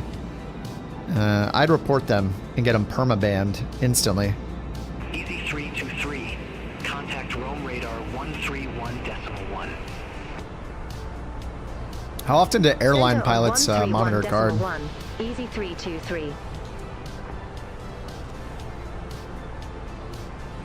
Roam radar. What is that link? Oh. Flight level 180. I'm gonna click that on the streaming PC, not on this one.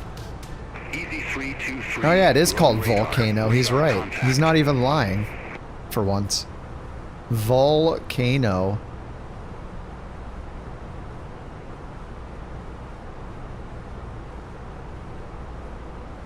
Oh wow, there's like a zigzag path walking down into the volcano on the satellite imagery. That's cool. I would be that guy. The guy that follows the rules? Yes, 100%. You've heard one in real life. They monitor a lot. It's insane. Like, I don't want to get between somebody and their weird, like, kitty cat cosplay fetish or whatever's going on the radio, but man, I don't know. See, it seems like you could act that out somewhere in the privacy of your own home instead of on like an emergency frequency that's used for literal emergencies. Kind of weird. I mean, I'm not gonna yuck your yum, but tell you that you can't roleplay as a kitty cat if you want to. You can do that, obviously, but maybe you shouldn't do it on an emergency frequency. So yeah, it's weird. I don't know. Maybe they're recruiting. I don't know. I don't know what's happening.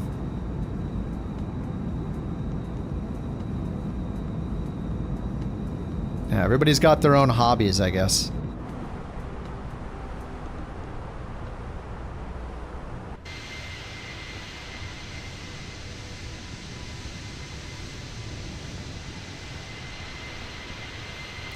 EasyJet. Alright. What's our TOD now? 65 miles? We got some time. Man, I can't use time acceleration. I really want to. No, there's a Chinese pilot meowing at an Air Force pilot. It's kind of funny.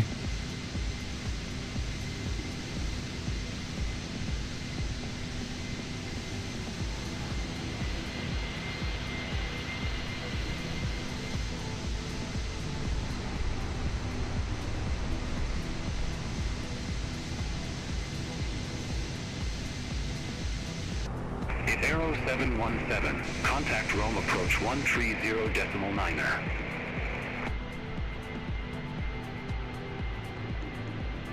Contact Rome approach 130.9er. Where'd Conti go? You gave him a BorkCoin, he disappeared? Dude, he's probably down in a Kieran, you know? Give the man some peace. He's got work to do. So do I. Cheers. Thanks for the coin. He's gonna use his own Conti TTS. I reran it last night to use the version 2 of the algorithm. It might be a little bit better than it used to be.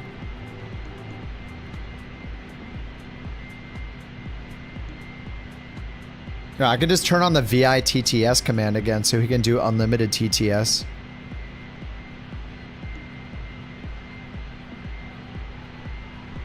Oh, I got a solution for it. I'll just make him a mod, then he can do free TTS.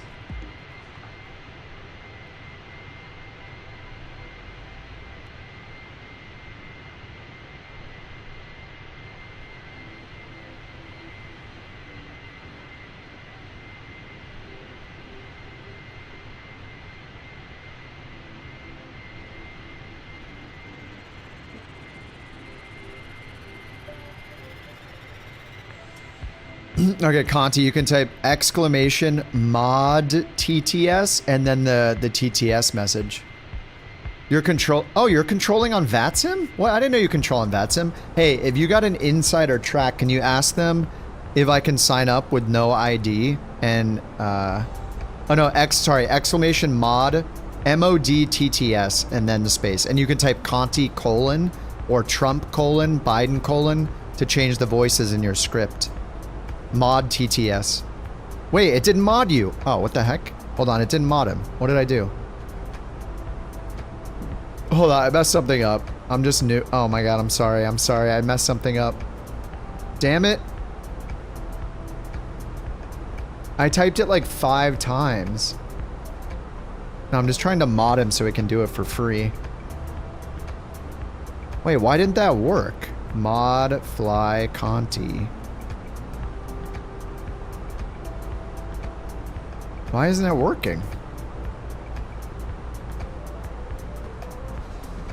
Un-VIP fly Conti.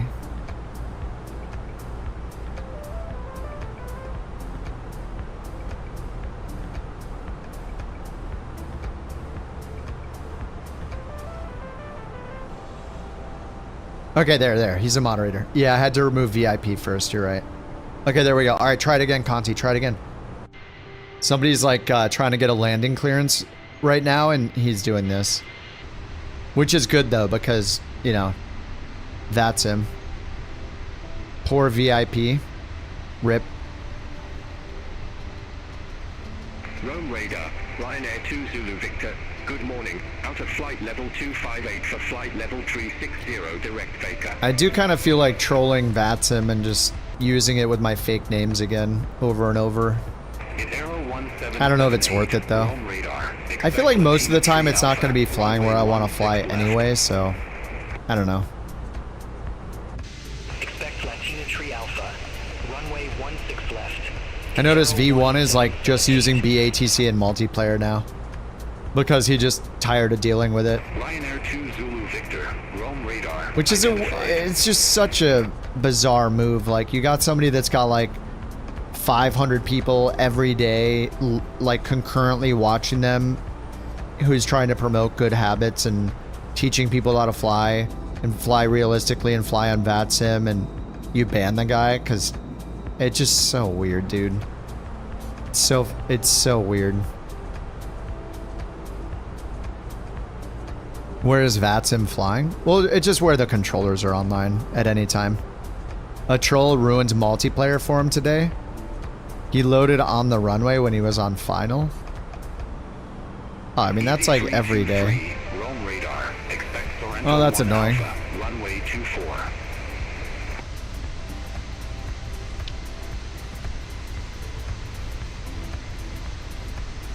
JT's back.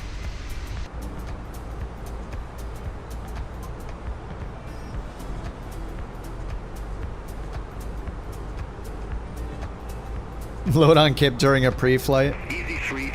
Yeah, you can use the mod command now, Conti. You can try the mod TTS now with your own voice. Who needs a banning?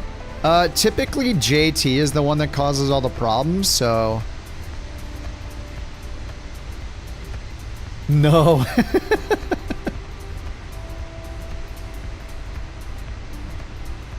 Moderator Fly Conti sent this TTS.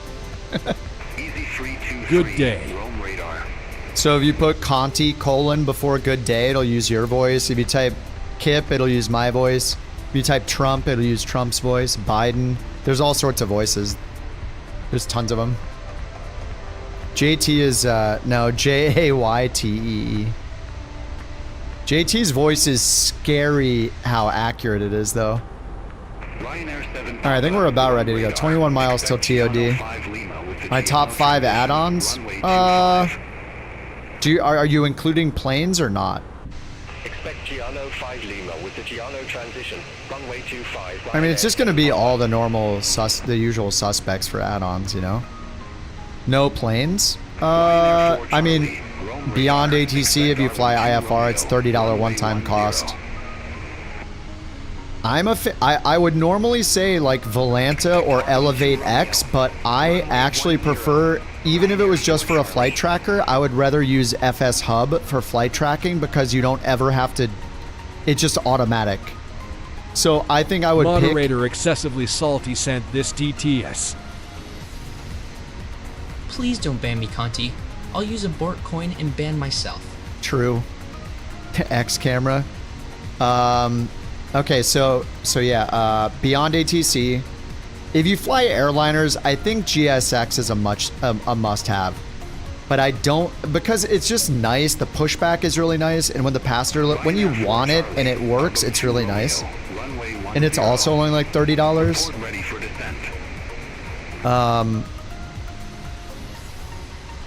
And if you don't, like, FSHub is really good and automatic for a flight tracker, which is the best thing ever. You just set and forget. But if you don't want to do that, then Volanta or Elevate X are great for a flight tracker. I don't actually, and I don't think Navigraph is a must-have anymore if you're in Flight Sim 2024. If you're in Flight Sim 2024, like, I'm using the built-in tablet here, and the Lido charts and FAA charts most of the time because it's so convenient that I think you could save that $100 a year. GSX does constantly have issues, but when it works, it's really nice.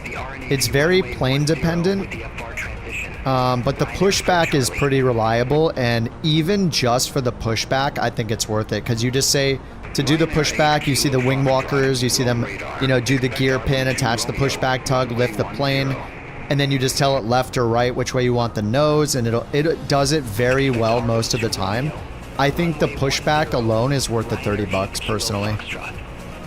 Just for the pushback. If you happen to get the passenger loading and fuel loading working, or, you know, if it happens to work well in the plane you're in, it's just a bonus. Runway 16 left. Report ready for descent.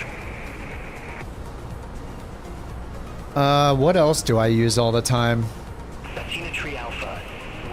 I mean, I feel like that's about it. I mean, every day now, I just use Beyond ATC. I use Beyond ATC, FSHub. I mean, you need SimBrief. That's not a paid add-on, but everybody should use SimBrief for flight planning. It's super easy. Get the EFB app and throw it in here. You can just do it right here in the tablet. Get your fuel planning and your route planning and all that for almost any plane you're flying. Oh, is Bird here? And obviously you need Bird mod if you're flying GA. You need Bird mod. Power washer persistence mod. There's going to be a point where Bird mod is so good that we're going to use it constantly. I've just been flying so many jets lately that I haven't been loading up Bird mod. Thank you, exclamation Bird. Bird's doing what Microsoft didn't do, which is persistent wear and tear and failures in every GA plane. Runway 24. Report ready for descent. We're ready for descent now, Couch 323. -6. Easy 323. Descend to flight level 170. 170? What? Descend to flight level 170. Oh, that's the waypoint before us. Okay. Now we're just going to keep it going. I mean, I still recommend Beyond ATC, but there are bugs with Beyond ATC that have been annoying lately. It's going to take... I just have a lot of confidence they're going to fix them. They're going to do VFR. It's not... You're not wasting your money. It's going to be incredible. Like, there are some bugs that are kind of annoying right now, but I'm not worried that they're not going to fix them.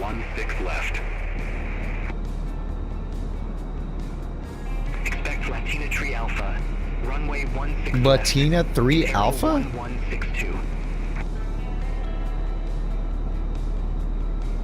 Easy 323, descend to flight level 130. Alright, 130, there we go. Oh, there's another volcano right there. Descend to flight level 130, easy 323. Which one is that? We're flying to Naples. Dude, look at the detail going up the side of it, too. The road going up it. Vesuvius? The big one. That's a big boy. Damn. Whoops. There. With their 9 Mike Tango, Rome radar identified. That's Vesuvius? Damn. Ryanair 8 Kilo Foxtrot, Arbum 2 Romeo, runway 10. I appreciate all your guys' help because I don't leave my bedroom, so. Vesuvi? Pompeii? Runway 10, ready for descent. Ryanair 8 Kilo Foxtrot. Holy crap, the clouds look good right there. Do those not... These clouds look so good.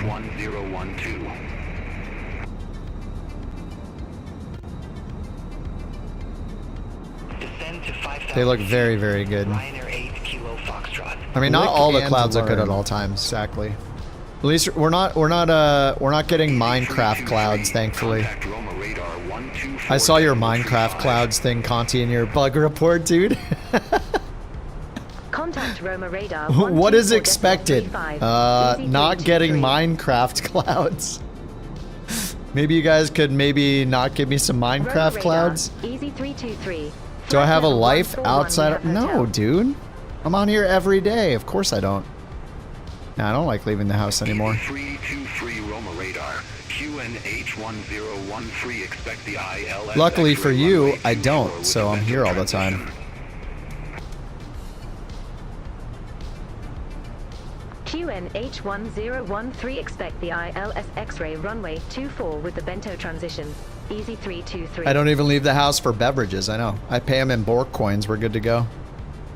Easy 323. Descend to flight level 110. Flight level 110. Alright, we're already on Descend it. to flight level 110. Alright, we're gonna need some drag Easy here. 323.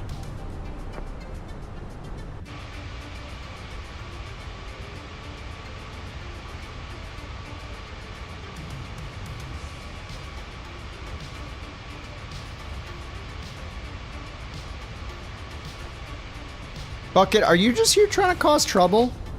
You're just here trying to cause trouble. Stop. Don't do it. You've been there before? Nice.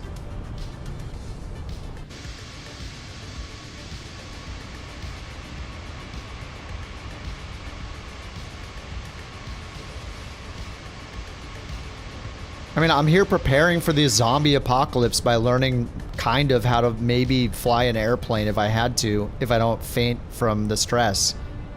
So, of course, she's supportive. I mean, I'm here potentially saving our lives in the future if there's a zombie apocalypse. Now, let's ignore the fact that she's actually a pilot. If for some reason she couldn't do it, then I could help somehow. You know?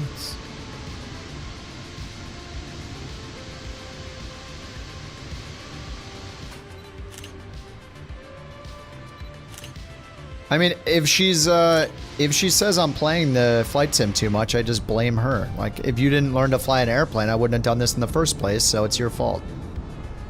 Obviously. I have an easy excuse. You're playing too much flight sim. Well, you shouldn't have gotten a pilot's license. This is your fault. Now go think about what you've done.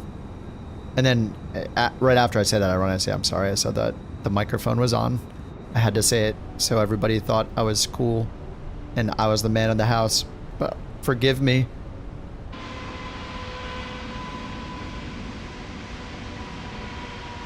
The mount on the couch.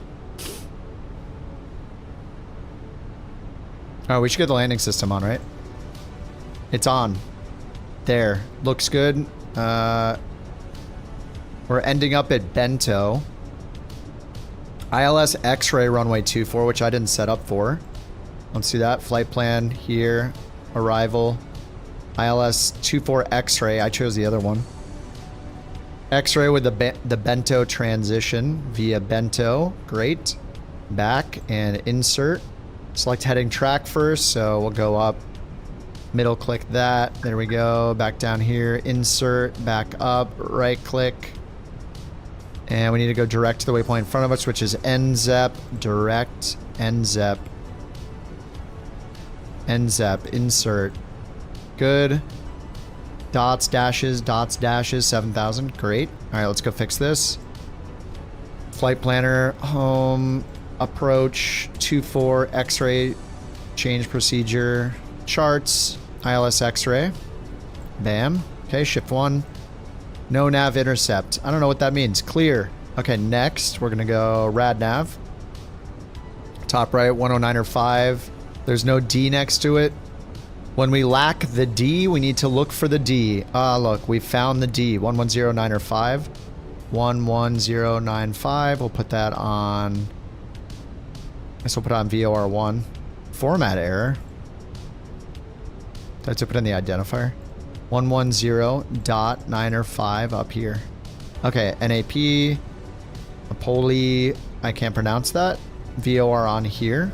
Okay, done. We need the minimums. Okay, Cat 1 DME 540. Are we Cat C or D? No, let's put 550.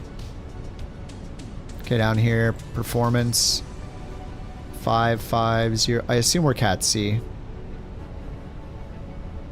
Okay, 3.33 degrees and 5,900 on the altitude. All right, 5,900 done, and landing systems on. Standard altimeter. We need the weather. We went from lick to learn. Learn. There, info. Weather. QNH 1013. Okay. Push 1013. 1013.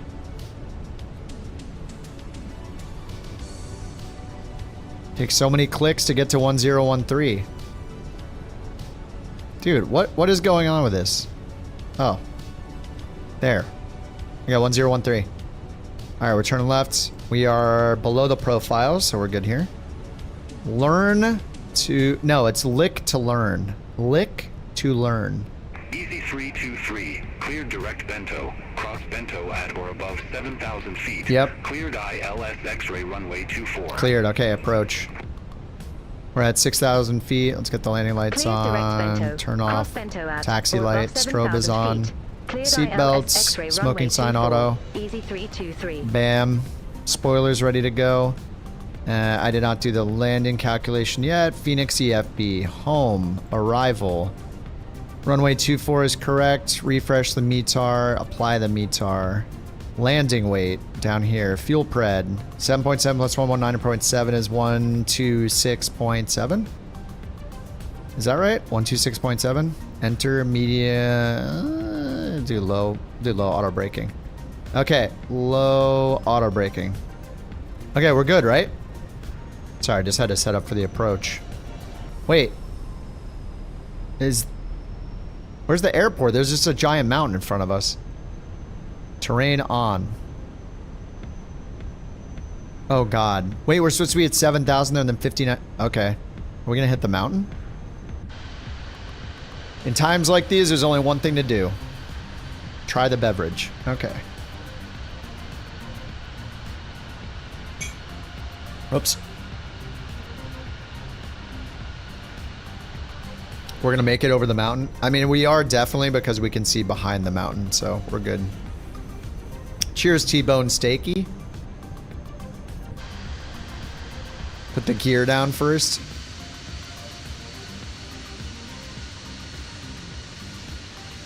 You know, if I hit the mountain, I go to jail, okay? I'm not doing that. Wouldn't even think about it. Stop trying to get me in trouble, as usual. Yeah, sounds criminal. Alright, glide slopes above us. We're on the localizer. We have approach mode on, and let's check the go around. Missed approach is going to be...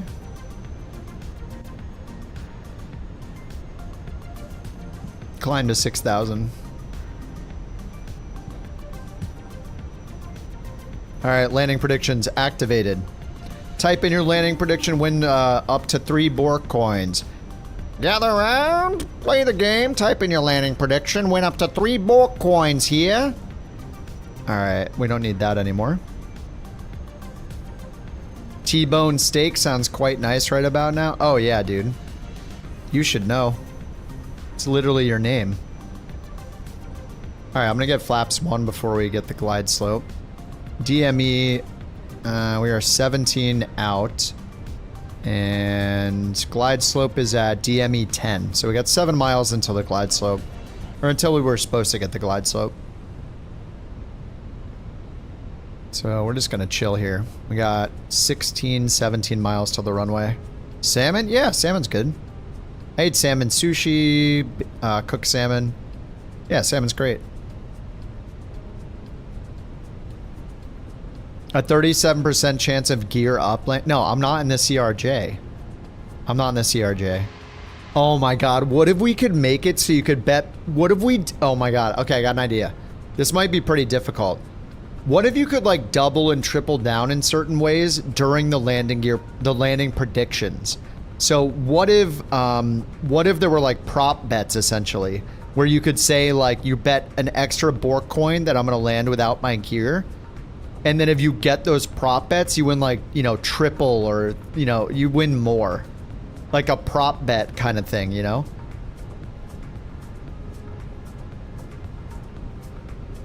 There'd have to be a bunch of them where they'd be usable, though. It seems fitting for planes. Exactly. You'll never leave the stream. I'll have to actually get decent at flying the planes, though. That's the... If I'm flying the CRJ, everybody puts down another Bork coin. Because they know I'm going to forget the landing gear for the 10th time. Alright, we're on the glide slope, so let's put in the go around altitude of 6,000. Alright, 6,000. And we're almost at the 10-mile final. Alright, so we'll get gear down in flaps 2 soon. Actually, we're just going to leave it at flaps 1 till 5-mile final.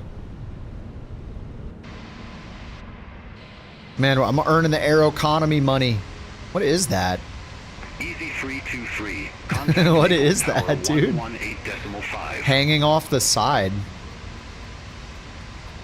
Like a paper, it's like a torn paper bag. Easy 323. Bye-bye.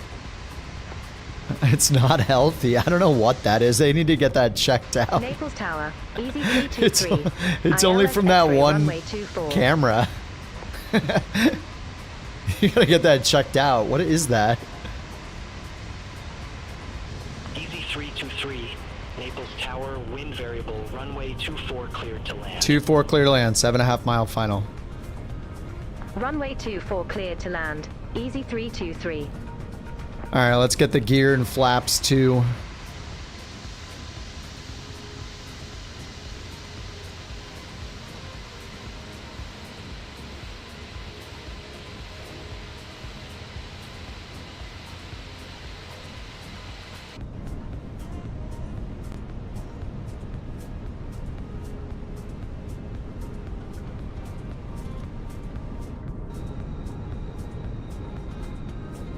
Alright, let's get rid of the music.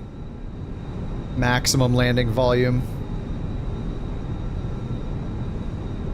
Prop bets are a great way to get people to use their Bork coins. We have to figure out what the prop bets would be, though, and which ones I could track. Because there's not that much data I get from the landing. Like, if I could get, like, landing distance, or I don't even know what. I don't know what would be next. Alright, VFE, we can get flaps full now. You know, it'd have to be scientific. Alright, and we'll do that. Clear for landing 2-4, seatbelt signs, everything looks good.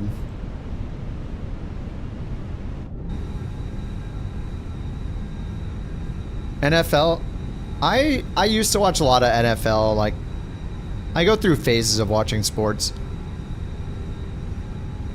It's been a long time since I paid attention to, like, pro sports, though. I go see a Kings game every now and then. I grew up more of a hockey fan. Yeah, I got into football for a while.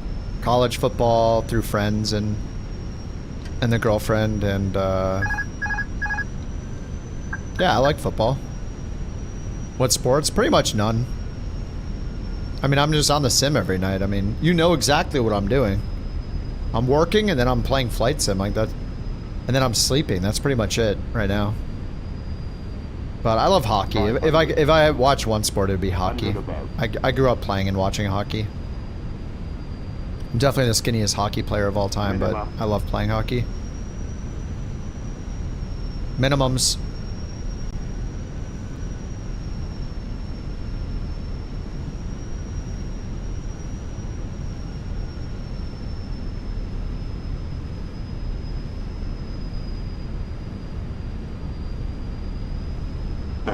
40, 30, 20, retard. Oh, 69. There, I think I saved it. Oh, I think I saved it. Thank you.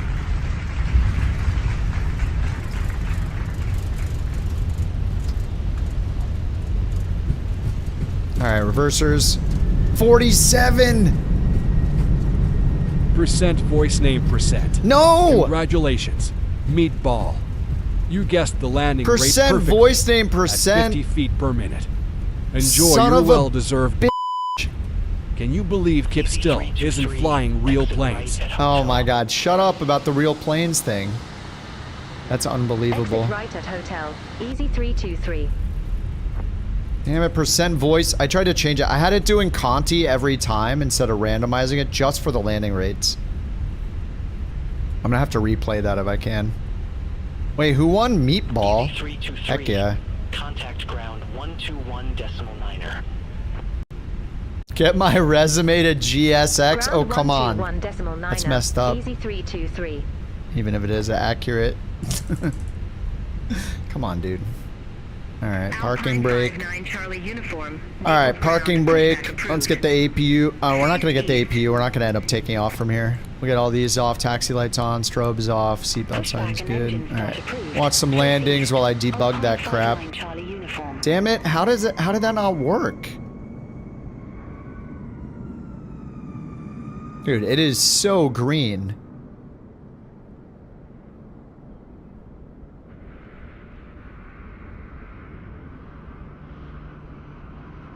God, how did I break that? It doesn't make any sense. Percent voice name. Oh, pick random voice was turned off. Damn it. Okay, I fixed it for real now, okay? It's fixed. 2 more lines of code. I gotta do 2 more lines of code. Replay it. I don't think I can because it does a bunch of other stuff. The only reason you're saying is that because you hope it picks your voice, JT. Ooh. 319. T-Bone, Stakey, and Killer Wren. Simultaneous landings. Woo! Oh, that's a fast line. Uh-oh. Oh, God. Who's flying that plane? Me? Uh-oh. Pine 59 Charlie uniform. Ready to taxi to the active. Actually, it wasn't me because he had his gear down. Alpine 59 Charlie uniform. Runway 2 for taxi via Quebec. Tango Sierra. Charlie. Foxtrot. Thanks for the BorkCoin percent content creator percent. Runway 24 taxi via Quebec. Tango Sierra. Charlie. Foxtrot. Alpine 59 Charlie uniform. Content creator percent. All aircraft be advised information India now current. Yeah. Q and H1013. What was that background noise? Oh. Squash. Man, all the wingtip fences tonight. Oh, did I earn it? Refresh? It's gone. Heck yeah, I got the money.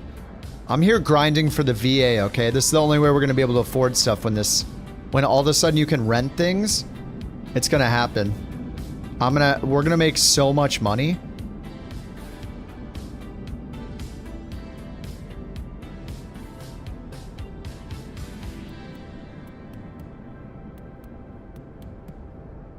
Alright, who's the top 10 pilot of the week? It was Shill. Wait, Shill, are you here? 20 total flights. Okay, who did the most flights this week? Maddie did. Maddie, are you here? I don't think Maddie's here. Q is here. Q is always flying. Q, do you have premium? Do you have premium? On do you have Aeroconomy unlocked? Or no? Not yet?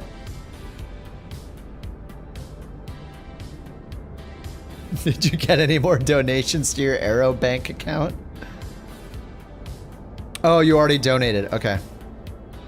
Waiting for Bobby to wake up? Yeah.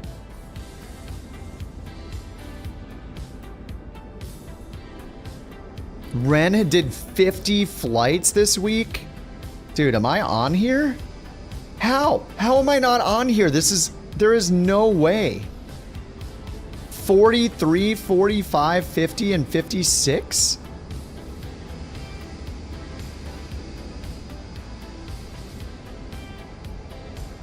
Get on my level. I don't know how I'm not on there. I'm literally on the top. I'm in the top 10 of the global stats. How am I not on the list? If I go to stats, well, at least earlier I was. I probably lost it now. I was in the top 10 of all pilots for number of flights. So I guess I'm losing that soon. I have to quit the day job? Damn it. Then how am I going to afford the McDonald's and stuff? McDonald's is like $300 now. By distance. Look, I'm here. Look. Oh, here's Q right above me. Alpine 59 Charlie uniform. Contact How? I'm at 153. 118.5. Bye-bye. It's probably because this is like the first week and now it's catching up. Over to tower 118. By the way, we're still number one. Guys, we have a substantial lead. Look at this. Our miles are more and our flights are, we have more than 2,000 flights more than Firefly is two-tones, right? We are absolutely crushing it. 5,800 flights in 30 days. Dude. It is absolutely insane how many flights we've been doing. Well done, well done. That's crazy. Where are we on the total list now? We're right here. We're almost above the fold. Now we got a ways to go. I mean, we're at almost, we're nearing 10,000. We'll be at 10,000 this month. Easily.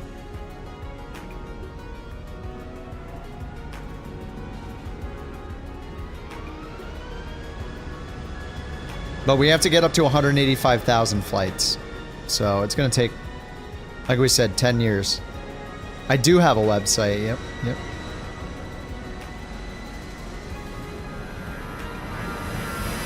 Oh, that's Beyond ATC coming in. Squirrel is 7 miles out. All right, let's see who did the best landings there. Group flights. T-Bone, dude, he's cheating. T-Bone Stakey on the last one. Okay, T-Bone Stakey didn't get a top 5 here. Was this yesterday? This is today. Runway 24. Alexi 1 November departure. Squawk 100. Okay, I got 4th. T-Bone Stakey got 28. Yeah, I'm gonna do another flight. Yep, I gotta earn more money. Alexi 1 November departure.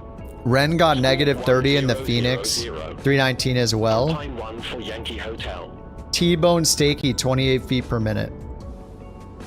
Unbelievable. Oh, the last one fixed itself? No, it says 15. Back when ready for pushback or engine start. Wilco, Alpine 1 for Yankee Hey, greater than CFM. T-Bone Stakey, double win. Hotel. Ramp 53 request. Gotta earn the money for your air, daddy. Aeroconomy. So by default, it just takes 10% for the VA. Actually, hey, can you guys check if you go to Aeroconomy and go to banking, does it take money? Oh no, it doesn't. I don't think it does. So daily flight challenge is right here, and it's the deposit, but it didn't take any money away from it. Here, when you do one, this subcontractor thing is sending to Couch Captain's VA. Wait, for you it did?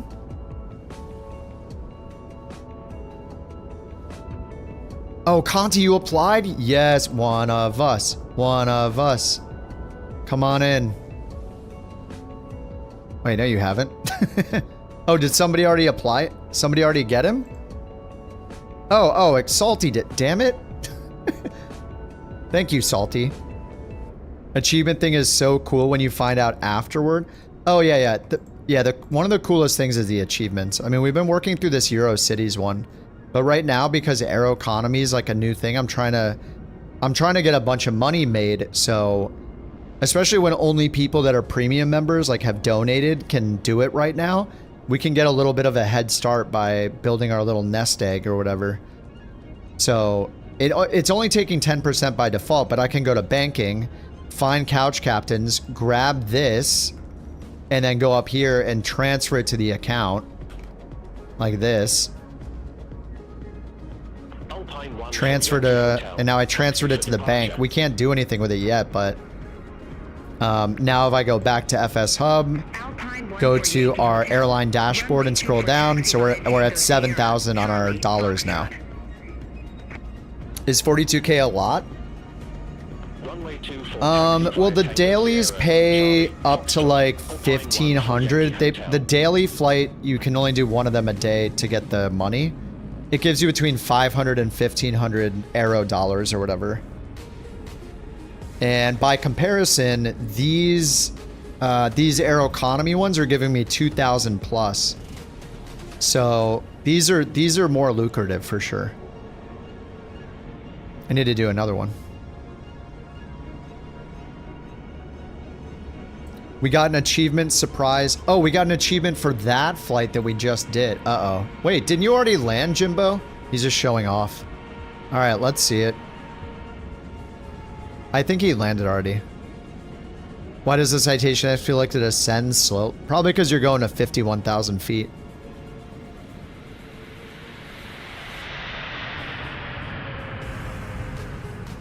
So we got an achievement for that flight and we didn't even plan it?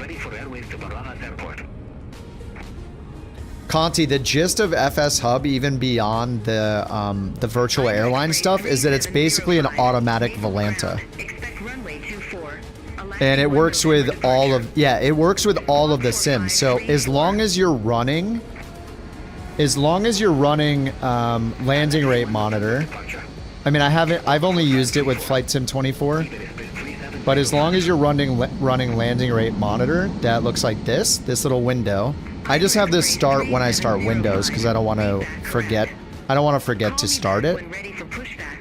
As long as this is running, it's tracking your flights. Like, it's like an automatic Volanta or automatic Elevate X. And then there's all these, like, it gives you this profile. Oh yeah, we got this achievement, didn't we? Oh yeah, we just completed this achievement, didn't know it. Applied? Okay, I got you. Damn it. Damn it, Salty. I'm trying to run the human resources department here. Control Alt Shift L. Oh. Oh, that's cool. He's telling the truth. Okay, yeah, time for the next flight. All right, I got to keep going to Aeroconomy though. We got to earn $1 million. Contact tower 118.5, Alpine 1. So we did the A320. I can't do the 738. Once they have a max, I'll probably do that. 321. Do we want to do airlines again? Do we want to do airliners again? We could do that. Okay, King Air, A319. Grand Caravan. Oh, I can't wait till we get some Starship CRJ flight. I need to redeem myself. Actually, there's no, I don't think there's a CRJ in Aeroconomy yet.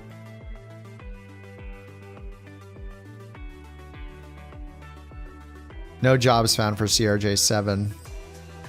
All right, Geek, have a good one, dude.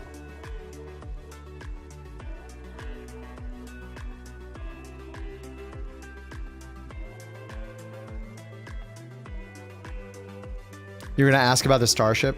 Yeah, these are pretty limited because they basically have to make, they have to make the recipes or whatever. So they've generated a bunch in Europe with airliners. They generated some smaller ones in like New Zealand. and Alaska. But they essentially have to go through and generate, like, make all the recipes for generating these, kind of like what we do with the assignments for the VA. But I want to do these because we'll earn money for the VA, and I can transfer it in, and then I'll probably just need to do this like a few times a week. It does get us flying all over at least all over Europe for now, which is nice. There's a ton of them going in and out of Dublin. Cessna 172s. The shortest flight? I mean, there are 172 flights right here for 73 miles. So, I mean, 73 miles for 1,600. And we could do a quick 172 flight in Dublin. Why not? Yeah, we can do one of these. Do a short one. EA, Belfast City to Dublin. All right, EA, or EGAC, Belfast. I'll take parking 29. Live, all players. Cessna 172. I have the deluxe 172. Let me set that up. Yeah, we should do like VORs. Or maybe I'll do VORs. G1000, tow, amphibious. We'll just do basic, which is not the G1000. There's the G1000. Available shortest is 32 miles.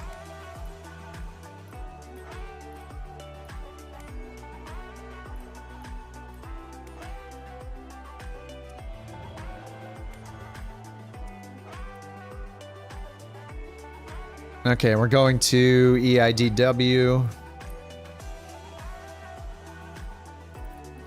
All right, load it up.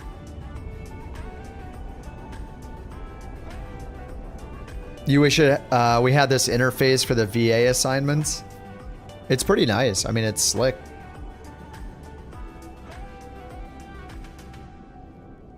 It keeps resizing itself. I think it's because this monitor is 4K and the one I'm moving it to is 1440, so it's getting confused or something.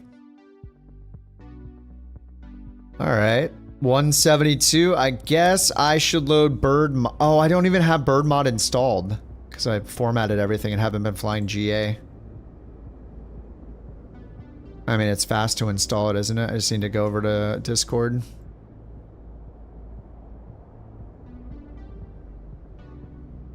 Let me get my bird mod. Standard releases, download.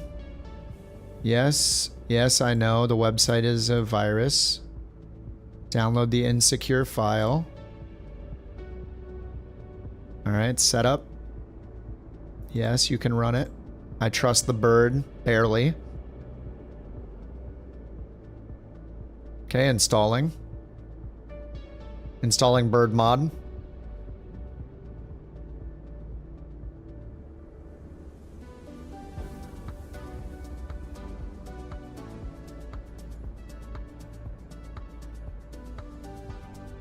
What's going on?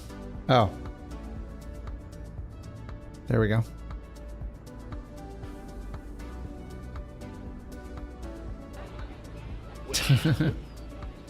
We're waiting. We're waiting. I must install .NET. Oh my god, I don't have .NET.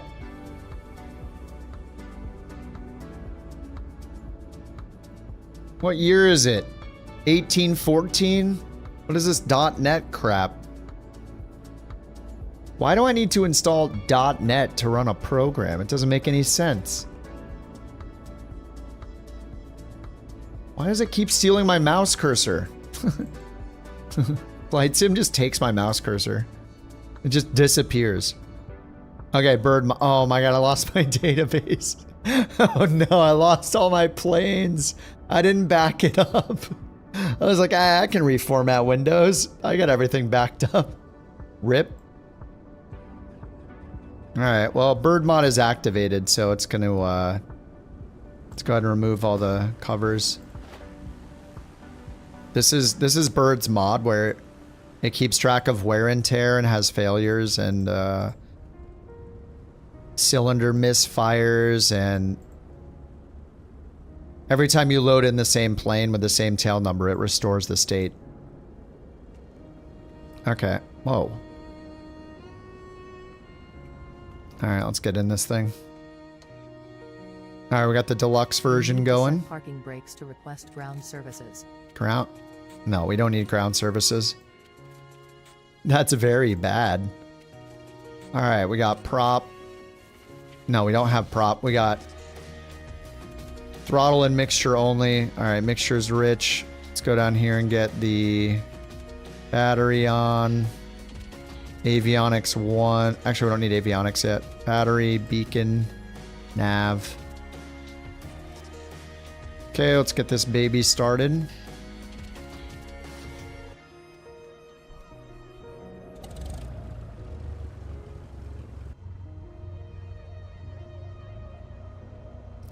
Alright, let's get up to 1,000 RPMs. Do I need to warm this thing up? Alright, alternator, avionics.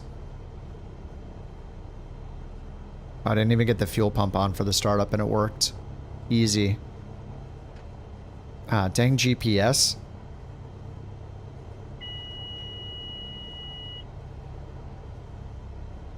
Alright, we're going to EIDW. Let's go up here. Let's just choose en route. Victor Airways, find route. And it picks an arrival procedure? With no VOR. I don't want that at all.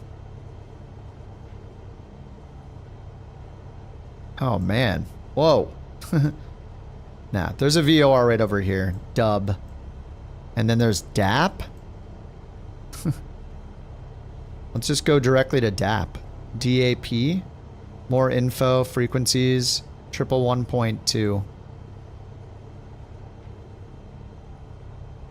Avionics, but can I just turn these off or will these die? Oh no, I do need to have it on, right? To be able to turn it into VLOC mode.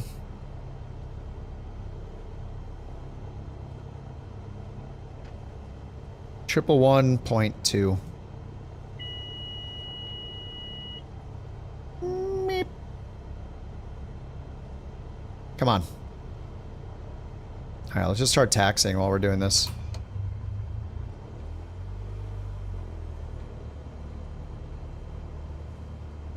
Alright, parking brake, taxi light, altimeter.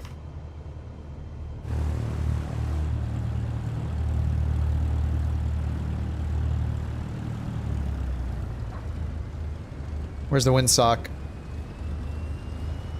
I see it over there.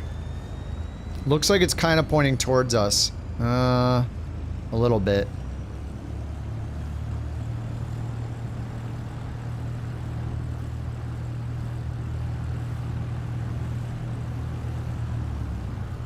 Cloud backups for bird mod.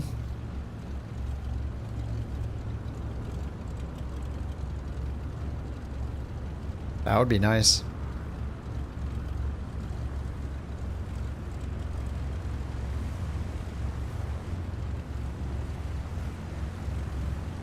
It just like saves a text file or whatever with their based on their username. Their user number dot text in like an Amazon S3 bucket. Bam. It just downloads the file, parses it, and restores it. Done. Alright, we're gonna go this way. Okay, okay. And we want to go to 111.2. Tune it in. VLOC. Let's see if we get it. We don't get it. Alright, which direction are we flying? South? Alright, pretty much flying south.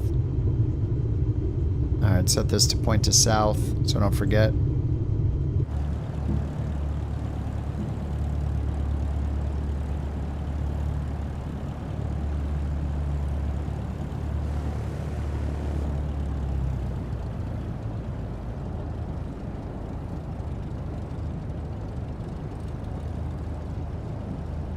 The rich get richer, JT. That's how it works.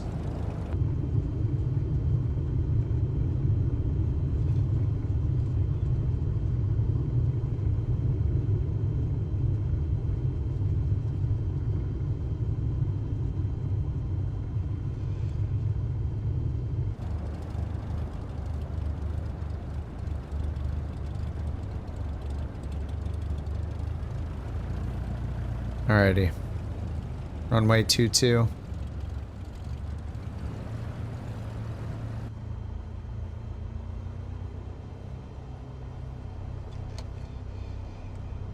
Man, this plane is so quiet. Yeah, if you didn't time yourself out for so long, all the time. Or spend your coins the moment you get them. We're seeing an economy in action.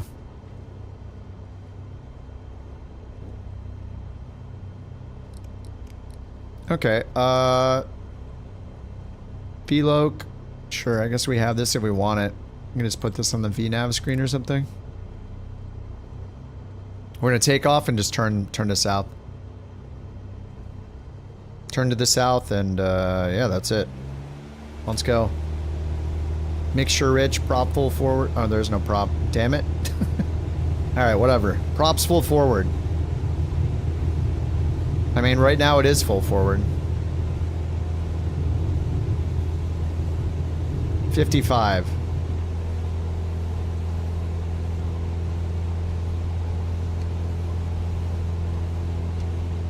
Gear up.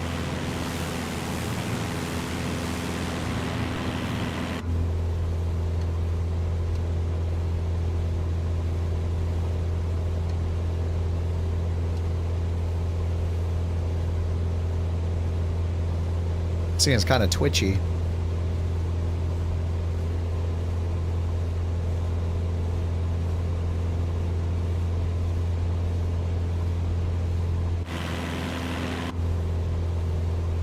Whoa. Looks good down there. Looks pretty good. Alright, we need to go to the south. We do not have the other VOR in range yet. I should probably find one to go outbound on. Because, yeah, it's probably a good idea. Is there one here?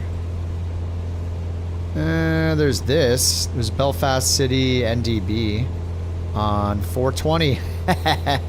Nice. Alright. Amazing. Oh, is this our transponder?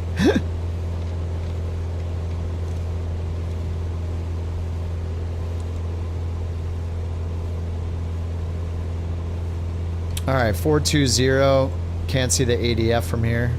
And let's see, if we want to fly outbound on that to the south, I mean, this is not really that helpful. If we want to go direct dub, we need to figure out like direct dub.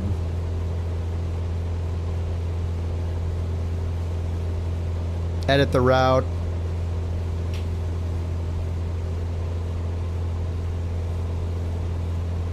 There, direct Dublin VOR, 195 heading. So if we can keep the keep that at a 195, right? So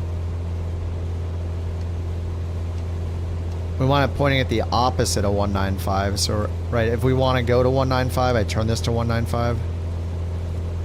195 right there. And now we want that to be pointing directly down, right?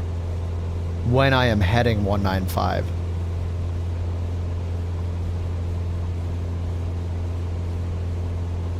So it's moving the wrong way.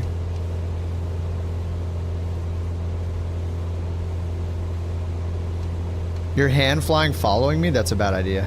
Oh god, I'm going the wrong way completely. I'm cheating with a moving map. I don't know how to use NDBs yet. Alright, I'm going to pull it back to 2500 RPM. Lean it out a bit. There we go. Okay, and we need some lights in this thing. And some music.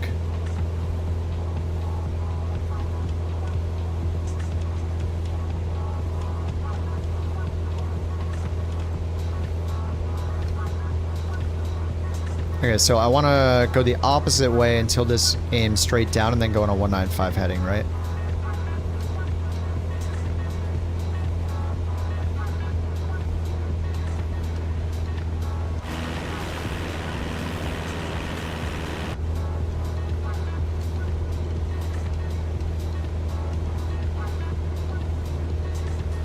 It's almost right behind me. So now I need to turn to 195.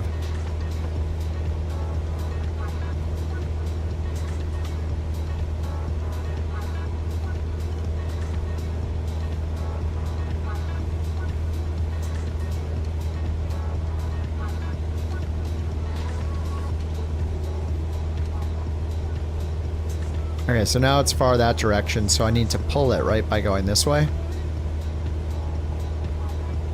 I'll go towards south, and that should pull the needle around. But I need to wait.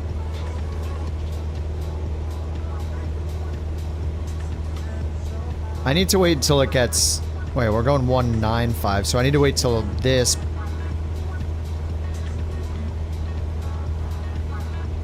I need to go over here so it's pointing at 0, like the same distance from here to here. Yeah. Okay. So I need to keep going this way? No, that's pushing it the other way. We need to go this way.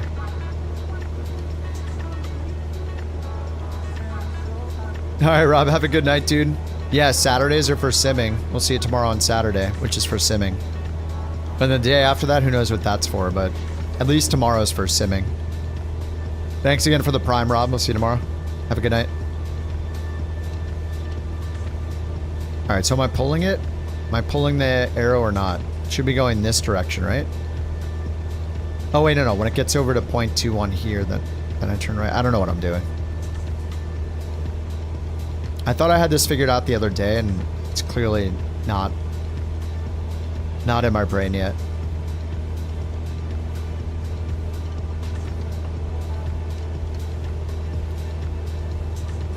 So now if I turn to 19 or 5, it should be directly behind us, right? 19 or 5. Saturdays are for forced labor in the yard. Sundays are for forced labor in the yard. Give us our bird back. So I'm definitely like, I'm just off the course. I'm supposed to be following it on the magenta line, basically, so it's telling me the course I want to be on is behind me to the right, so I have to fly to the right. I think I'm just flying the wrong way.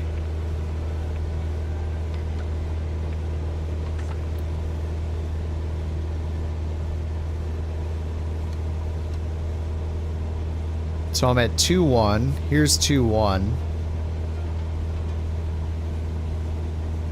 How do I know when to turn? This is going to keep deflecting. Do I just wait until this is pointing at the reciprocal of 2-1? So I wait until the tail here is on 2-1?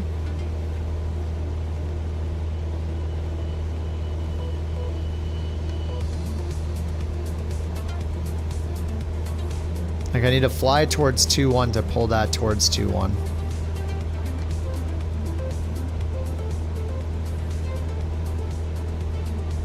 Alright, we're flying 210.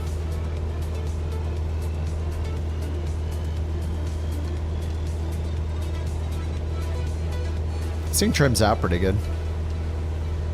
I don't know how you're supposed to see this with the yoke in the way though.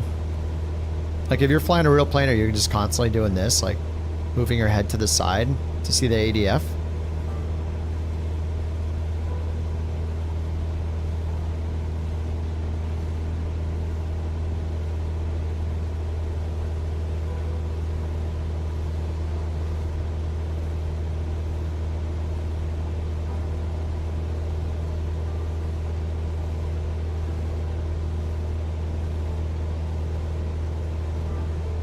So I want to fly here. I want to fly where the heading bug is, but have this pointed directly behind me. So I need to keep turning to the right. I mean, I know the course is to the right. It's behind me to the right. We still don't have the... Oh, did I tune it in, actually? Dublin VOR is on 114.9er. 11... I didn't tune it in. It's probably in range, so I can just use that. Yeah, it's already in range. NDB is more difficult, but... So now we just turn this. Get a 2 flag, center the needle. Fly the heading shown on the top.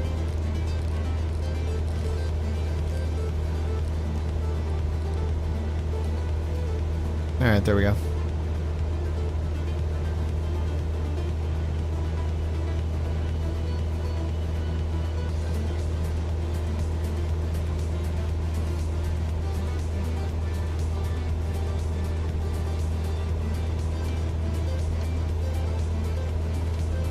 And, oh, we have DME, it's 55 miles.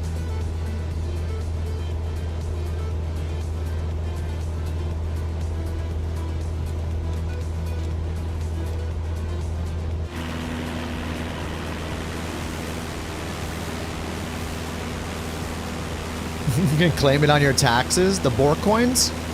You're gonna need to talk to a qualified accountant for that answer, okay? That's not me.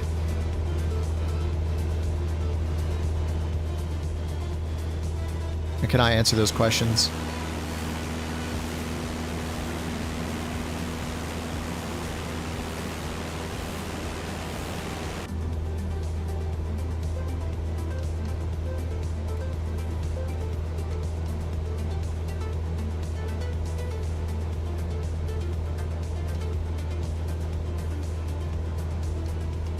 I wonder what Bird Mod says right now about my wear and tear.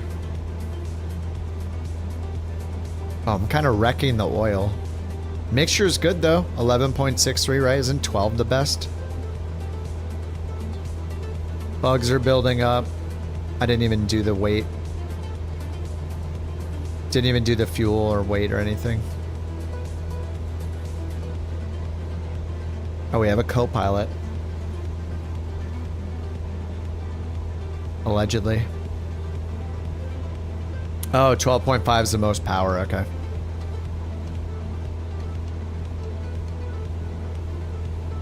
Alright, gotta fly towards the needle here.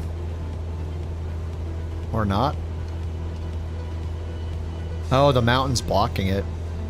Alright, we need to climb higher.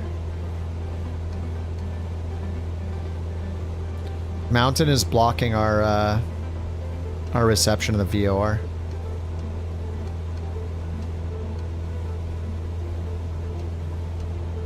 JT's trying to suck up for Bork coins. Don't fall for his tricks.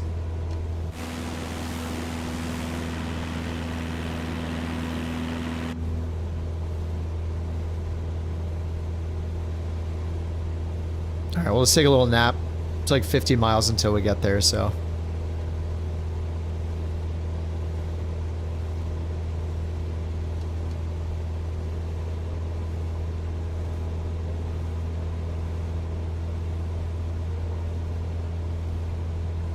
One minute. Ah, man.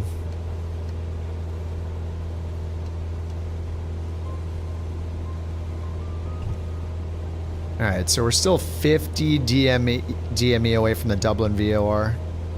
I don't want to ruin this engine, but I do want to go faster.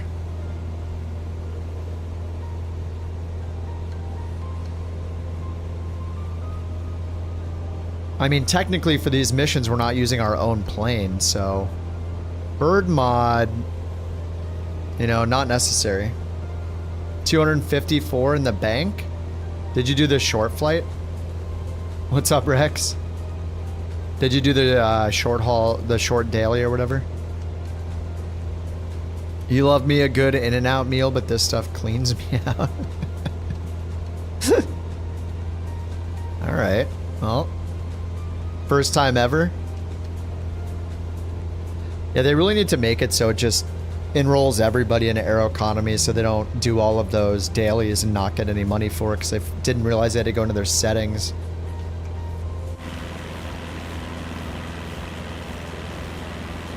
The name is fitting, In-N-Out. I mean, that's all food though. But yeah, I guess it's accurate.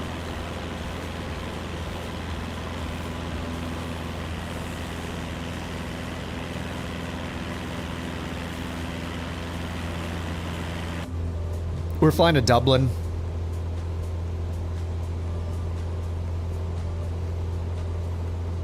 I'm doing one of the Aeroconomy missions here. Belfast to Dublin. To earn 1,600 Aero dollars. To put almost all of it towards the VA. I wonder how it's gonna work with the planes and stuff. Like, I kind of hope that you can... I hope that you can earn your money and buy your own plane. Like, one of the things that's kind of a pain, like when we did On-Air Company, remember you could... we basically used the money to buy planes for the VA, and then people could take the VA planes, but it remembered where the VA planes like were, like, you know, physically, you know, in quotes, whatever, in the world. So somebody could end up taking that plane and then you don't have your plane because someone didn't know you were using it or you just used it. I wonder if you can buy your own plane. It would be nice if you spent your money to buy your own fleet of planes. I don't know how I feel about the VA having its own hangar because I'm guessing the planes get moved from airport to airport. If they don't get moved, then it's fine. But it's nice to know what planes you personally have, and I feel like if the VA has planes, we're going to want to get the planes and give them to people, like, exclusively, like, here's your plane, here's your Vision Jet, here's your 777 you always fly, like, because you don't want somebody to be able to move the other person's plane because they're all shared. It's just kind of weird. It was such a pain with On-Air Company. We would fly together one stream, and then I would fly a certain plane and I would land, and then like the next day or 2 days later that plane would be used by somebody else and gone, and my pilot would be stranded because, you know, people didn't know I used the plane last or whatever.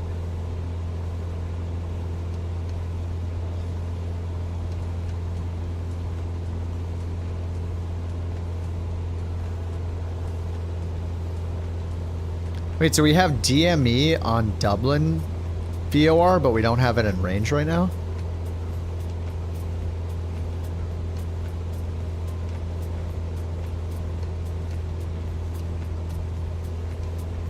Well, I gotta climb.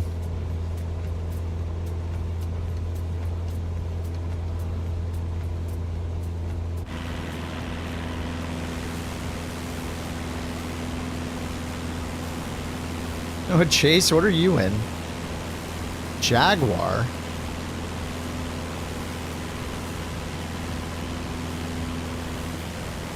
That's not the Jaguar. The Jaguar's a Bonanza. Interesting.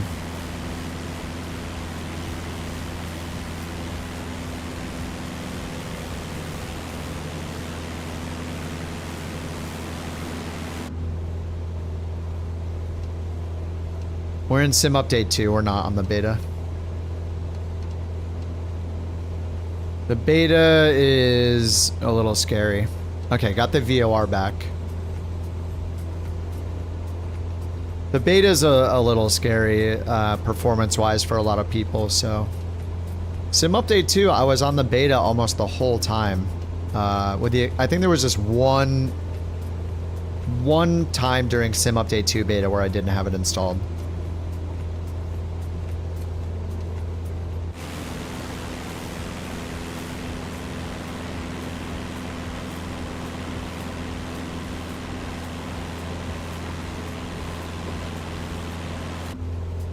Alright, I gotta get the autopilot on.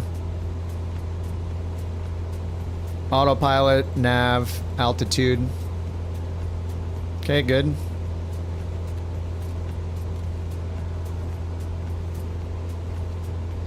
It's trying to intercept the VOR, that's fine. Cheers to anyone with a beverage. You mentioning that, it's interesting timing because I'm gonna use the restroom and then visit the refrigerator. Totally unrelated. Oh, I didn't put the... Oh my god, I didn't put the... That's why you guys were asking where we were going. I didn't put the flights in there. The code. EGACEIDW. Sorry. The tracker. Crap. Okay, totally unrelated. I'm gonna use the restroom and go to the refrigerator. I'll be right back.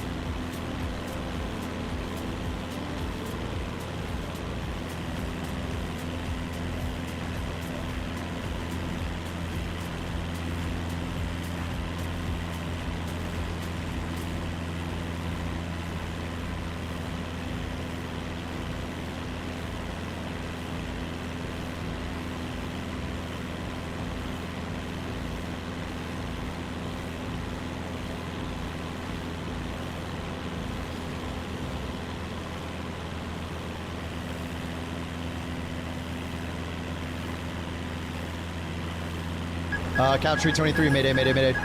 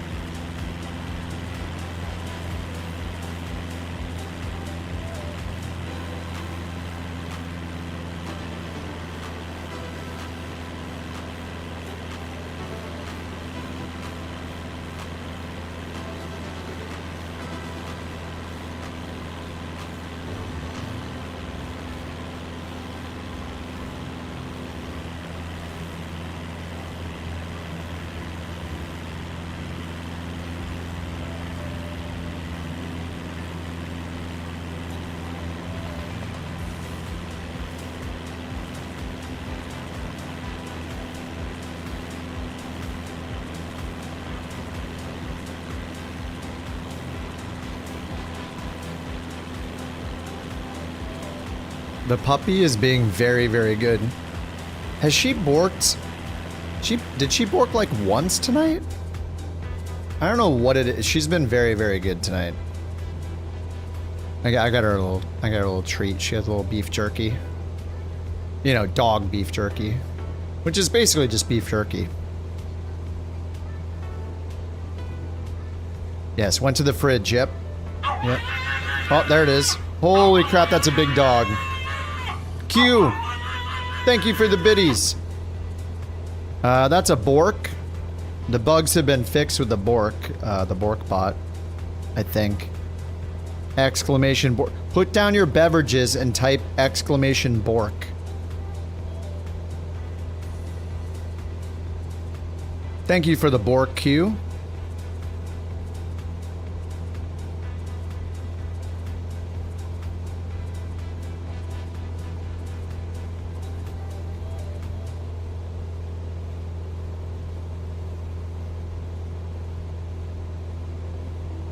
What does the Bork do?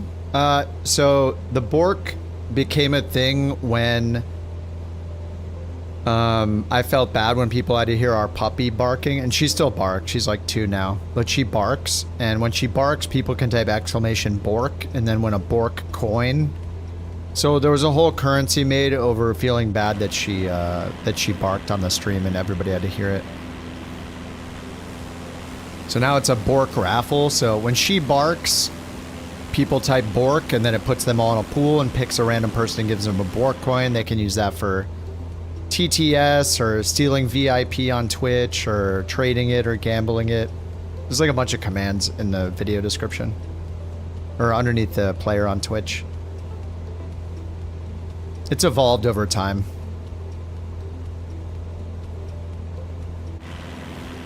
And in addition to like her actually barking, there's if somebody used their bits or their channel points to play a barking dog, there's a few of them, then it just counts as a Bork. It's like an artificial Bork. But she's been a good girl.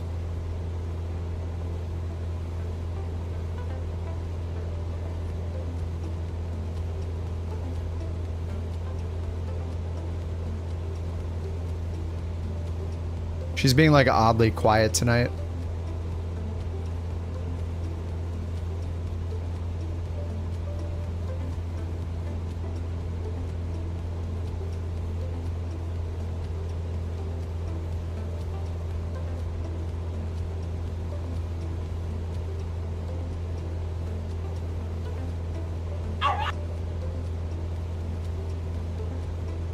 Oh, again? Wait, did you just do another one? What just happened? Dude, Tangia is messing up tonight. I don't know. Trying to wake her up. No, I got headphones on. She's awake. It said failed. I don't know what is wrong with this thing tonight.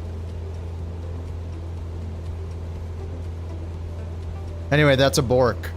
Bork it. I gotta close and restart. I don't know what's going on with Tangia. I've never had this problem before. Here, I'll replay it. Thank you for the Bork. You got a lot of biddies. That dog, dude. Thank you very much for the biddies, Q. Alright, how we doing on our DME here? 23 miles. We're earning that money for the, dude, this is just all gonna go to the VA. I think this weekend I'll do...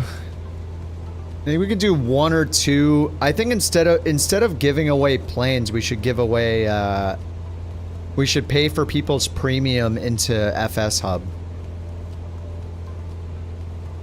For Aeroconomy. It's a selfish thing. I mean, it's a win-win. You call dibs? No, it's not going to be just a call dibs thing. We're going to have to... If I bark, would it's going to have to be based on something. Bark, bark, bark, woof, woof. I might not be a dog, but I sound like one. Please believe me. I promise I've got that dog in me. Why would you pay me? Why don't you just buy premium? What do you mean?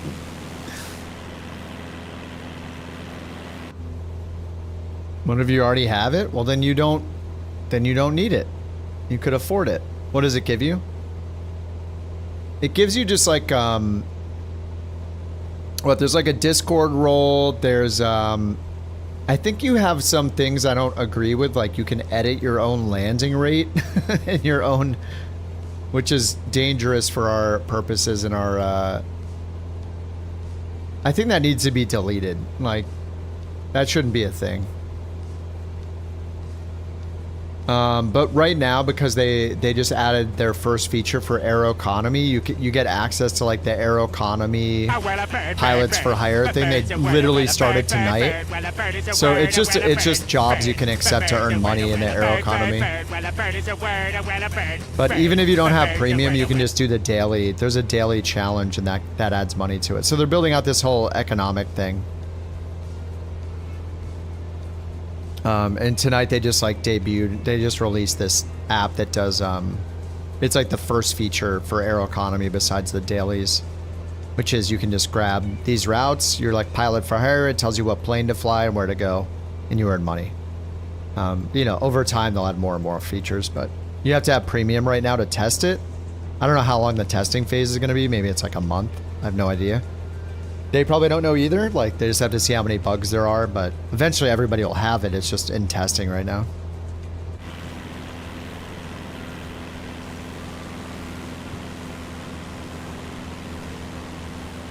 I'm supposed to check on the dog's food, be right back.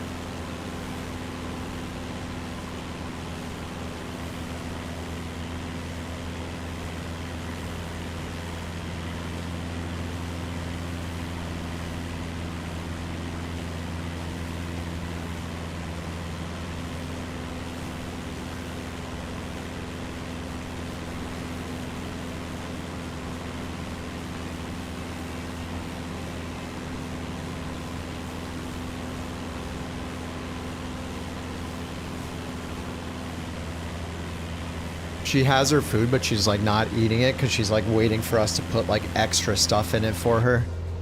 You know how dogs and cats do that. She's doing that. All right, 16 miles till Dublin VOR. Let's check the weather. Dublin info. Whoa. All right, weather just updated. VFR broken at 3,300. I guess that's that right there. We're at 2,500. QNH is 1020. Wait, 1020? Holy crap, what? 1020? Winds are variable at 2 knots, so any runway is fine. Runway 34 is 6,000 feet long, hard surface. There's an 8,000.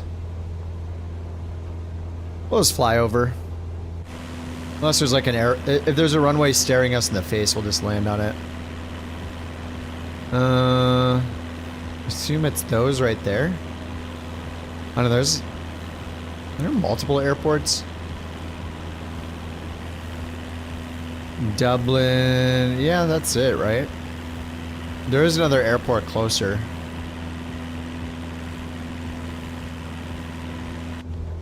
Exactly how your doggos are, yeah.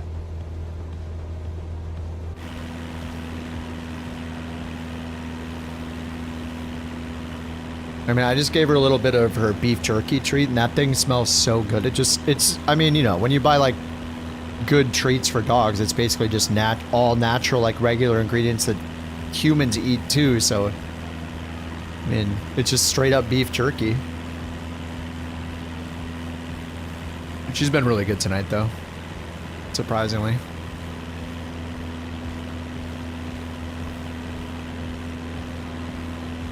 Your wife freaks out when they don't eat. Yeah, they're just like, if they have food in their bowl and they're not eating, it's because they're hoping that you're gonna, like, you know, add something extra into it to make it extra special for them. Which we do all the time, which is why she's doing that, but she's been too good. Yeah. Yeah, she's been good. She's pooped. She's just sleeping. She's got a really comfy, like, little, like, cave-looking bed that she sleeps in. It's not like cave, it's just like a, it's like a poof or whatever, almost. Like, I don't know how to describe it. It's not like a beanbag. It's like a clamshell, almost. I don't know. She's a Chihuahua. She's a 7-pound blue Chihuahua. She's very, very cute, but man, she barks a lot. She's gotten so much training too. She doesn't. Our other dog we had before her used to burrow all the time. She doesn't really do it. She like sleeps at the foot of the bed. She doesn't even want to be up like near us. She doesn't really. She rarely like cuddles. She wants to be like at our feet in the bed. And she like wants to go out on patrol like she's a big dog, like walk around the place, make sure everything's secure. But yeah, she doesn't burrow. Our other dog used to, but she doesn't at all. She's totally different than he was.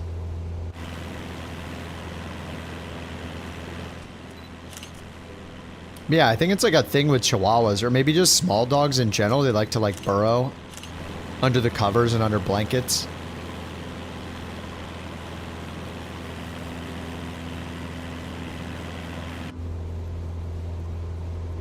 All right, 9 DME from Belfast, or from Dublin VOR. I think I put in DAP, right? Oh, it's Collinstown. DAP 1149. Oh, I'm going to Dublin VOR. We should be going to this one. 111.2.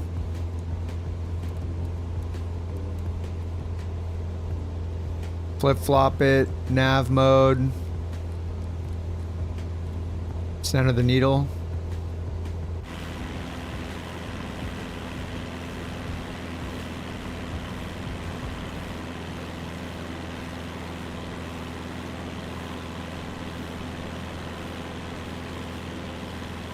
DFR recommended runway 34.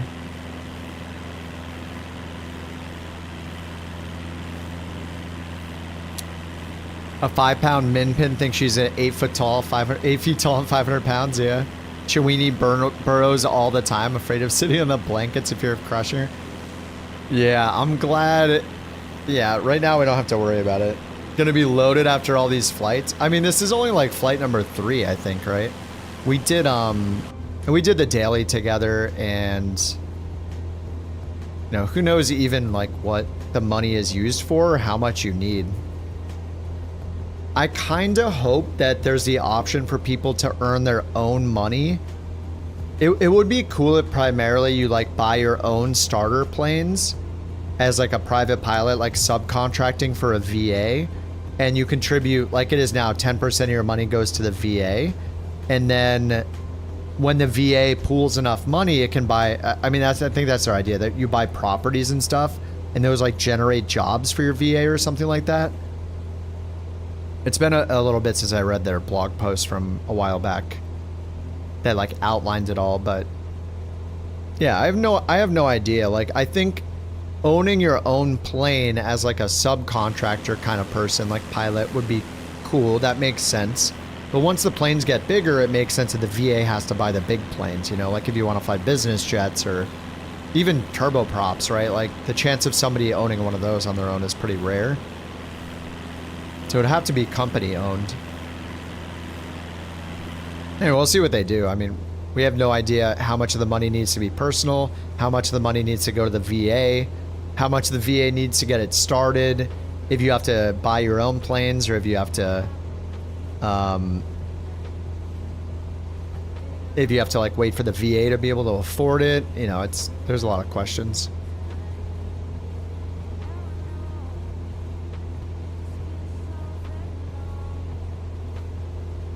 Simfly? Which one is that? Is that the one where you have to use your real money? Or is that a different one?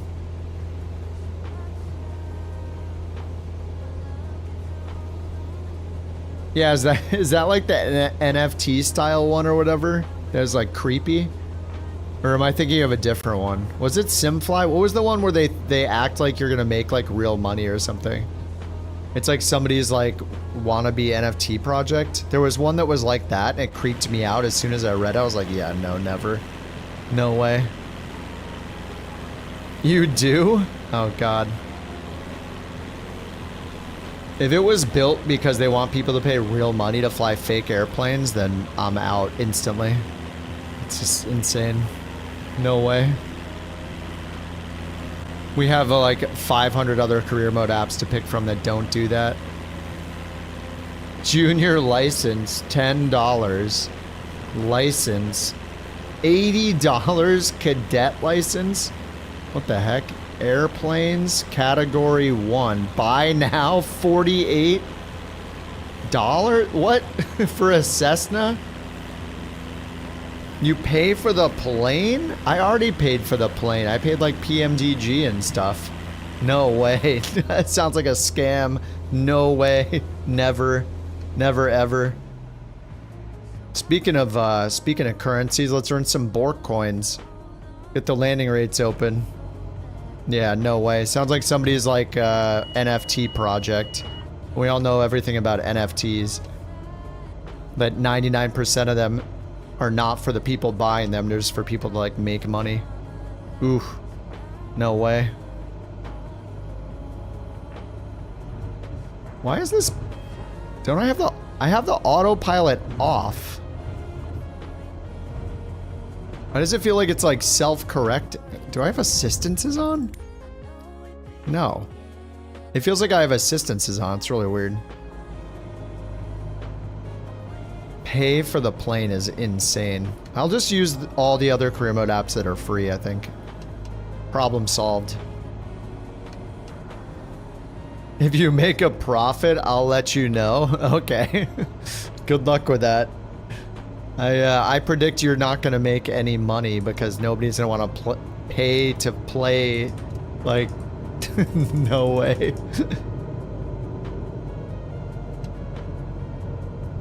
Sounds like somebody had a failed NFT and now they're trying it on the flight sim community or something. That's how it comes across.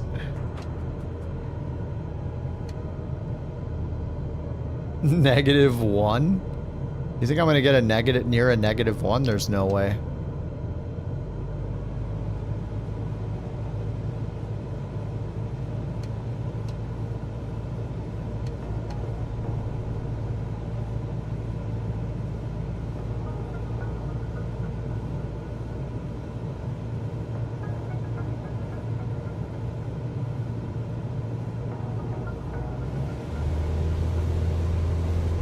I'm gonna do a little 360 here while I time JT out for an hour for being annoying. Okay, we'll see you later. Stop trolling people, dude. It's annoying. You did it before to somebody else, and we told you to stop, and now you're doing it again.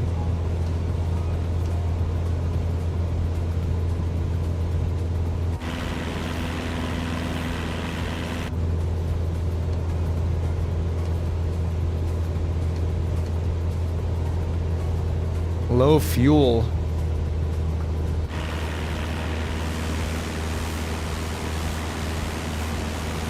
Wait, where's the other runway? Oh, it's just that one, isn't it? Alright. Can I see the windsock from here? Where's our windsock? Where's the windsock? Why is it so hard to find a windsock at so many runways? Like, I can never see the windsock near the threshold or... Like, where is it? Shouldn't there be a windsock, like, in the oh, it's way out there. I see it.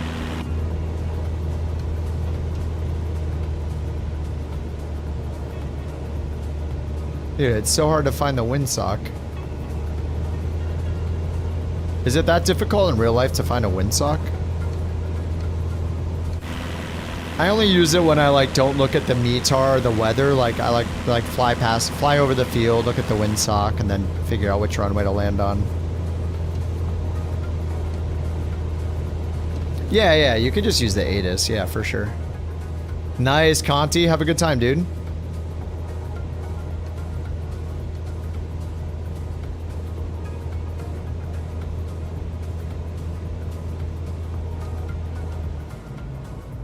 All right.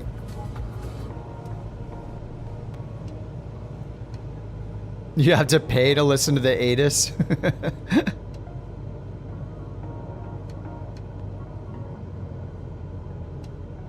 You can barely find the airport. Well, I would expect the windsock, like, I don't know how accurate the positioning the windsocks are, but I would expect them to be relatively close to the thresholds of each runway. But I'm probably wrong. I mean, I have no idea how it works in reality, where they're positioned or why.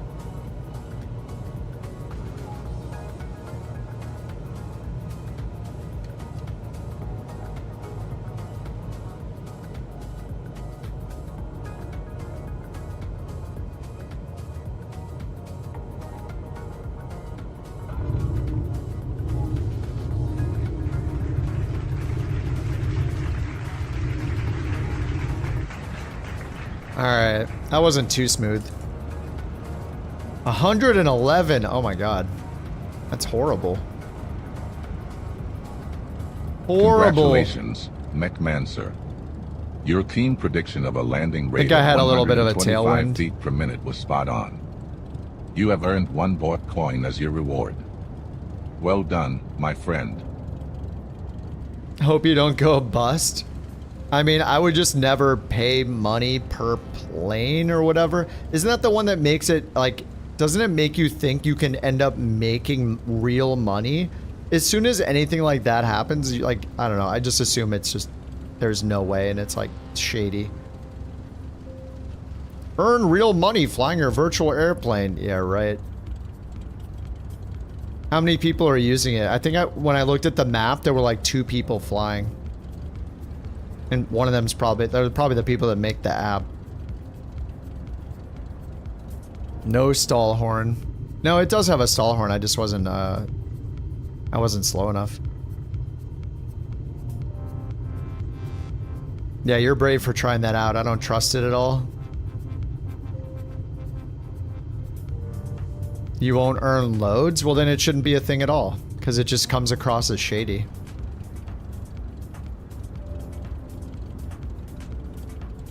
Crypto? That's even shadier. Like, in no way do I want the person making the app I'm trying to use to have fun, like in a flight sim. Like, them thinking it or saying it any way that I'll earn any kind of real money is shady instantly the moment they say it. That's just so weird. What it probably means is that they are going to earn the money and I'm not going to earn anything. That's how those things usually work.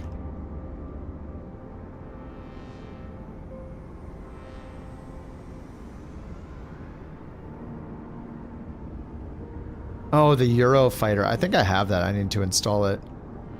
T-bone steaky. So he did a grass field landing. $1 per flight? See, that's just like, what is the point? How much do they earn when you earn the dollar per flight? You know, like, yeah, it just sounds shady. There's nothing about it sounds good.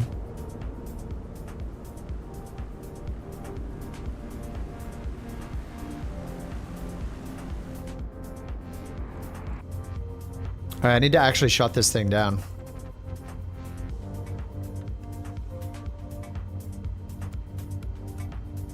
Lights, mixture. I need to reset the trim because it's going to remember with bird mod where my trim was. That's all the way out. Off, beacon off. And that is the cleanest windshield. Alright, bird mod, how'd I do? Everything's at 99 at least. Okay. Not bad, not bad. Okay, and it tracks the gear, right? Landing gear.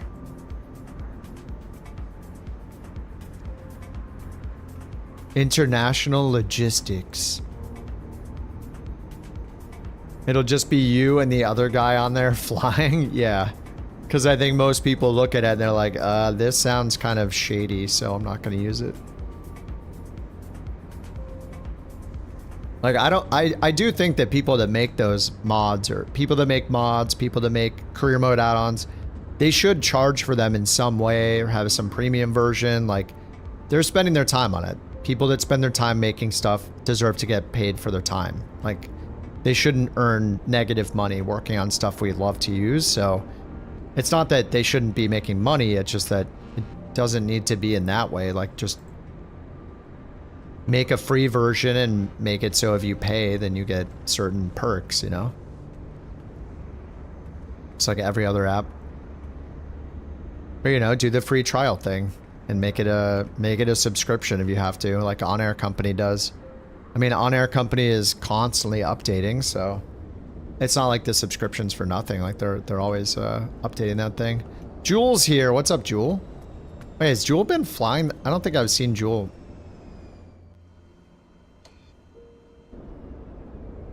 I guess I saw him in the chat earlier, but not flying along.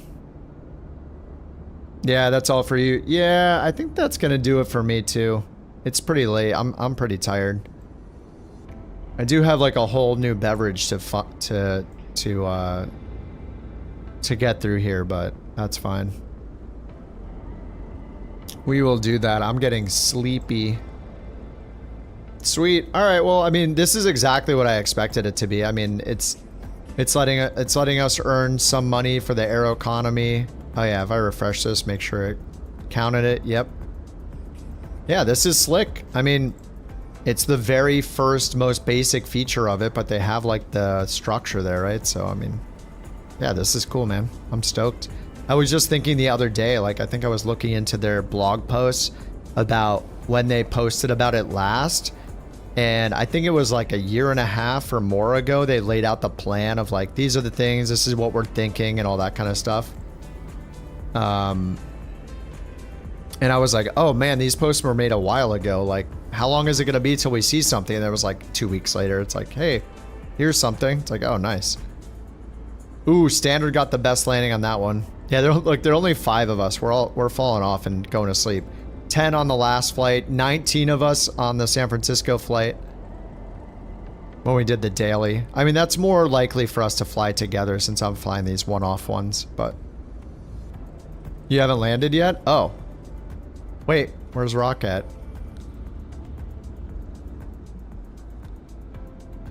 Oh, you guys are out there. Wait, what the heck? What's T-Bone Steaky's floating in the air? In a Cessna 172. But yeah, I mean, for the V1, like it's slick. It looks good. It'll be cool to see what they do with it over like the rest of the year or whatever. But it's a nice way to just find routes to fly to, like just being able to go in here. Like, we'll still do the achievements and stuff, but being able to go in here and do one of these every now and then is cool for now.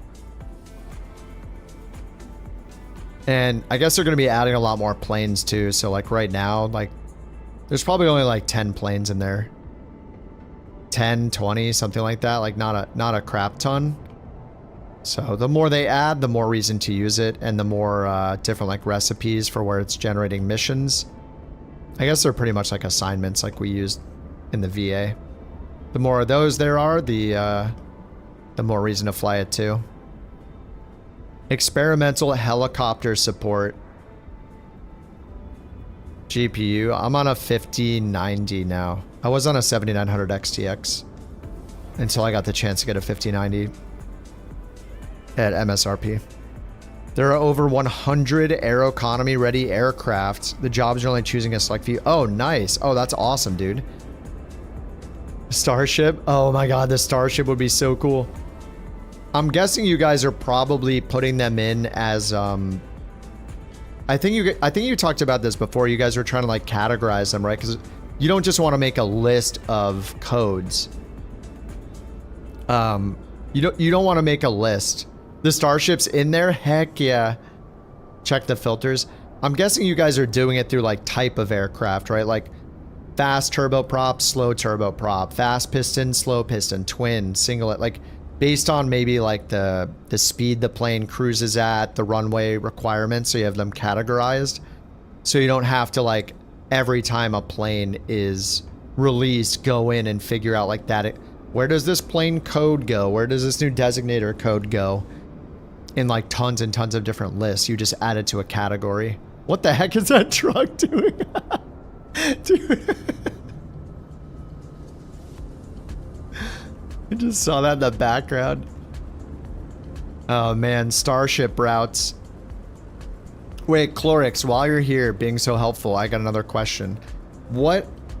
So these available jobs, are these unique? If somebody takes this right now, does it disappear from the list? Or is there an opportunity for us to fly the same jobs? I'm guessing they disappear, but I'm just trying to think like, how could we use this? We probably can't use this right now as like a VA or group flight stuff, right? Not yet. Not until we can like rally behind like hubs and stuff. They do disappear. Okay. Yeah, so we'll need to wait for like more features to rally at a hub to fly planes near each other and things like that. So that makes sense. Unless they release it, yeah. Makes sense. Cool.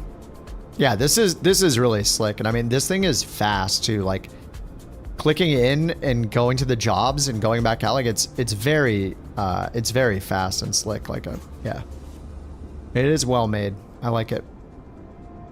So I guess over time we'll see more clusters like this appear throughout different parts of the world. Even this weekend, maybe we might see more of these appear with different planes supported and all that stuff. So it's awesome. I did do one of the like fish ones before. Did a little Grand Caravan, or I did a PC-12 one.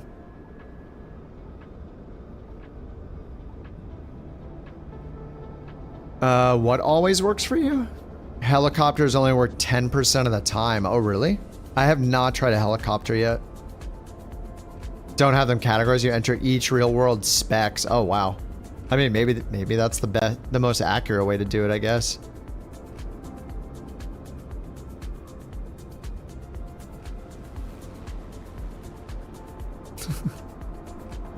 All right, let me see if there's anybody on to raid real quick on the Twitch side.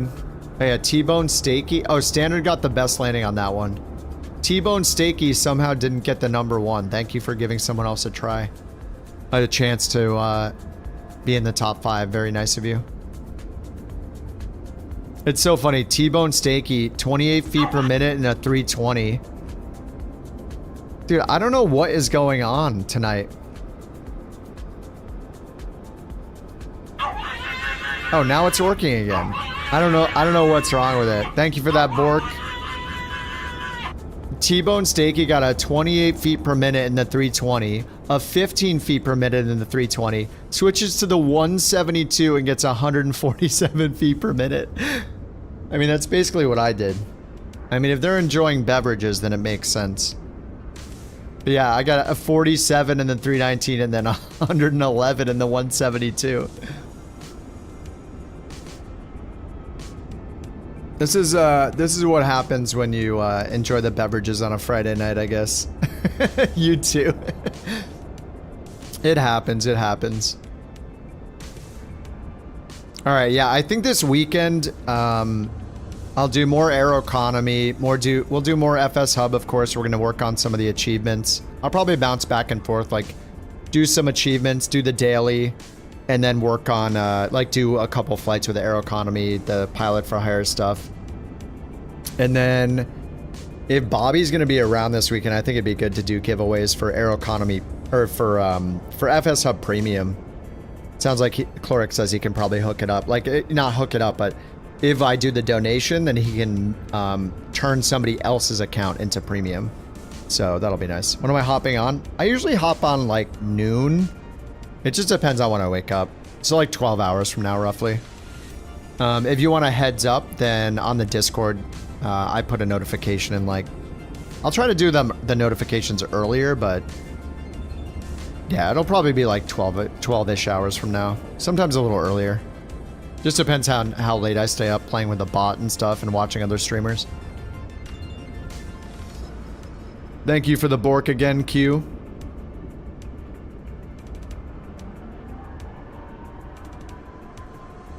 Alrighty, let me do, let me see who's on right now. There's probably nobody on. Aeroconomy. Who's on? Jam is on. Oh, he's flying. He's playing flight sim. We Fly Daily's on too. I'm gonna hit up Jam. Let's hit up Jam. Let me see how long he's been on.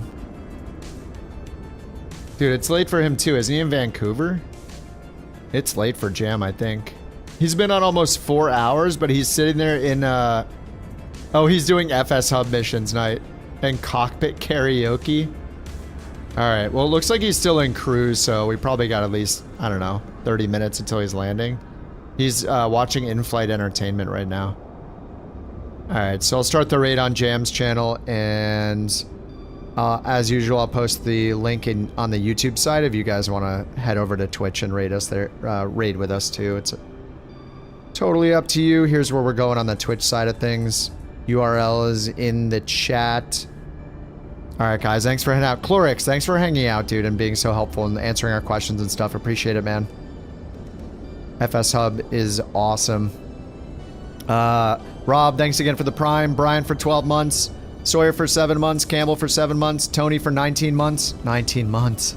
Holy crap. Bird, thanks for 7 months. Eric, thanks for the raid earlier. Frothy for 7 months. Oz for gifting a sub. Javiation for the gifted. Bird. Oh, those were from yesterday. All right. I think that's all of them. And thank you guys for all the biddies tonight. Q. The dog is freaking out because the mountain just walked in. And Jewel, Mac, Geek, Campbell, Shadow, Raccoon. Thank you guys for the biddies tonight. Good night, T-Bone Stakey. Good night, Q. Good night, Clorix, Gore. Good night, Kubi. Alright guys, I'll see you tomorrow. And I'll see you over on Jam's channel for a bit as we all pass out from our beverages. Alright, you guys have a good night. I'll see you tomorrow.